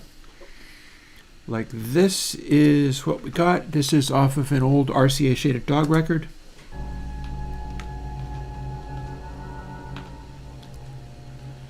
And I'm trying to isolate those clicks as hard as I can for the purpose of swapping the sound out with a DRes version or a Bezier EQ version, because I can bring in a Bezier EQ version that's very smooth and where the scratchy noise isn't there but the music still is, and I should be able to modulate between that and the raw sound very rapidly but I'm trying to isolate the behavior so that I have loud pops and clicks when they are on either channel, but the stuff that peeks through that's mono or out of phase is suppressed, and that's what this is trying to do.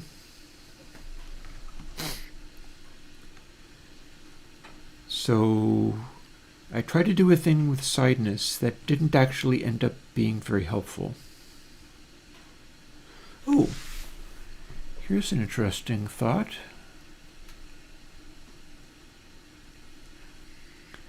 Anything to its own power automatically does the absolute function. Check it out. We're going to add a little more.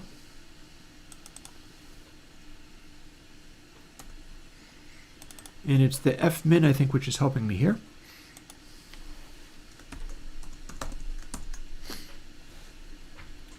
And that was not helpful, so let's remove it. We're going to multiply each channel by itself, and that will make them all be positive. They're never going to be negative because they'll flip phase if they are. And then we're multiplying that by 32, except for we're going to need to go way higher than that because these are typically much smaller than 1. But it might be just the thing to make this work. And it will certainly be just the thing to make the F-min work more effectively. So let's just jump this up to a very large multiplier, shall we? Times 128, multiple bits of shift. And then we're doing 1 plus the minimum of either of these things. So in order for the full volume to be attainable, one of these has to be small. Both of them can be small. If both of them are small, then it doesn't actually matter because the sound is small. But when the sound is large, I'm trying to have it be rejected unless it is on one channel or the other, like exclusively one channel or the other. So, should we go build? We still got some unused variables because we're not using this just yet. Midpoint L could do with being turned up more, but that's fine. So far, so good. Let's see how this worked.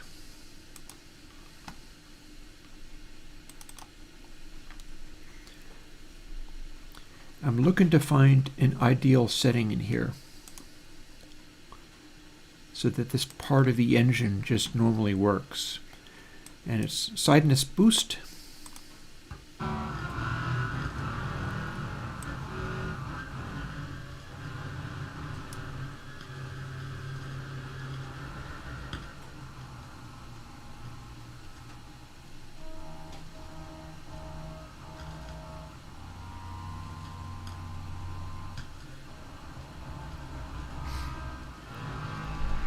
I feel like I am getting some suppression.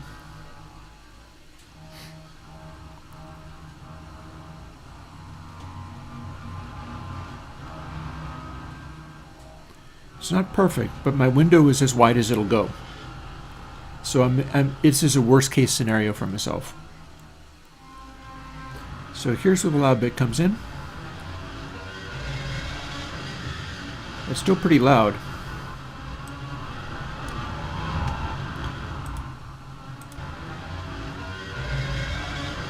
But it's louder without it.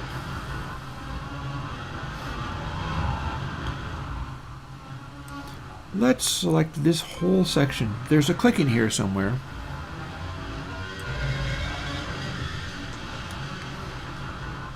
So I think this is kind of suppressing it. Let's futz with the window, which is necessary.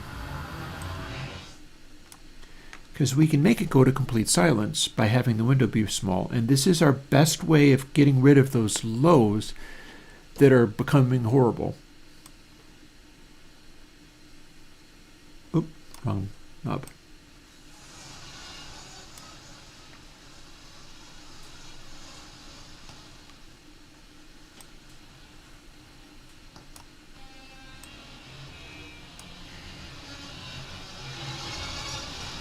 So if we do this, it's possible a form of smoothing will be in order.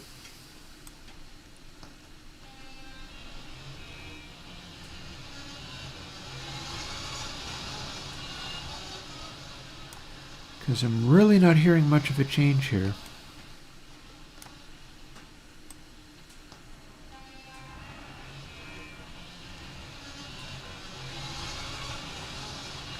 Tuning this does something.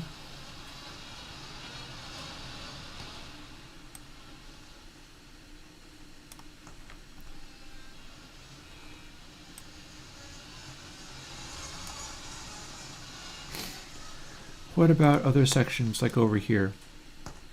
Okay, that's a good loud click. I'm trying to isolate those. Those are clicks.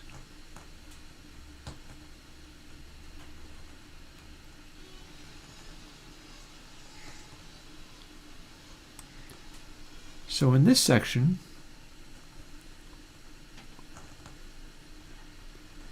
we're isolating clicks very well.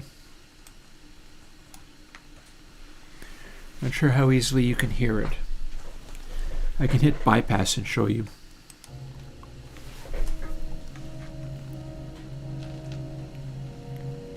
Here's a little crackle.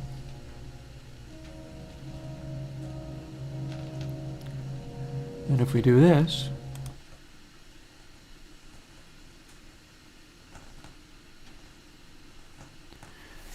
literally just only the crackle. I have completely subtracted it. So that's what I was looking to do. Trouble is,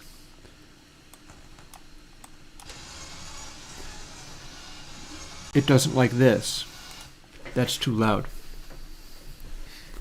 But the volume's very different, isn't it?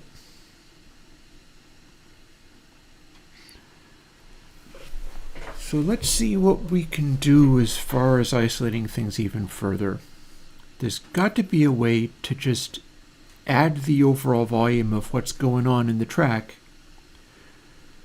so that we just suppress that gatiness. I will be mostly okay with it missing some of the clicks in loud bits if I can suppress the clicks in the quiet bits,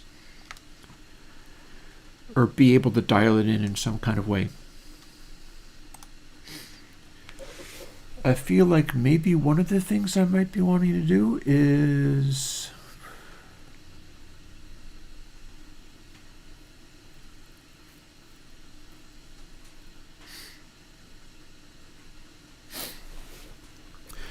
let's duplicate this several times and use a wider range.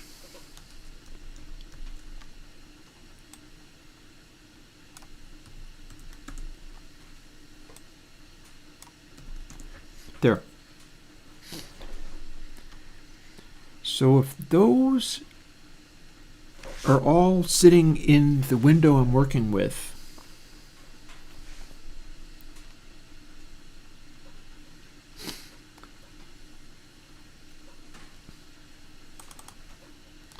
here's what we do.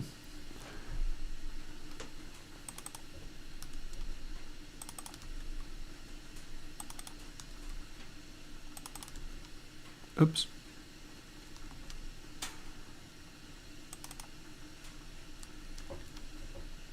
Didn't connect. Oh wait, I'm still clicking on the wrong things. Bear with me while I try to click on the right things. I've been going for hours. It's for a good cause. We want to make a cool thing out of the result of this. So we can smooth this out.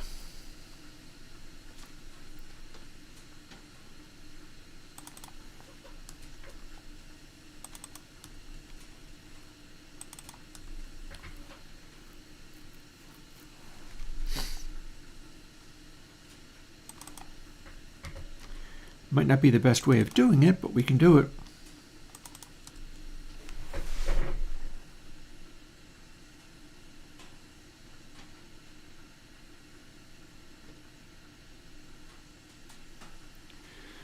In fact, we might simply want to put the absolute value back in there.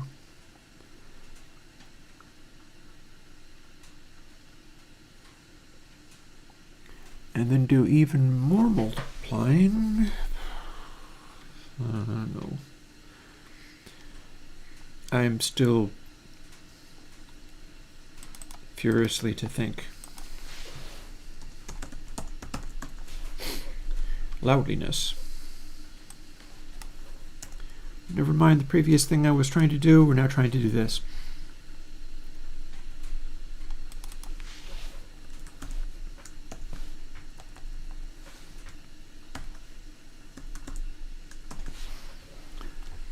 Now there's a downside to this.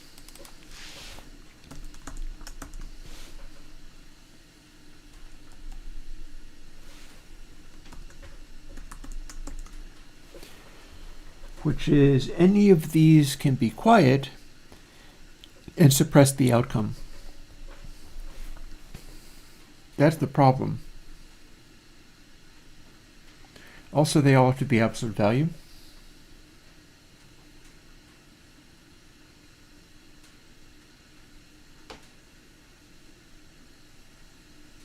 Or do they?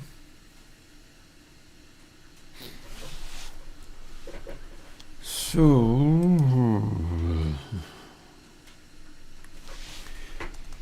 what if we have this?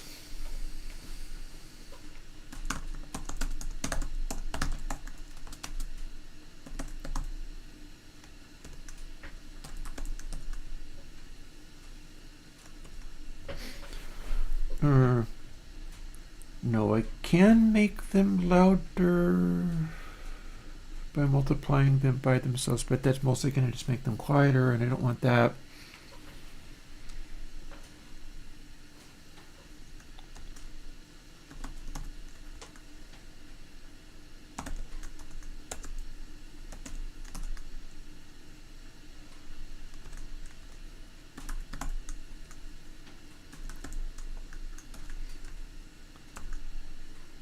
The multiplying thing is going to tend to make it spikier. That's the concern.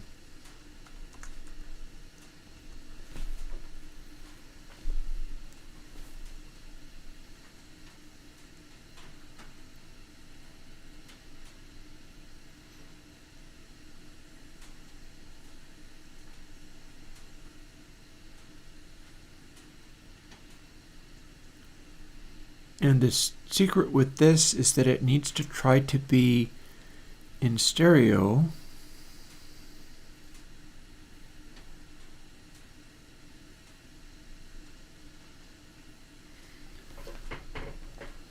So we could try to just see if I add stuff inside this.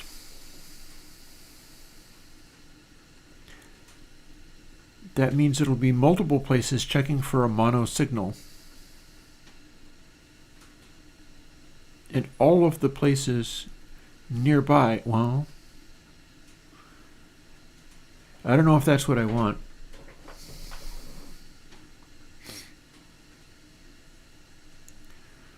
Well, the more of these have a higher value, the larger the number is going to be. So we can just call it, for starters, we'll just call it loudliness and stack it up.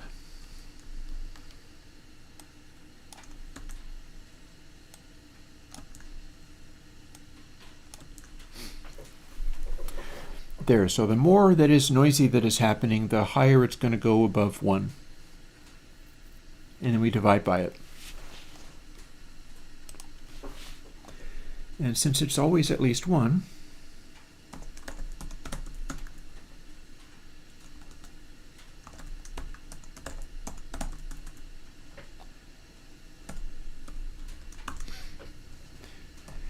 We'll just multiply it a whole bunch and see what it does. In fact, you can do things with the power factor that are quite creative, like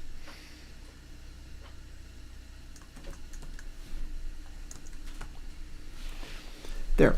Now if C is 0.2, it's the power of 2. And we can make it go to astronomically high numbers, so let's see what this sounds like now that we have made this be a thing. Again, we're trying to do a thing where it suppresses the loud bits when they are happening. And I'm struggling mightily to make that be a deal because the quiet bits are working fine. But I'm running into a lot of trouble with the loud bits.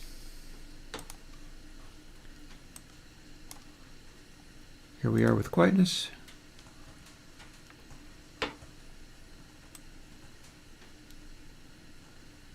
Looks like we can suppress.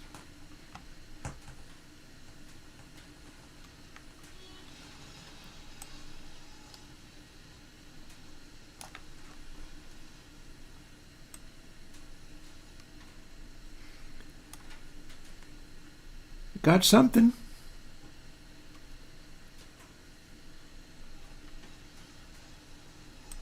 Without it, we got this.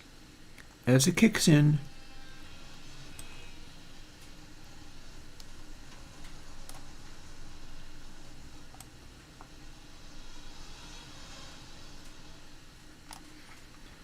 we can make it go quieter.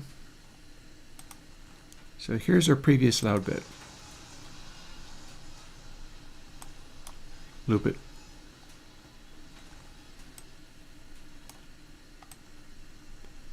Power of 6.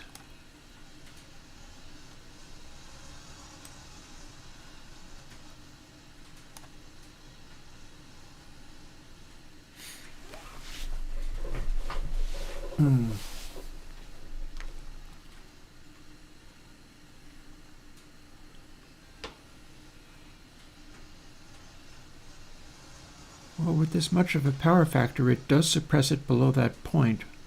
My question is, are we still getting the clicks here?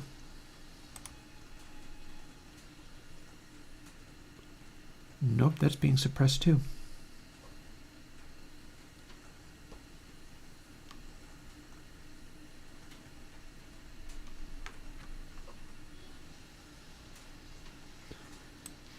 Yeah, because if we're not doing that,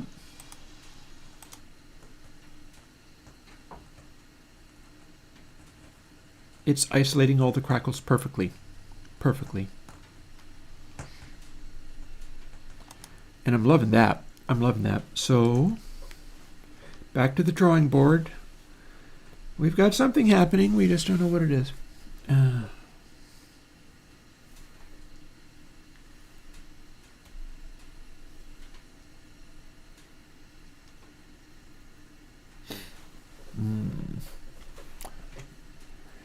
Hang on a second. It is actually 4. It's time for me to defrost food.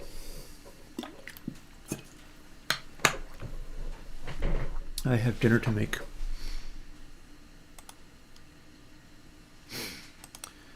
So before I get back to this, and I'm very gratified that as much of this is working as is working, I should probably also check to see whether it being engaged like that, like never mind loudliness. Let's imagine we're not even doing that.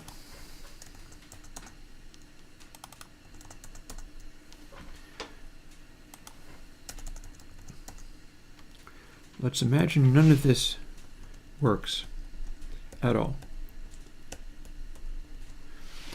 What this is really for is amplifying itself up to where the clicks are full volume, and then using that as the value declick L and declick R. That's what that's really for. So,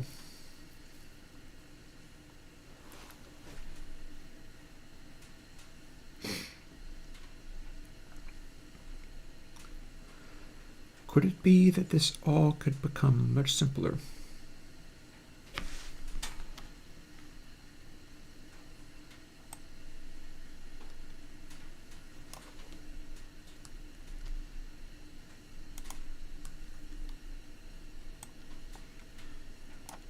I was sure I was going to need to use mid-side processing, but what if I don't?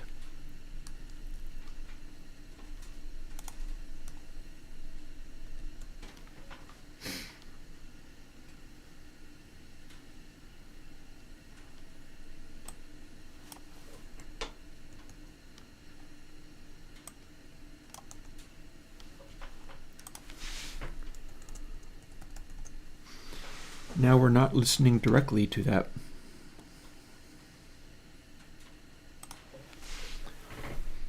So fabs means it's always going to be larger than 0.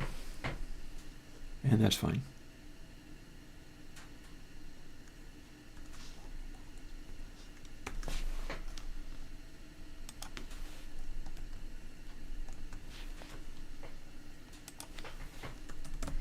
Min, and then adding a comma,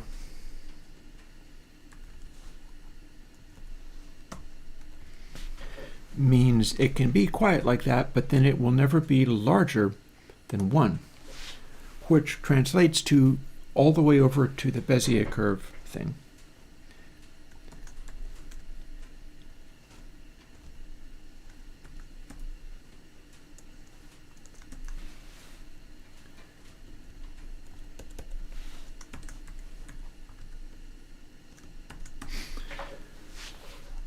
And we'll bring in C for the amount of boost that we have for forcing it to do the swap over.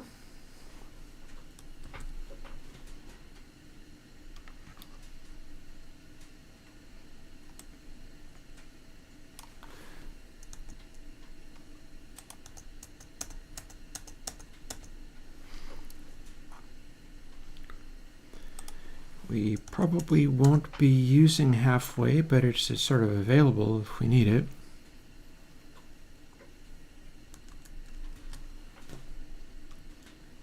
Build one more time.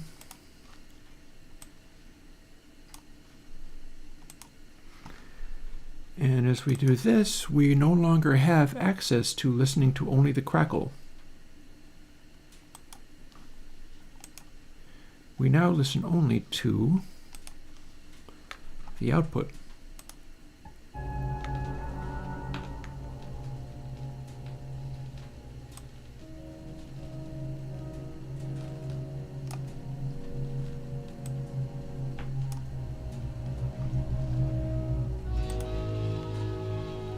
Hearing a thing.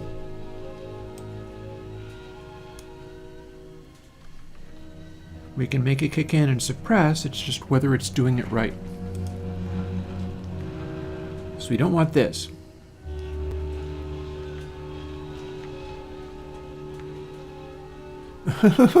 Beats, there's a lot of explaining to do there.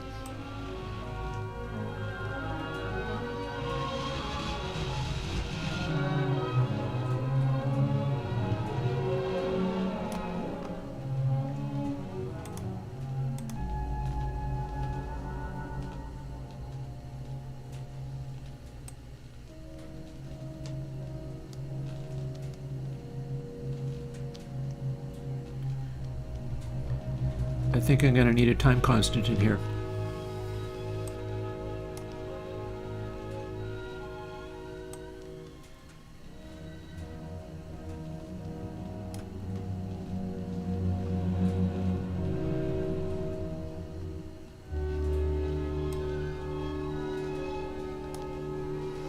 So here's our loud bit that will distort and be unpleasant.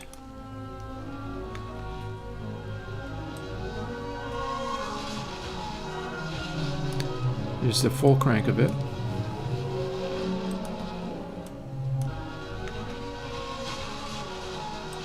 Here's the maximum effect. Largest window.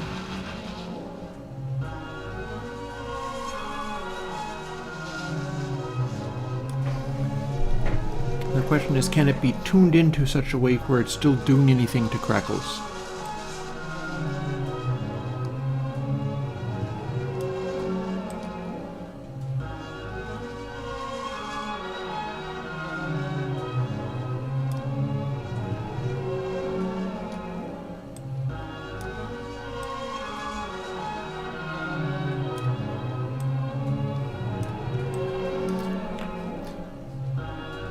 So there's a couple of different ways you can set it to not be doing anything.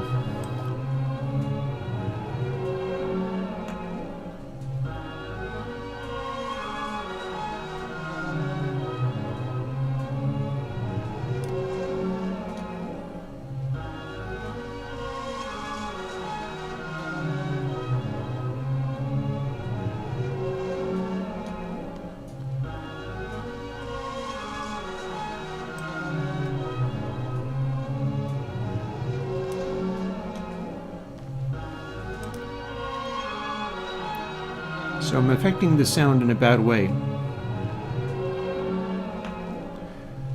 But that pop goes up to -6, and when I'm affecting the sound,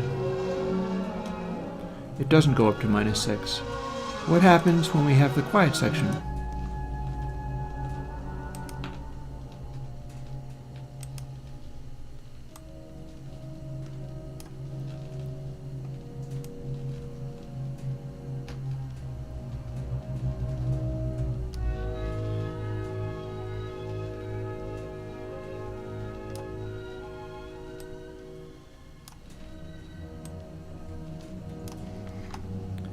Can I find a crackly section where it's doing anything? There's a crackly section.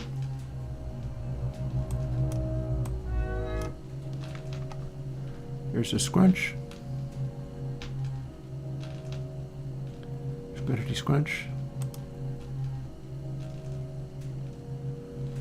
It's making it quieter, but it's not silencing it. I think what's going on is I need to make a window for when it kicks in, because it's switching in and out of the filtered version far too quickly. And that's what the problem is. And it's now 4:08, so I need to go and get my dinner, start to get my dinner ready. So, I mean, you're not going to be able to hear the crackle here.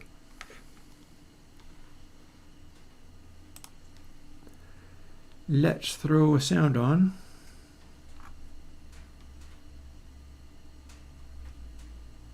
Barely care what.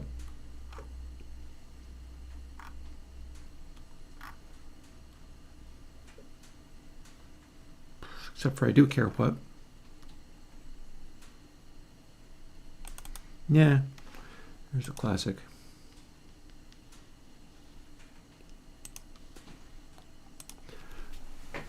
Dubit plate.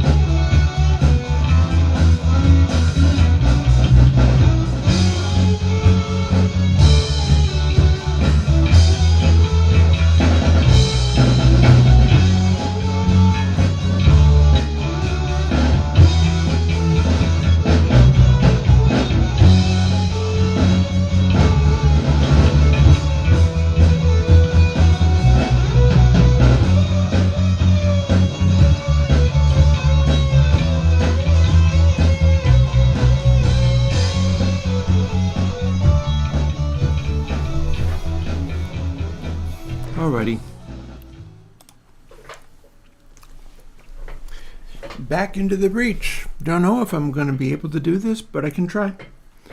And let's see what we can make happen here. So, this didn't work. Got kind of close-ish maybe, but it didn't work.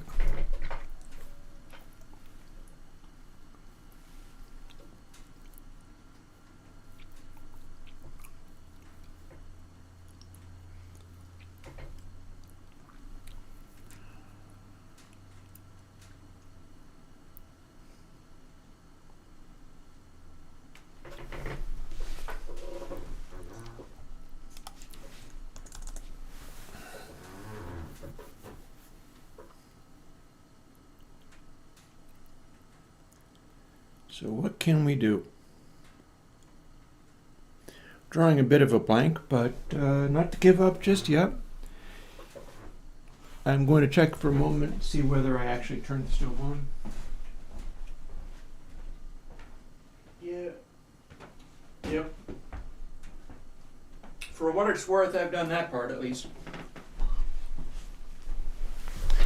For what it's worth, I have done the trying to feed self part.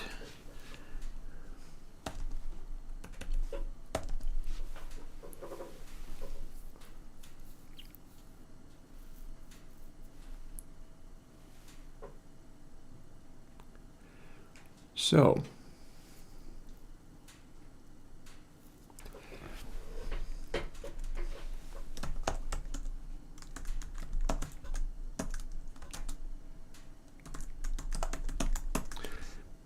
let's listen to it directly.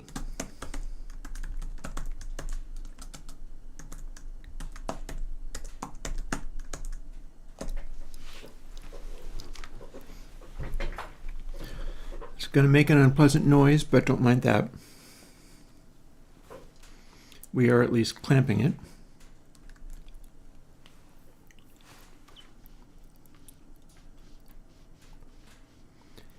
And who's to say whether maybe there will be a way of dialing this in correctly? I do wonder whether or not I need to have multiple center taps in here.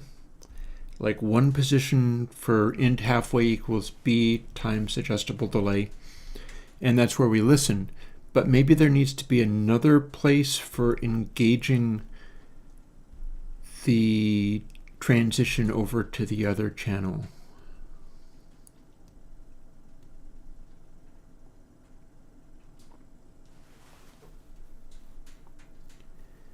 And if that was done, that would be done with yet another variable. But first, let's listen to what this is.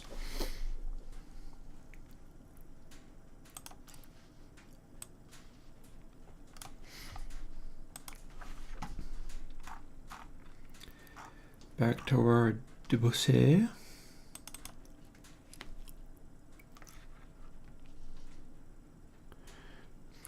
I mean, it's a kind of dub plate sound from the UK. It is based off of a real dub plate and a real audio thing. It's just not the same studio that was one of the big major ones.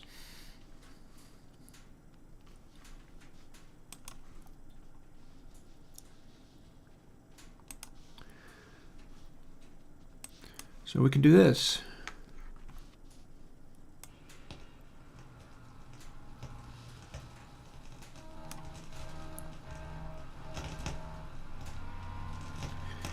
We're trying to use this sound directly as a dry-wet control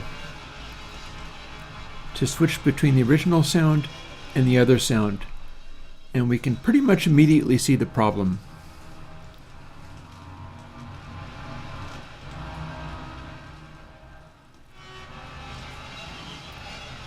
It's like a crazy amplitude modulation thing going on.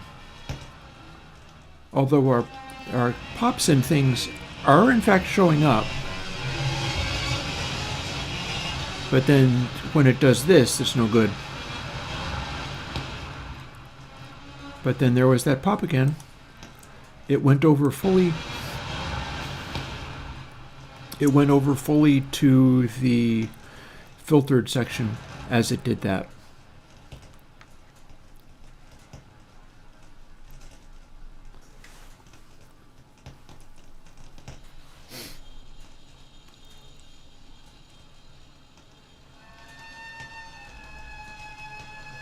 but this is way too sensitive.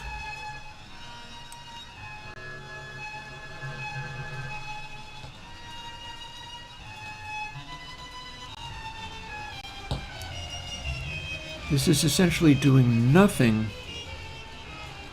to smooth anything out.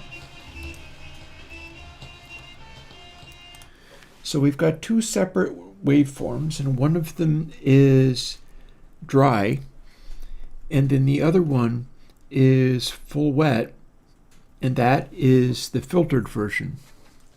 So we can switch back and forth between the filtered versions. The trouble is we're doing it at amplitude modulation rates. We're doing it at like FM rates here.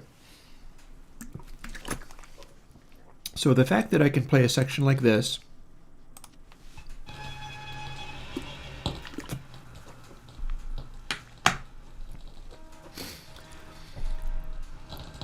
and those pops and crackles are supposed to be peeking out the way they are, and the background is in fact very quiet at that moment, it's not really enough. Actually, you know something I can do? Let's go and look at what it did. Because we don't want this, but we do want some of this to act the way that it was.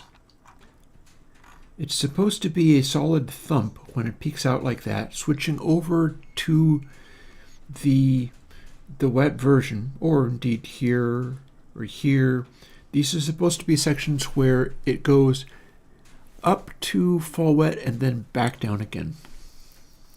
And does it in fact do anything like that? Or are we getting something else?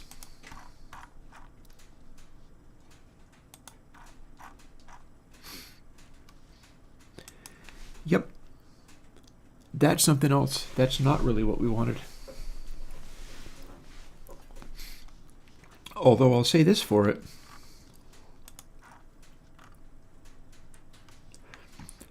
It's swinging over to the fully replace the sound with the filtered sound for many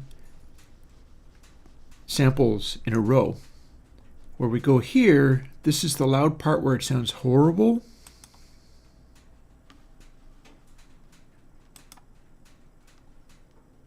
Oh, it has zoomed right in.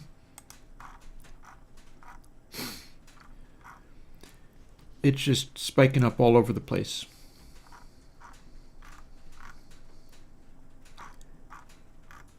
And that's almost the same width, really.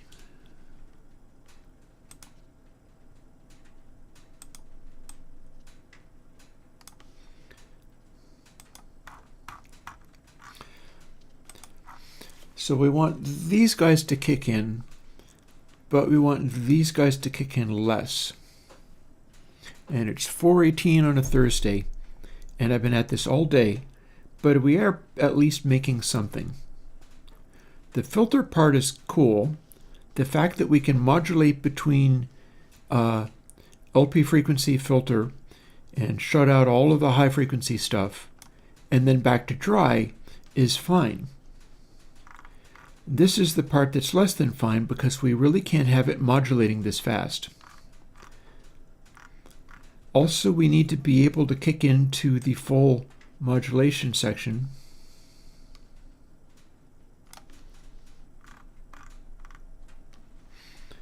And that ain't it, but here's one. It needs to be able to kick into this section and stay there before this starts. It can't just go like that and then swoop, fade up and down the control between the dry and the filtered version that fast. That part's no bueno. So these are the challenges. Let's not save those changes. That would be terrible.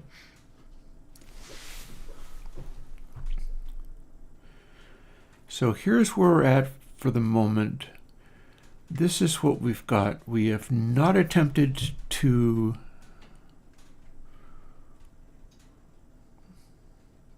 he says as he grinds to a stop. near L is the input waveform coming in.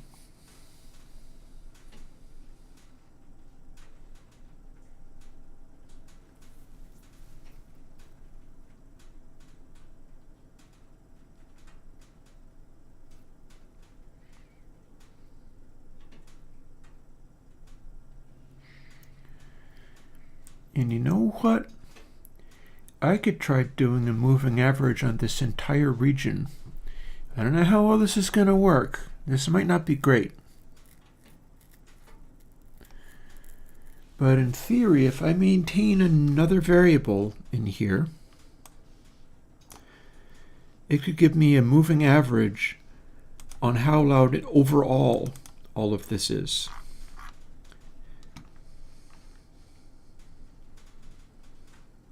Also, I've not used BESB for anything. And who's to say whether maybe I will? But right now, no. How about no? So, double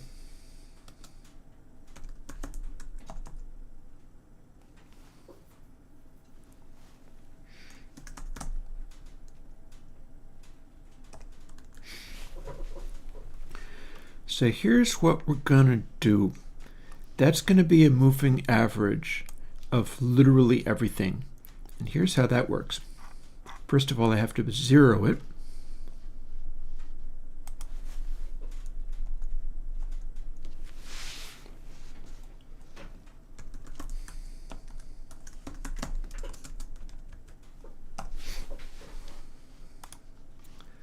That is, in fact, the name that I used for it, so that's all cool.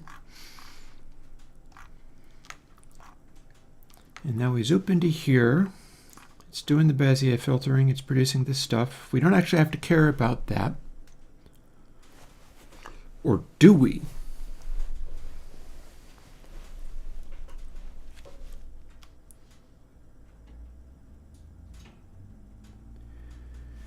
Could we use the filtered version for this overall thing? It reacts more slowly.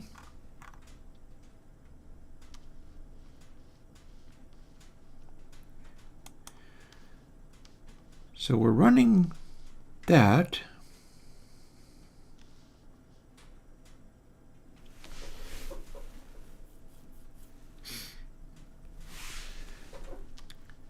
Alrighty, so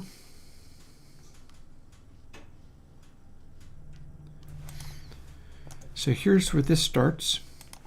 There's our counter. There's our halfway marker. Near is becoming just input sample L and input sample R.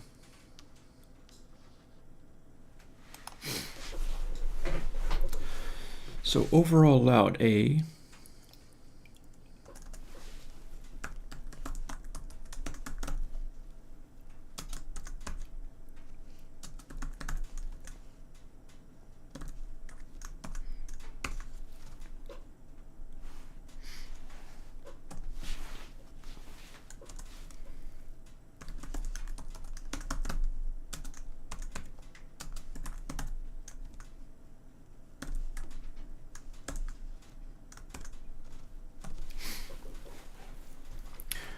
so now we have overall gain, and it's cranking up, and it is not going, oh, see you later, Smurfton, and it's not going down.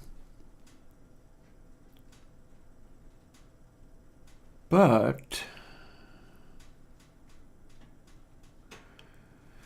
out Bez L is where this starts to come into play.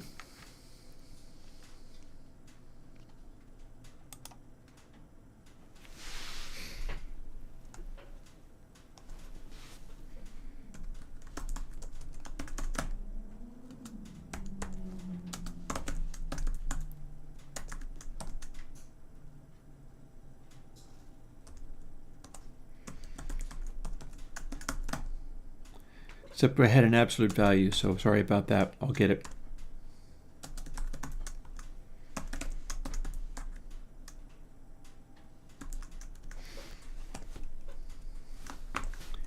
No biggie. Got it.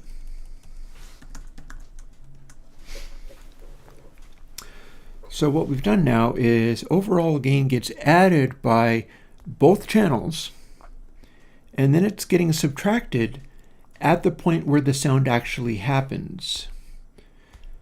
So gain's cranking up like crazy as the sound begins to hit, and then drops back as the sound hits. That's going to make it hit ahead of time, but the Bezier processing, it slows things down as well.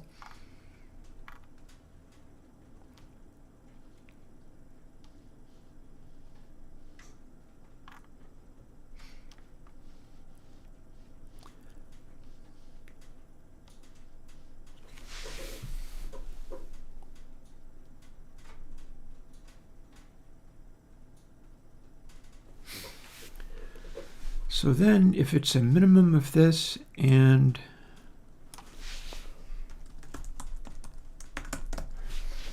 we're using this instead as our gain factor, that's going to modulate way slower, although that's not going to be enough.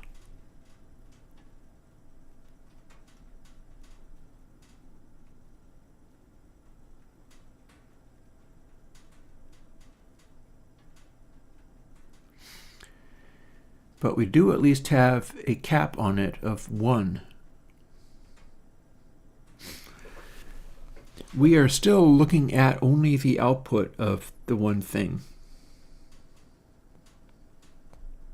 But let's see what we got.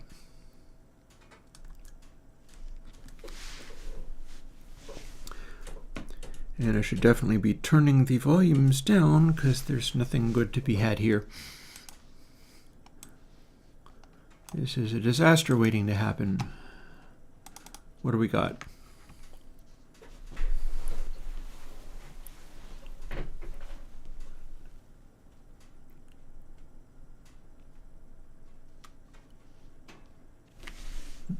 I got all kinds of conversation going on up here. Dum-de-dum-de-dum.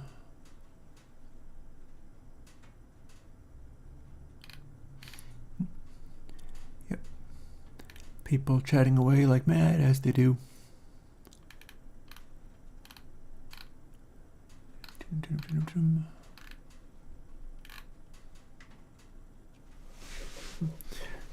Well, I'm glad things are cozy here, Beats Basteln. Meanwhile, we're going to see what kind of thing this does.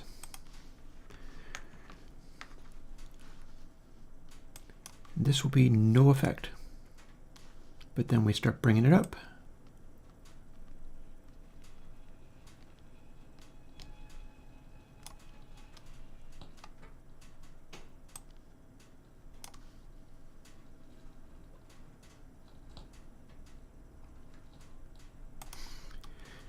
And then rather than, heck, let's just crank it up and we'll apply it instead of listening to it because it is a control voltage. It's not actually the audio sound we're supposed to be hearing. What did we get? Well, among other things, it's not acting right, but I knew that was going to happen anyway. So I want to see what it did. Do we have it sweeping up before hitting these pops? And do we have it handling the pops properly? Not really. Although one thing about it is I like the fact that we have this background of complete and utter silence until the click happens. That's cool. Then when we have audio happening, this is still a control voltage.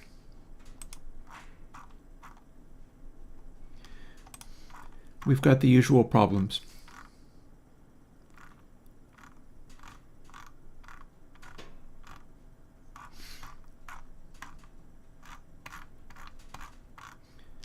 And then do we have any clicks showing up where they're supposed to be? Because there's going to be some pretty simple oversights in here. And yep, our click is still modulating back and forth very rapidly. We've got this real tendency for it to return to silence constantly.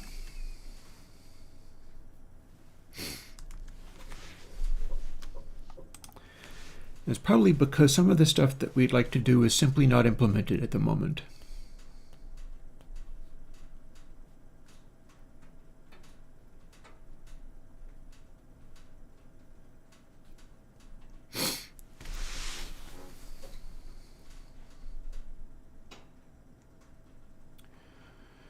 I'm disappointed in how little overall gain's actually being affected. I mean, it kind of works, but it's not really working very well.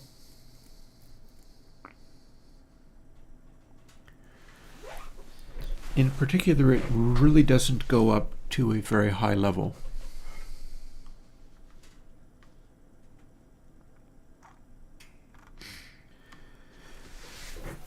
And the D-click L and D-click R, which are this windowed technique, I should probably check it to see what it behaves like in a smaller window. That's the thing. I shall do so, because I know it's not going to behave on a large window.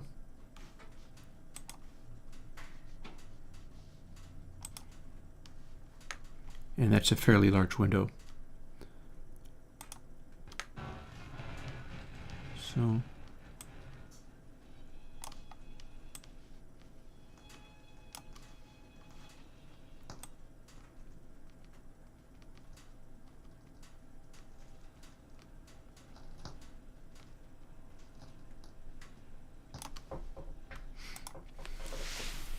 yeah, what I was looking to do is have this moving average on the size of the window where the Bezier curve version, maybe I don't want to be using the Bezier curve version for this. Let's have a quick try. I'm using the Bezier curve version of this, but do I really want to be?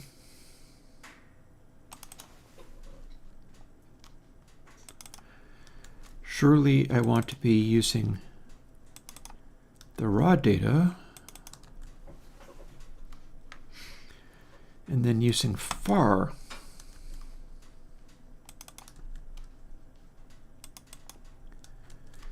Because the way this works, since I'm adding every single one and only subtracting it again after the entire delay buffer has passed through, I should have a moving average of all of these, meaning that I shouldn't actually have to be using the Bezier version.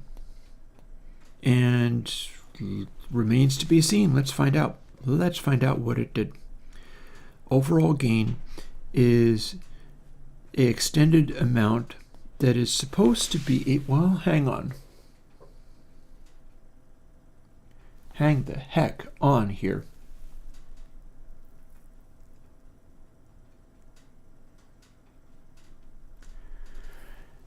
I've got this all backwards, I think. No, yeah. Yeah, I think I have this all backwards.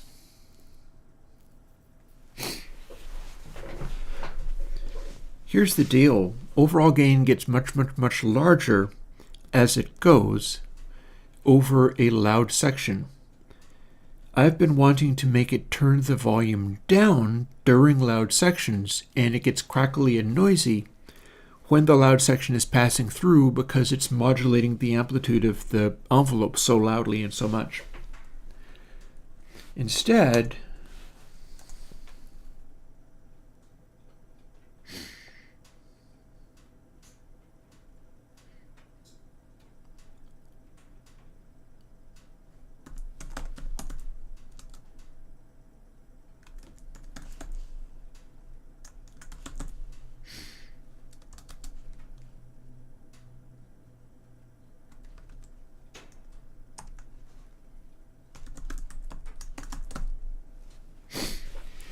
we wanted to do something like this so that adjust gate becomes a larger and larger number, but we're multiplying, so we want 1 divided by what we just made.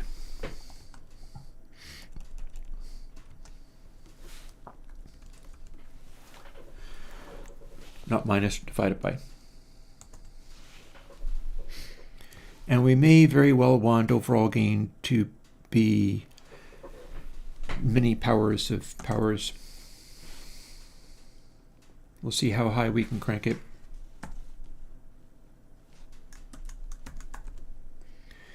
We've still got our free available knob for making that happen. And the whole idea is we need to make this touchiness about crackliness drop back radically as it goes. And let's see what we just got.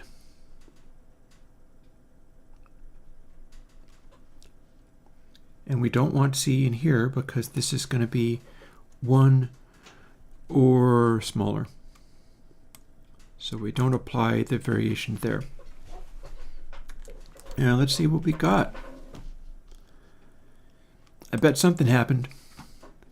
We don't know what happened, but something happened. I'm hoping I don't have to run super late. It's okay if this doesn't succeed all day. Sometimes that's just how it rolls.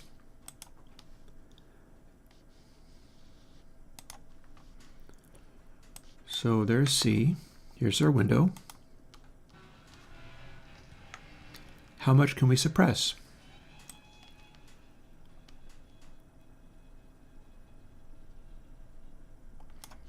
Well, we're suppressing the clicks too. That's a problem.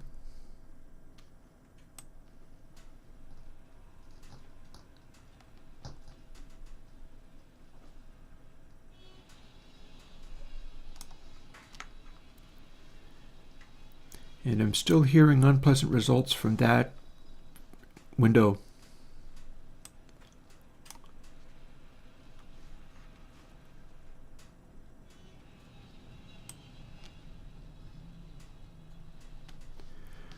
Well, we can't suppress it really far by doing this, at least.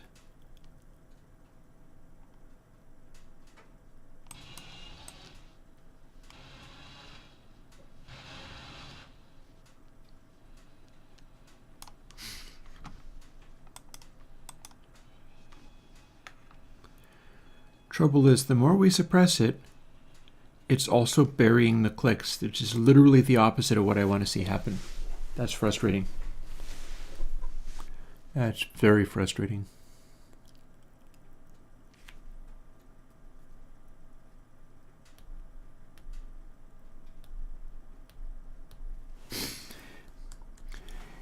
Yeah, Beats, I've got some things happening here.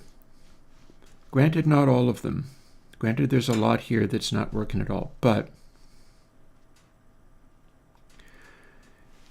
I've got a filter that happens where I'm using the Bezier high-pass filter, which is capable of cutting it off. And then this windowing function is capable of finding peaks and leaving them be loud. My problem is that the gain thing isn't working well.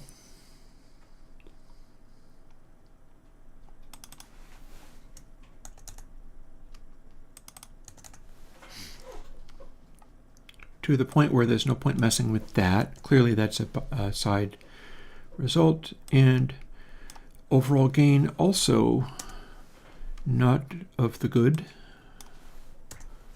So we can lose that. But I'm interested in showing you the bits that worked. So the filtering part worked. And in a sense, this worked too.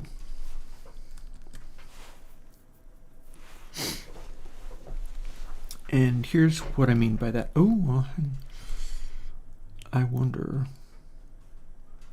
whether we can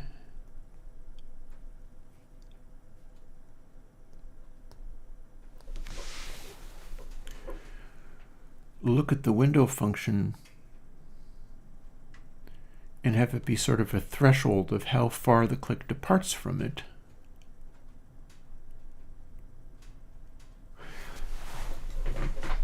Now that's fairly straightforward.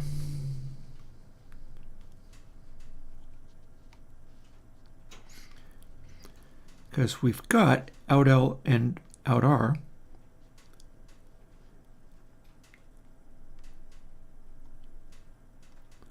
This is an average of those two things, but it's effectively the same as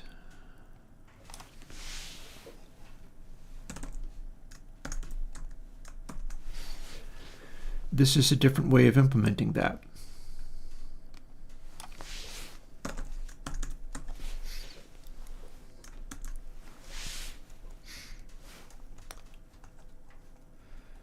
So these two things are supposed to be very similar. We're no longer even attempting to use the windowing function. Although honestly, I feel as if there's something to be said for that. But now if we do this, it's still clamped to 1.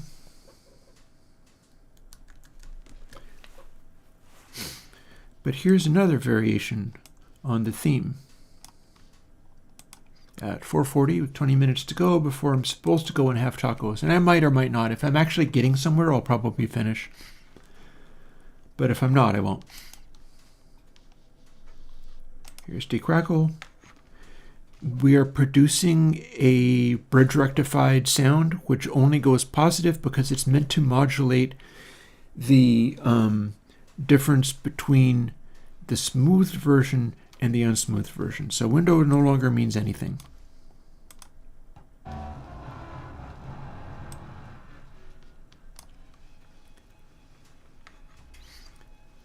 So here is a filter and the difference between the filter and the raw signal.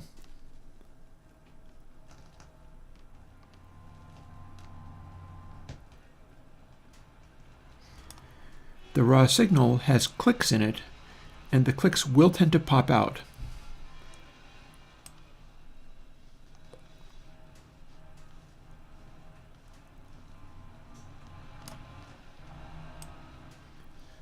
This no longer does nothing. This no longer does nothing. But the pops are peaking out slightly more. And here's that, compared to the raw sound. See, it's stepping on it pretty hard. So who's to say whether maybe sweeping different rates against each other?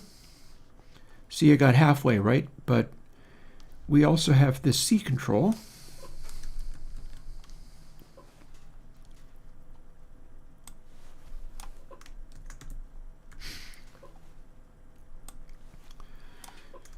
So we can we're throwing delays in all of these things at once. And that means I can make it delay the one thing against the other thing. Which is not to say this is going to work, but I wondered whether maybe there might be something to be done here.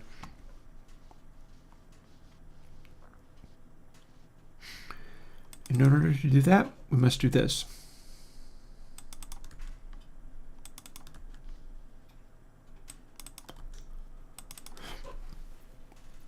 And now these are at separate speeds. They are at separate times. And I've still got near L, near R, far L, and far R, and that was working to isolate clicks in an interesting way. We're just playing with something different now.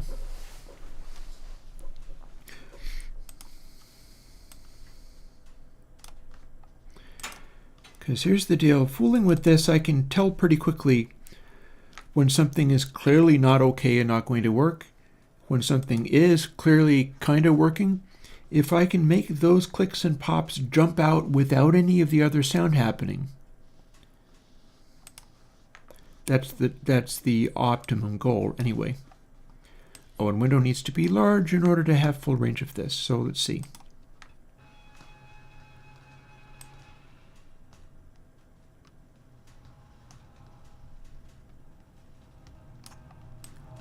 Deeper.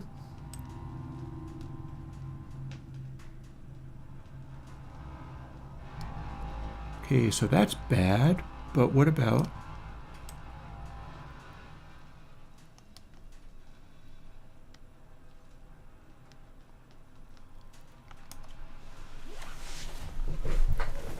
there? It's interesting.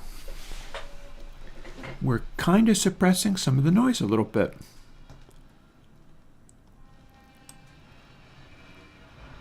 See, this is what we had.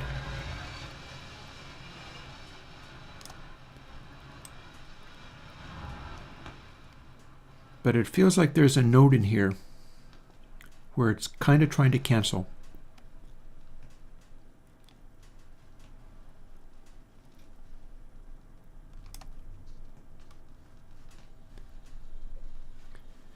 And we're getting a lot of popping and clicking. Yep, there's a noise.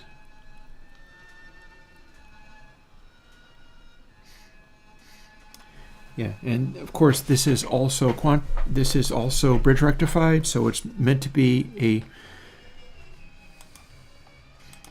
control voltage.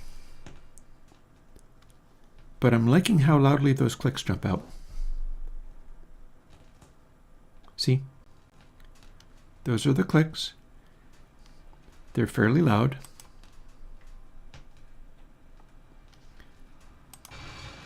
This is also fairly loud, but that's what we're trying to avoid.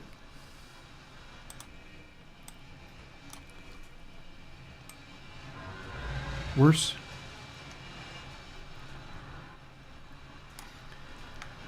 So is this a factor of the frequency or a factor of the window? No, it wants to be that. It needs to be tuned to the frequency, clearly.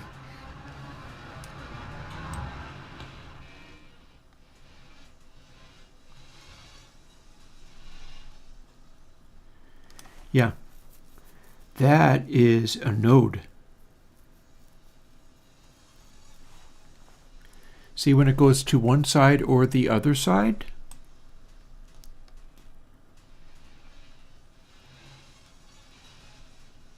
It gets louder. That signifies that we can time align the Bezier curve version with the source version. If it's able to cancel out this much, that's the point at which we need them to attach.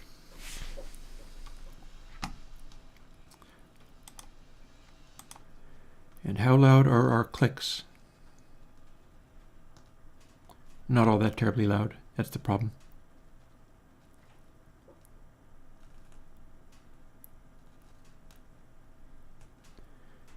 But it's isolating them out fairly well against the background. Like here's the background.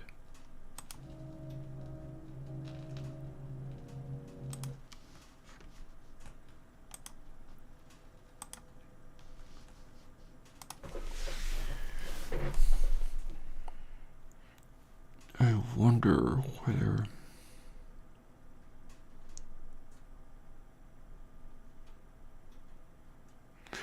should I have a unipolar control voltage? Or is that not helping?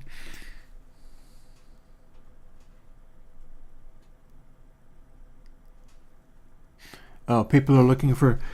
I'm most active on Blue Sky these days. Pretty easy to find me as Airwindows. You will hear a lot of political ranting, but then who can blame me these days? Yeah, and I do show up on the SurgeXT Discord, yes. So let's see, let's play some more games as long as we're at it.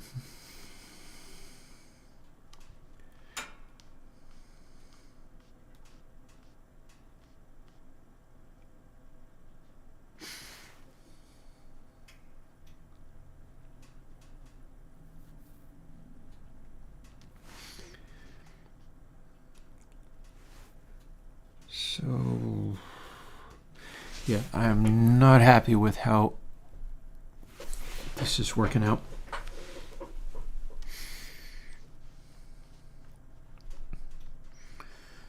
So these should be lining up, and they are. This is quantized, this is absolute value. What if I simply don't do that? What happens?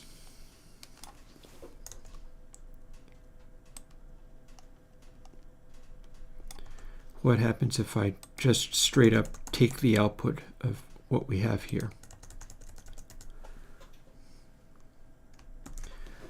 Because I've got a funny sort of cancellation effect going on. Out-Bez and out-L are being combined. D-click is effectively the difference. I can make those line up.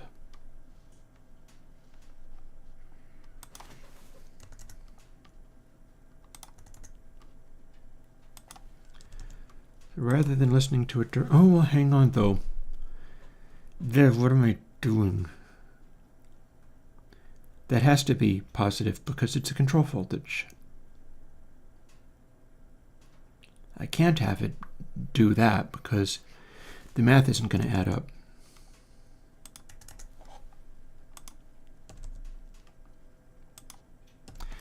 Well, let's at least see what we get. We're rocketing towards the time when I need to go and have tacos and give up.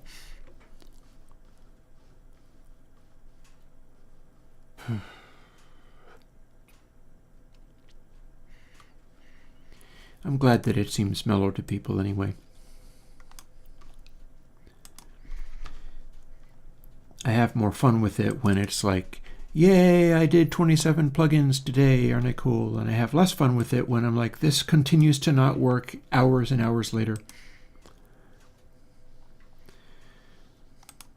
But there might be something to the idea that this is a factor of how it even, like if I'm trying something that's this tough,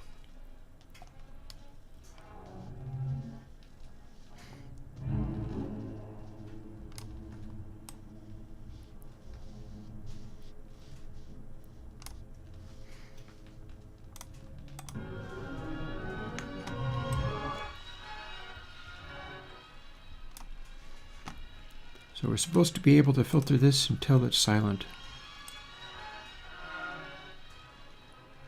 Find that little node, and we're supposed to also be able to get clicks. Well, that's fairly loud.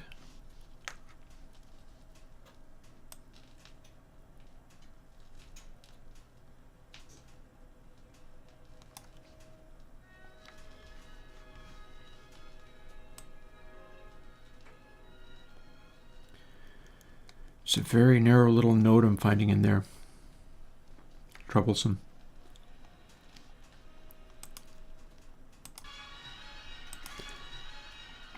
So if I straight up apply this, we've inverted the phase of some of those things. Let's see what they look like when we zoom in. There's one thing about it, this is at least quieter than it was. And the clicks seem roughly as loud as they were. In fact, they look very much like the clicks that they were, with a background of relative silence. So this at least looks like undo and quit and get out of there. It at least looks like it's in the zone, like something is potentially happening. Bezier, I feel like I shouldn't be having to delay the Bezier more. That seems wrong. Unless it is simply, it's adding, and count is increasing. Okay, if count is increasing and we're adding, then if we add more, that's more of a delay, and that is correct. Having more of a delay is in fact correct. It's the right answer.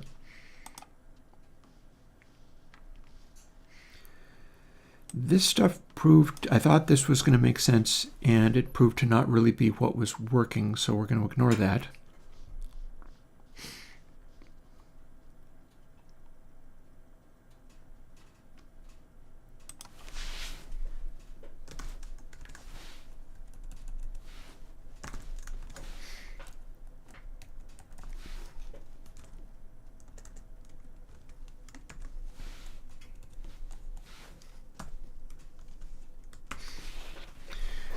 We'll give it a power of 3. That should restore the polarity that it had, and let's see what that makes it do. Also, I feel like I'm going to need to amplify everything a little bit.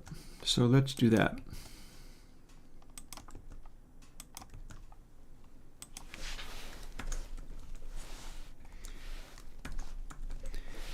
Might be a terrible idea, but we'll find out.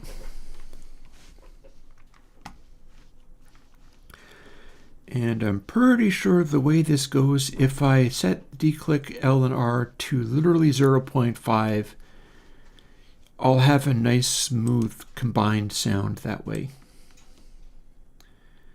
I think what I'm doing is inadvertently combining the raw signal with the filtered signal in such a way that it is actually phase linear. Just kind of by accident. Let's see what this makes. It might make a big noise. We'll maybe turn it down in case it makes a big noise.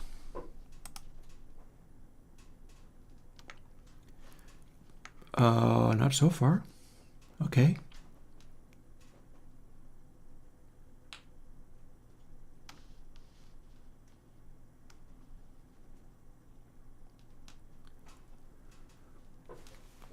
Well, that seems nice.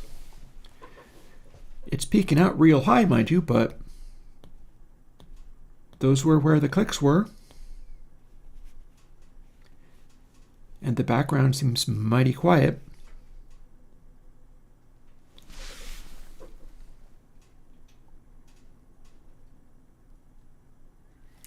Let's see if it still acts the same way when the main sound kicks in. In fact, we will apply it and look at what it does.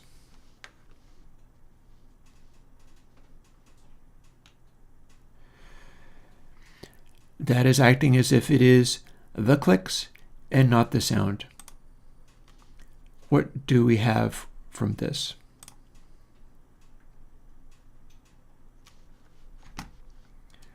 It looks kind of like we have the clicks and not the sound. Interesting.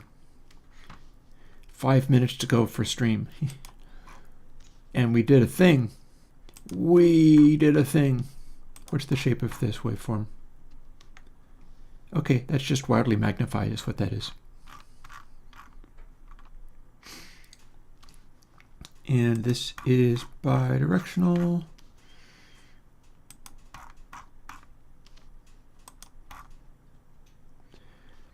And it's swinging up like that.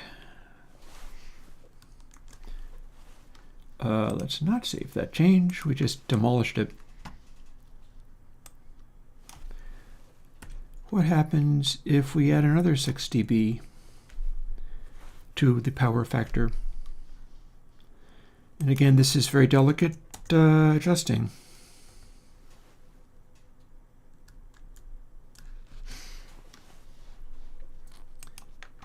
Maybe this will eventually become a thing. One thing about it is I've got something happening that wasn't happening before, so there's that. Could be useful if Chris doesn't snap out of it. Can you blame me? Now what do we have if we apply this? Ah, it made a noise. We got a bunch of clicks, but then it also made a noise. What is the noise that it made when it made the noise?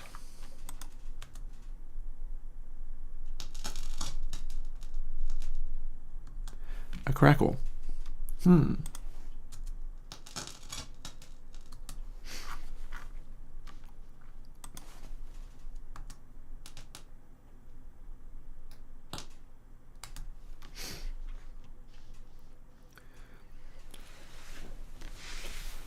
So here's the question. Does this do anything useful? Can we put a time constant in? Don't save that. Heavens no.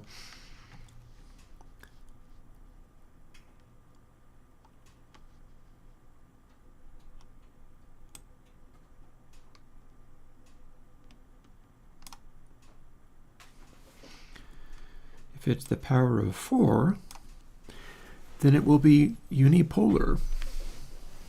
Even numbers of that.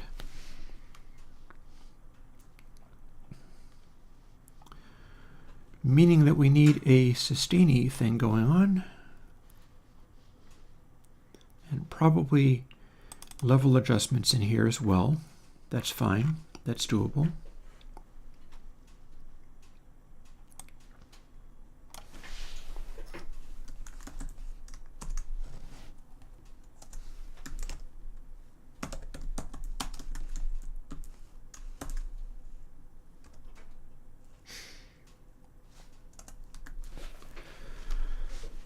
we're going to call them gate L and R, and we're going to see how quickly they kick in, whether they're kicking in at a useful time or not. There's probably ways of working around that too. But the one thing that we can be fairly sure of is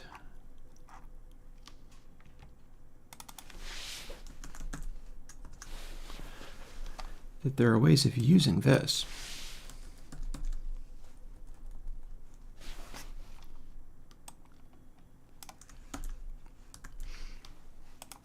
So 0 and 0.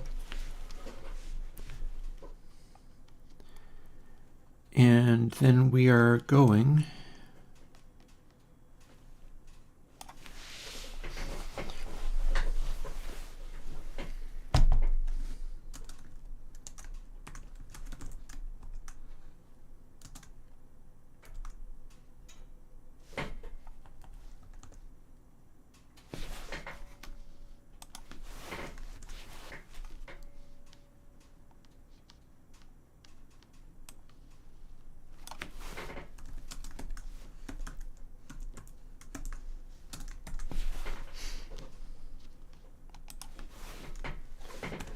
kind of like this.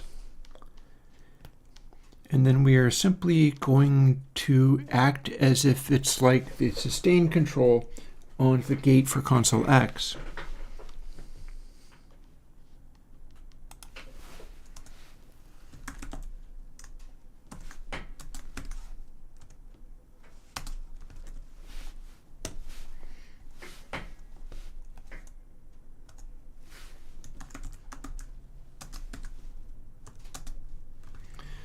This is just for the moment. And then, rather than the comparison, we just move it right over.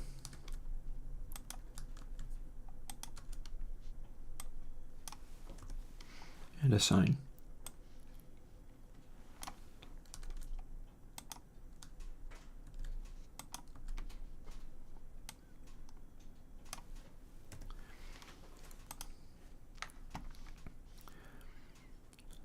At which point now we have that going on.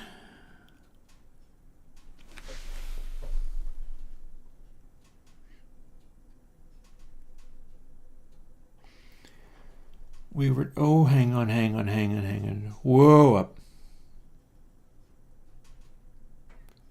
Spoke too soon. I spoke far too soon. Let's go and fix the mess I just made.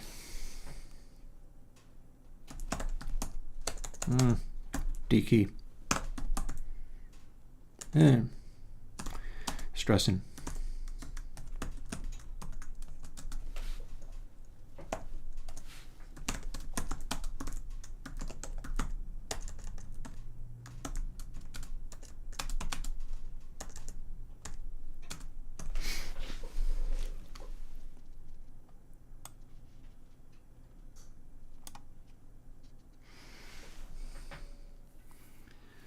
So here's how this has to work.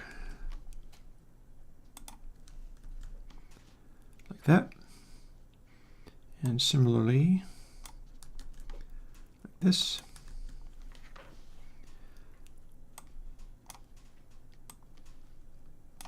And then we need to apply the power factors.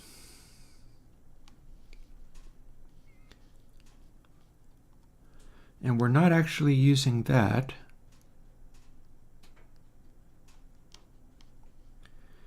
I guess we can just continue to apply it.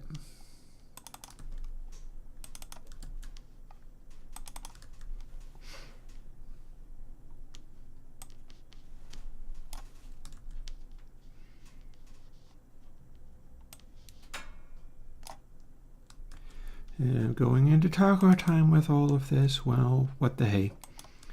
You know, I really wanted to get a result out of this today. It's okay if I don't, he says, while not acting like it's okay. But this is the kind of thing I'm trying to do in order to see what's happening. And that's not what I was trying to do at all. Yeah. Missing D key.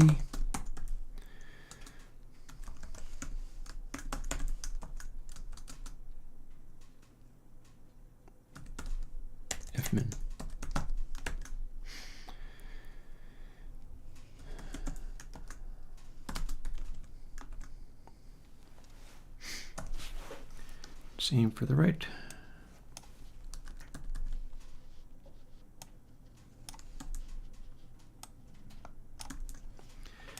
And now that I've applied those things, it's a bit of a mess. In theory, it should work and at least show me something. Let's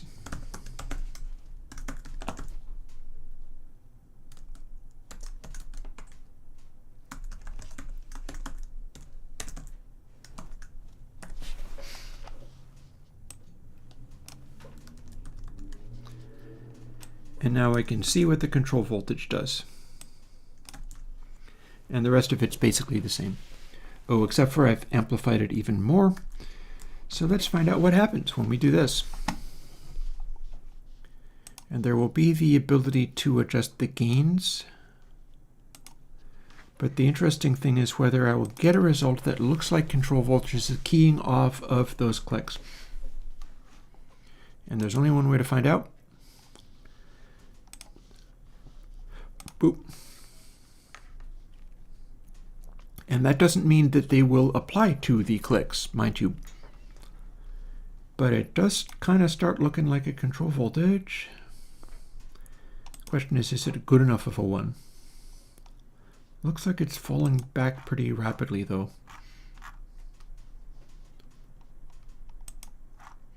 Yeah, man, that I don't see sustain here. It's capable of pegging, but what's going... Oh, I know what's going on here.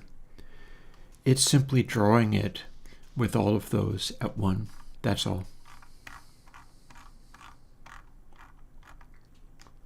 What happens when we're here?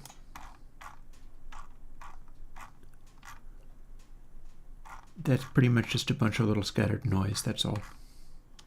But then here's the end of that bit, and that's another control voltage, but we are dividing it back far too fast. Like it can peak out here, but then it shouldn't be dropping back nearly this fast. This is falling away very, very fast. So let's quit and not save. And adjust that. Gates multiplied by 0.99 was going to make them fall away much less fast.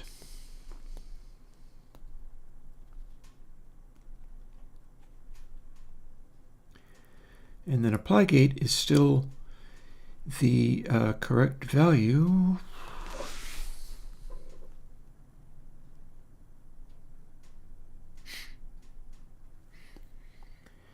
I can fiddle with those things too a little bit.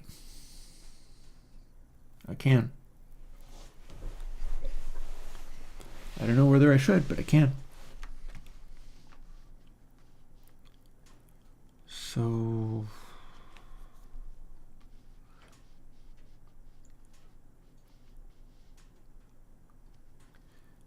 So we don't technically have to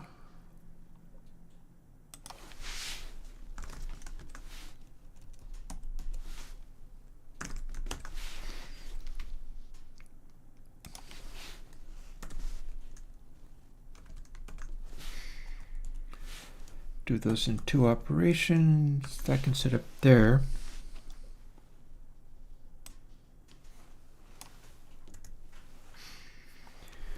There, that gives me a very, very loud peak.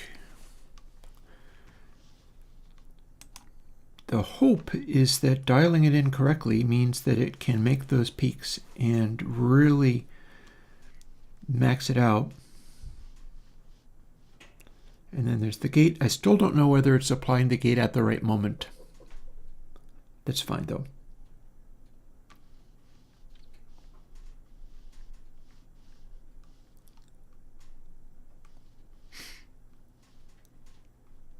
One thing about it though, I already know it's going to want this. Oh, I've screwed it up. What am I doing?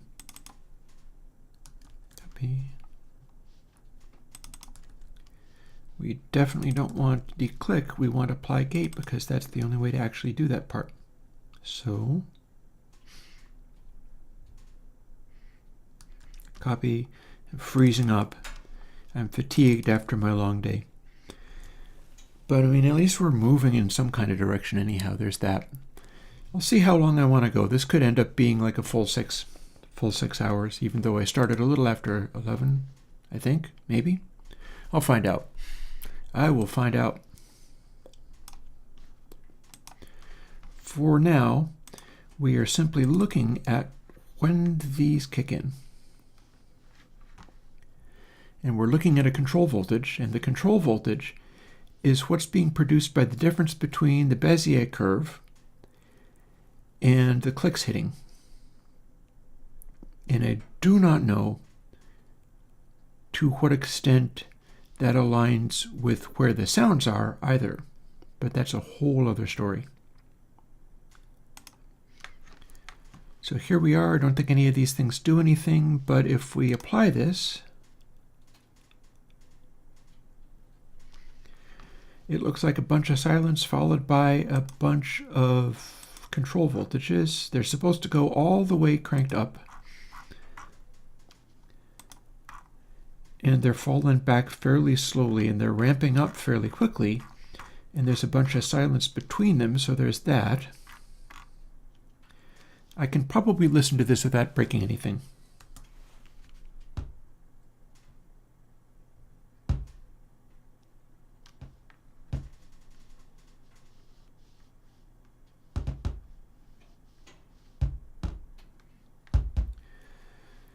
So if this is being used as switching to the filtered version, that would have occurred during some of the clicks or around them anyhow, and then when the loud bit comes, it's still quiet, but there's a little going on here.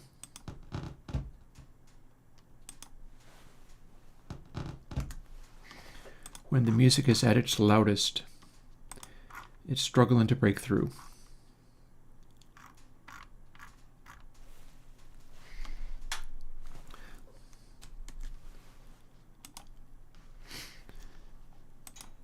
Let's see what happens when we actually enable the declick part and see whether it's happening at the correct time or whether it's failing to happen at the correct time. I would be fairly unhappy if I'm stuck with this and it completely fails to be usable. But if it does a fantastic job because it happens to be hitting at the right time, and it's an enormous pain in the butt to set up, I can, I guess, try to build in presets or something. We can but try.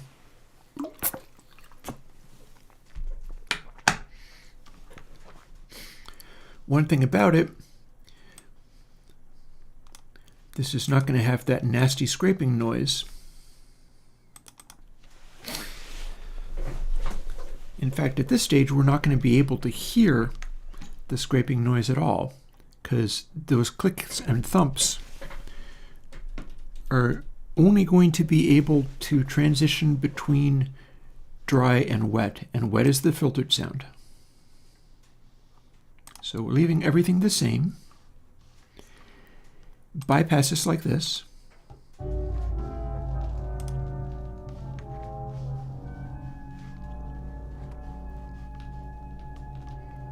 And yes, it's a little quiet. We kick it in, what happens? I still hear clicks, so that's no good.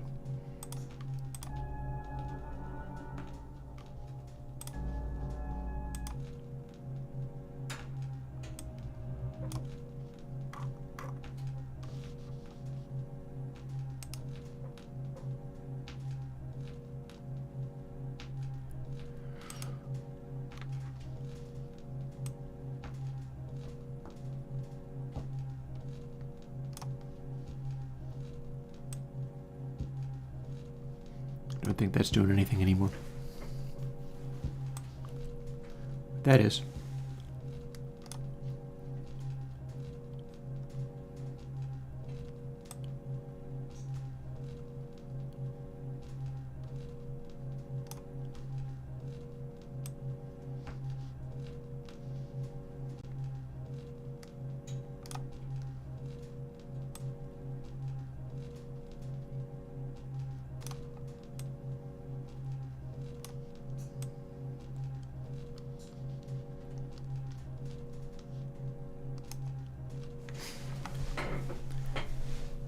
So what I'm wondering about now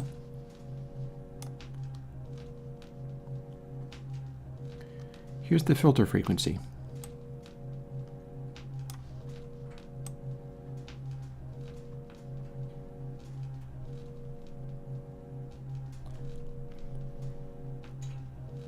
Some of our little crackles are still there.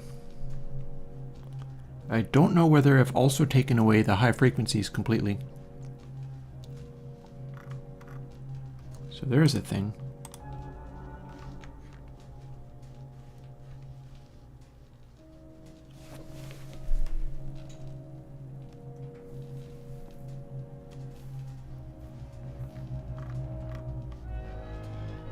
Oh, and we have a problem.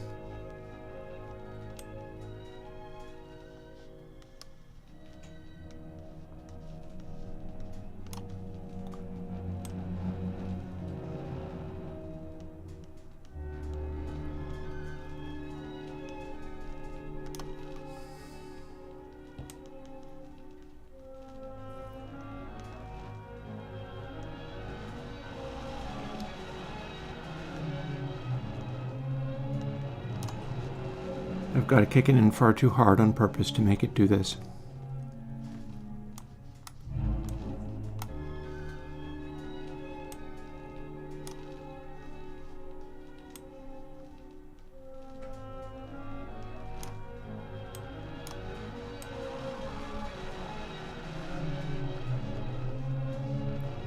None of these things are very good.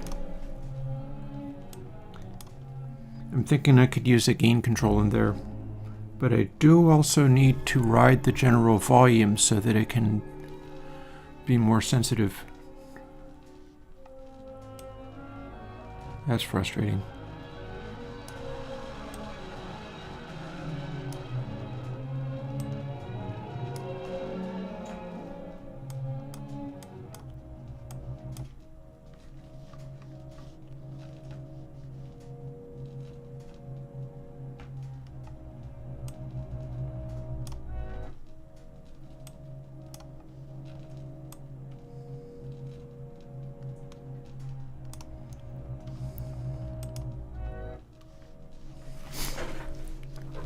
So it's really time for me to turn in for the day.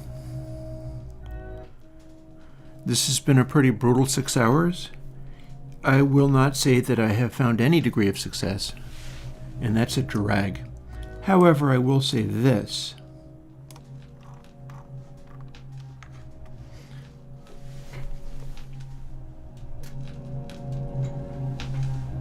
Hear that click?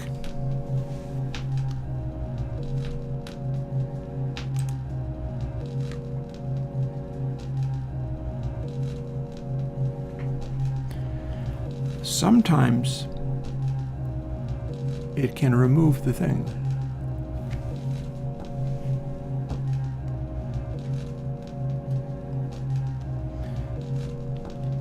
So there's a little pop there, but then that one's gone. Bypass.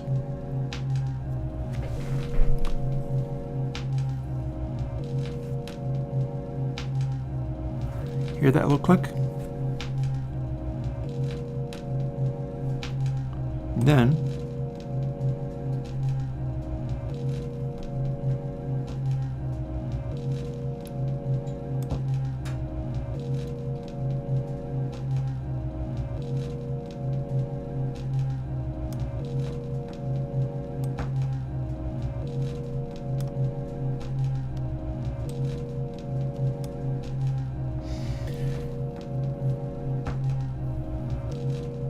seems to be a little bit difficult to pin down, but this is without it. Again, I'm trying to make noises like that pop go away, or maybe this one will go away.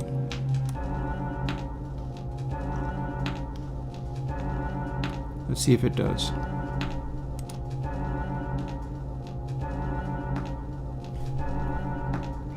Well, sometimes it's there.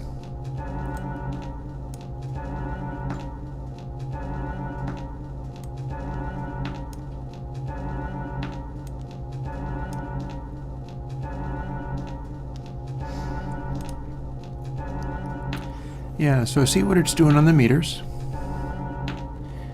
It can be popping at minus 6 dB, but under some circumstances, you can do this.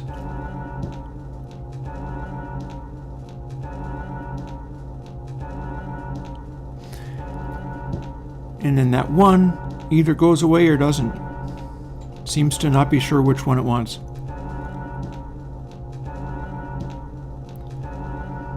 See, it's 6 dB down, and then it's 24 dB down, and then it's like 3 dB down, and it's the same audio clip each time. So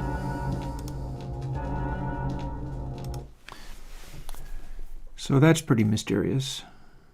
But yeah.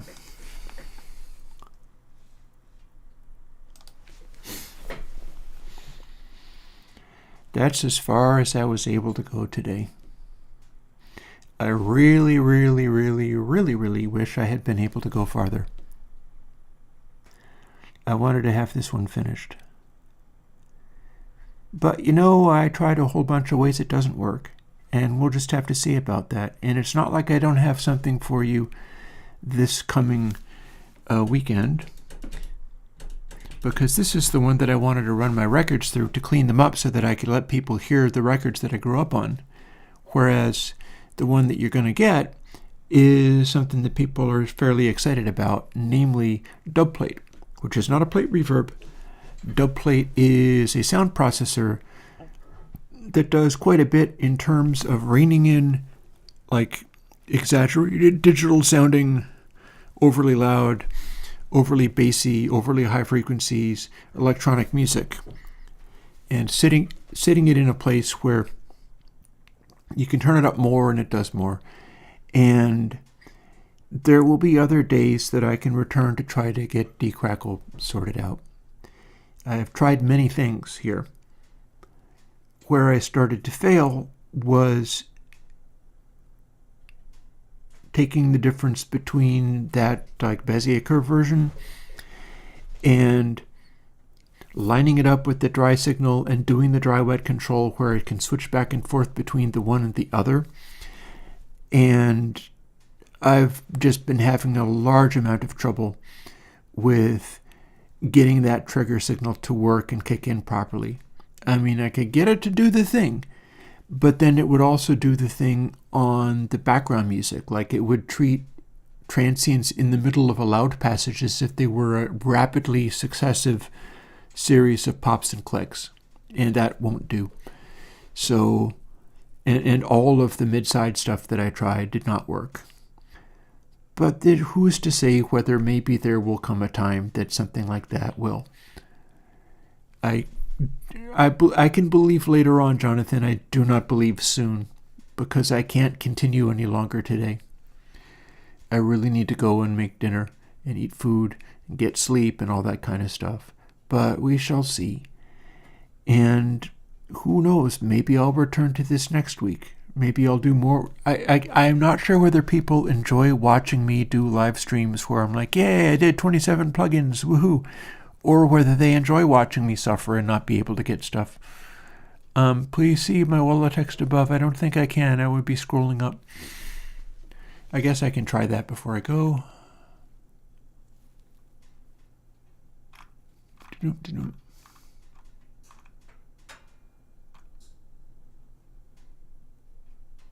I can load stuff, so fair enough. So you know some of that stuff. And yeah, I have already got a recording, a digital recording, and a rip from a dub plate from somebody who had made. So the thing about this is I have already got that, and that's why I have the original dub plate plugin that you're going to have this coming week. There was a famous in London, I believe.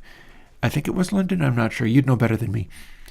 There is the number one dub plate house for D&B at the time. And that's not the one that I have a dub plate cut from. Plus, the master that I have to work with on the digital side is not the master that was given to the dub plate cutting. It's a CD that was made of it, that was using like peak limiting and or clipping. So my peaks are completely different between it's not actually the vinyl master, not even close. Soundhouse, fair enough, okay.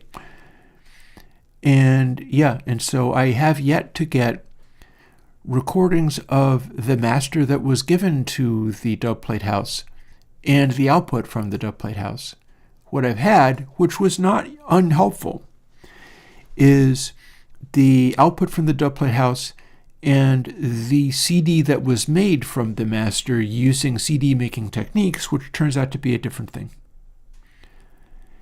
And yeah, Soundhouse, fair enough. Yeah, I know that the one that we're looking for was just constantly booked all the time, which means a number of things. One of the things that means is that they did not have time to fool with everything. Everybody went through a cookie cutter press where they had all their settings the same in order to keep the lathe safe from no matter what craziness gets thrown at them.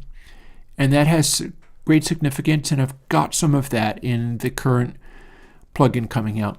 But I will do a dubplate too if I get better options for nailing it down properly. However, I have something that's going to act a lot like that. And on that note, I'll talk to you later. I'm exhausted and I failed. But for today, I failed. And hope you like the new dubplate plugin coming this weekend. And I'll see you folks next week. Bye-bye.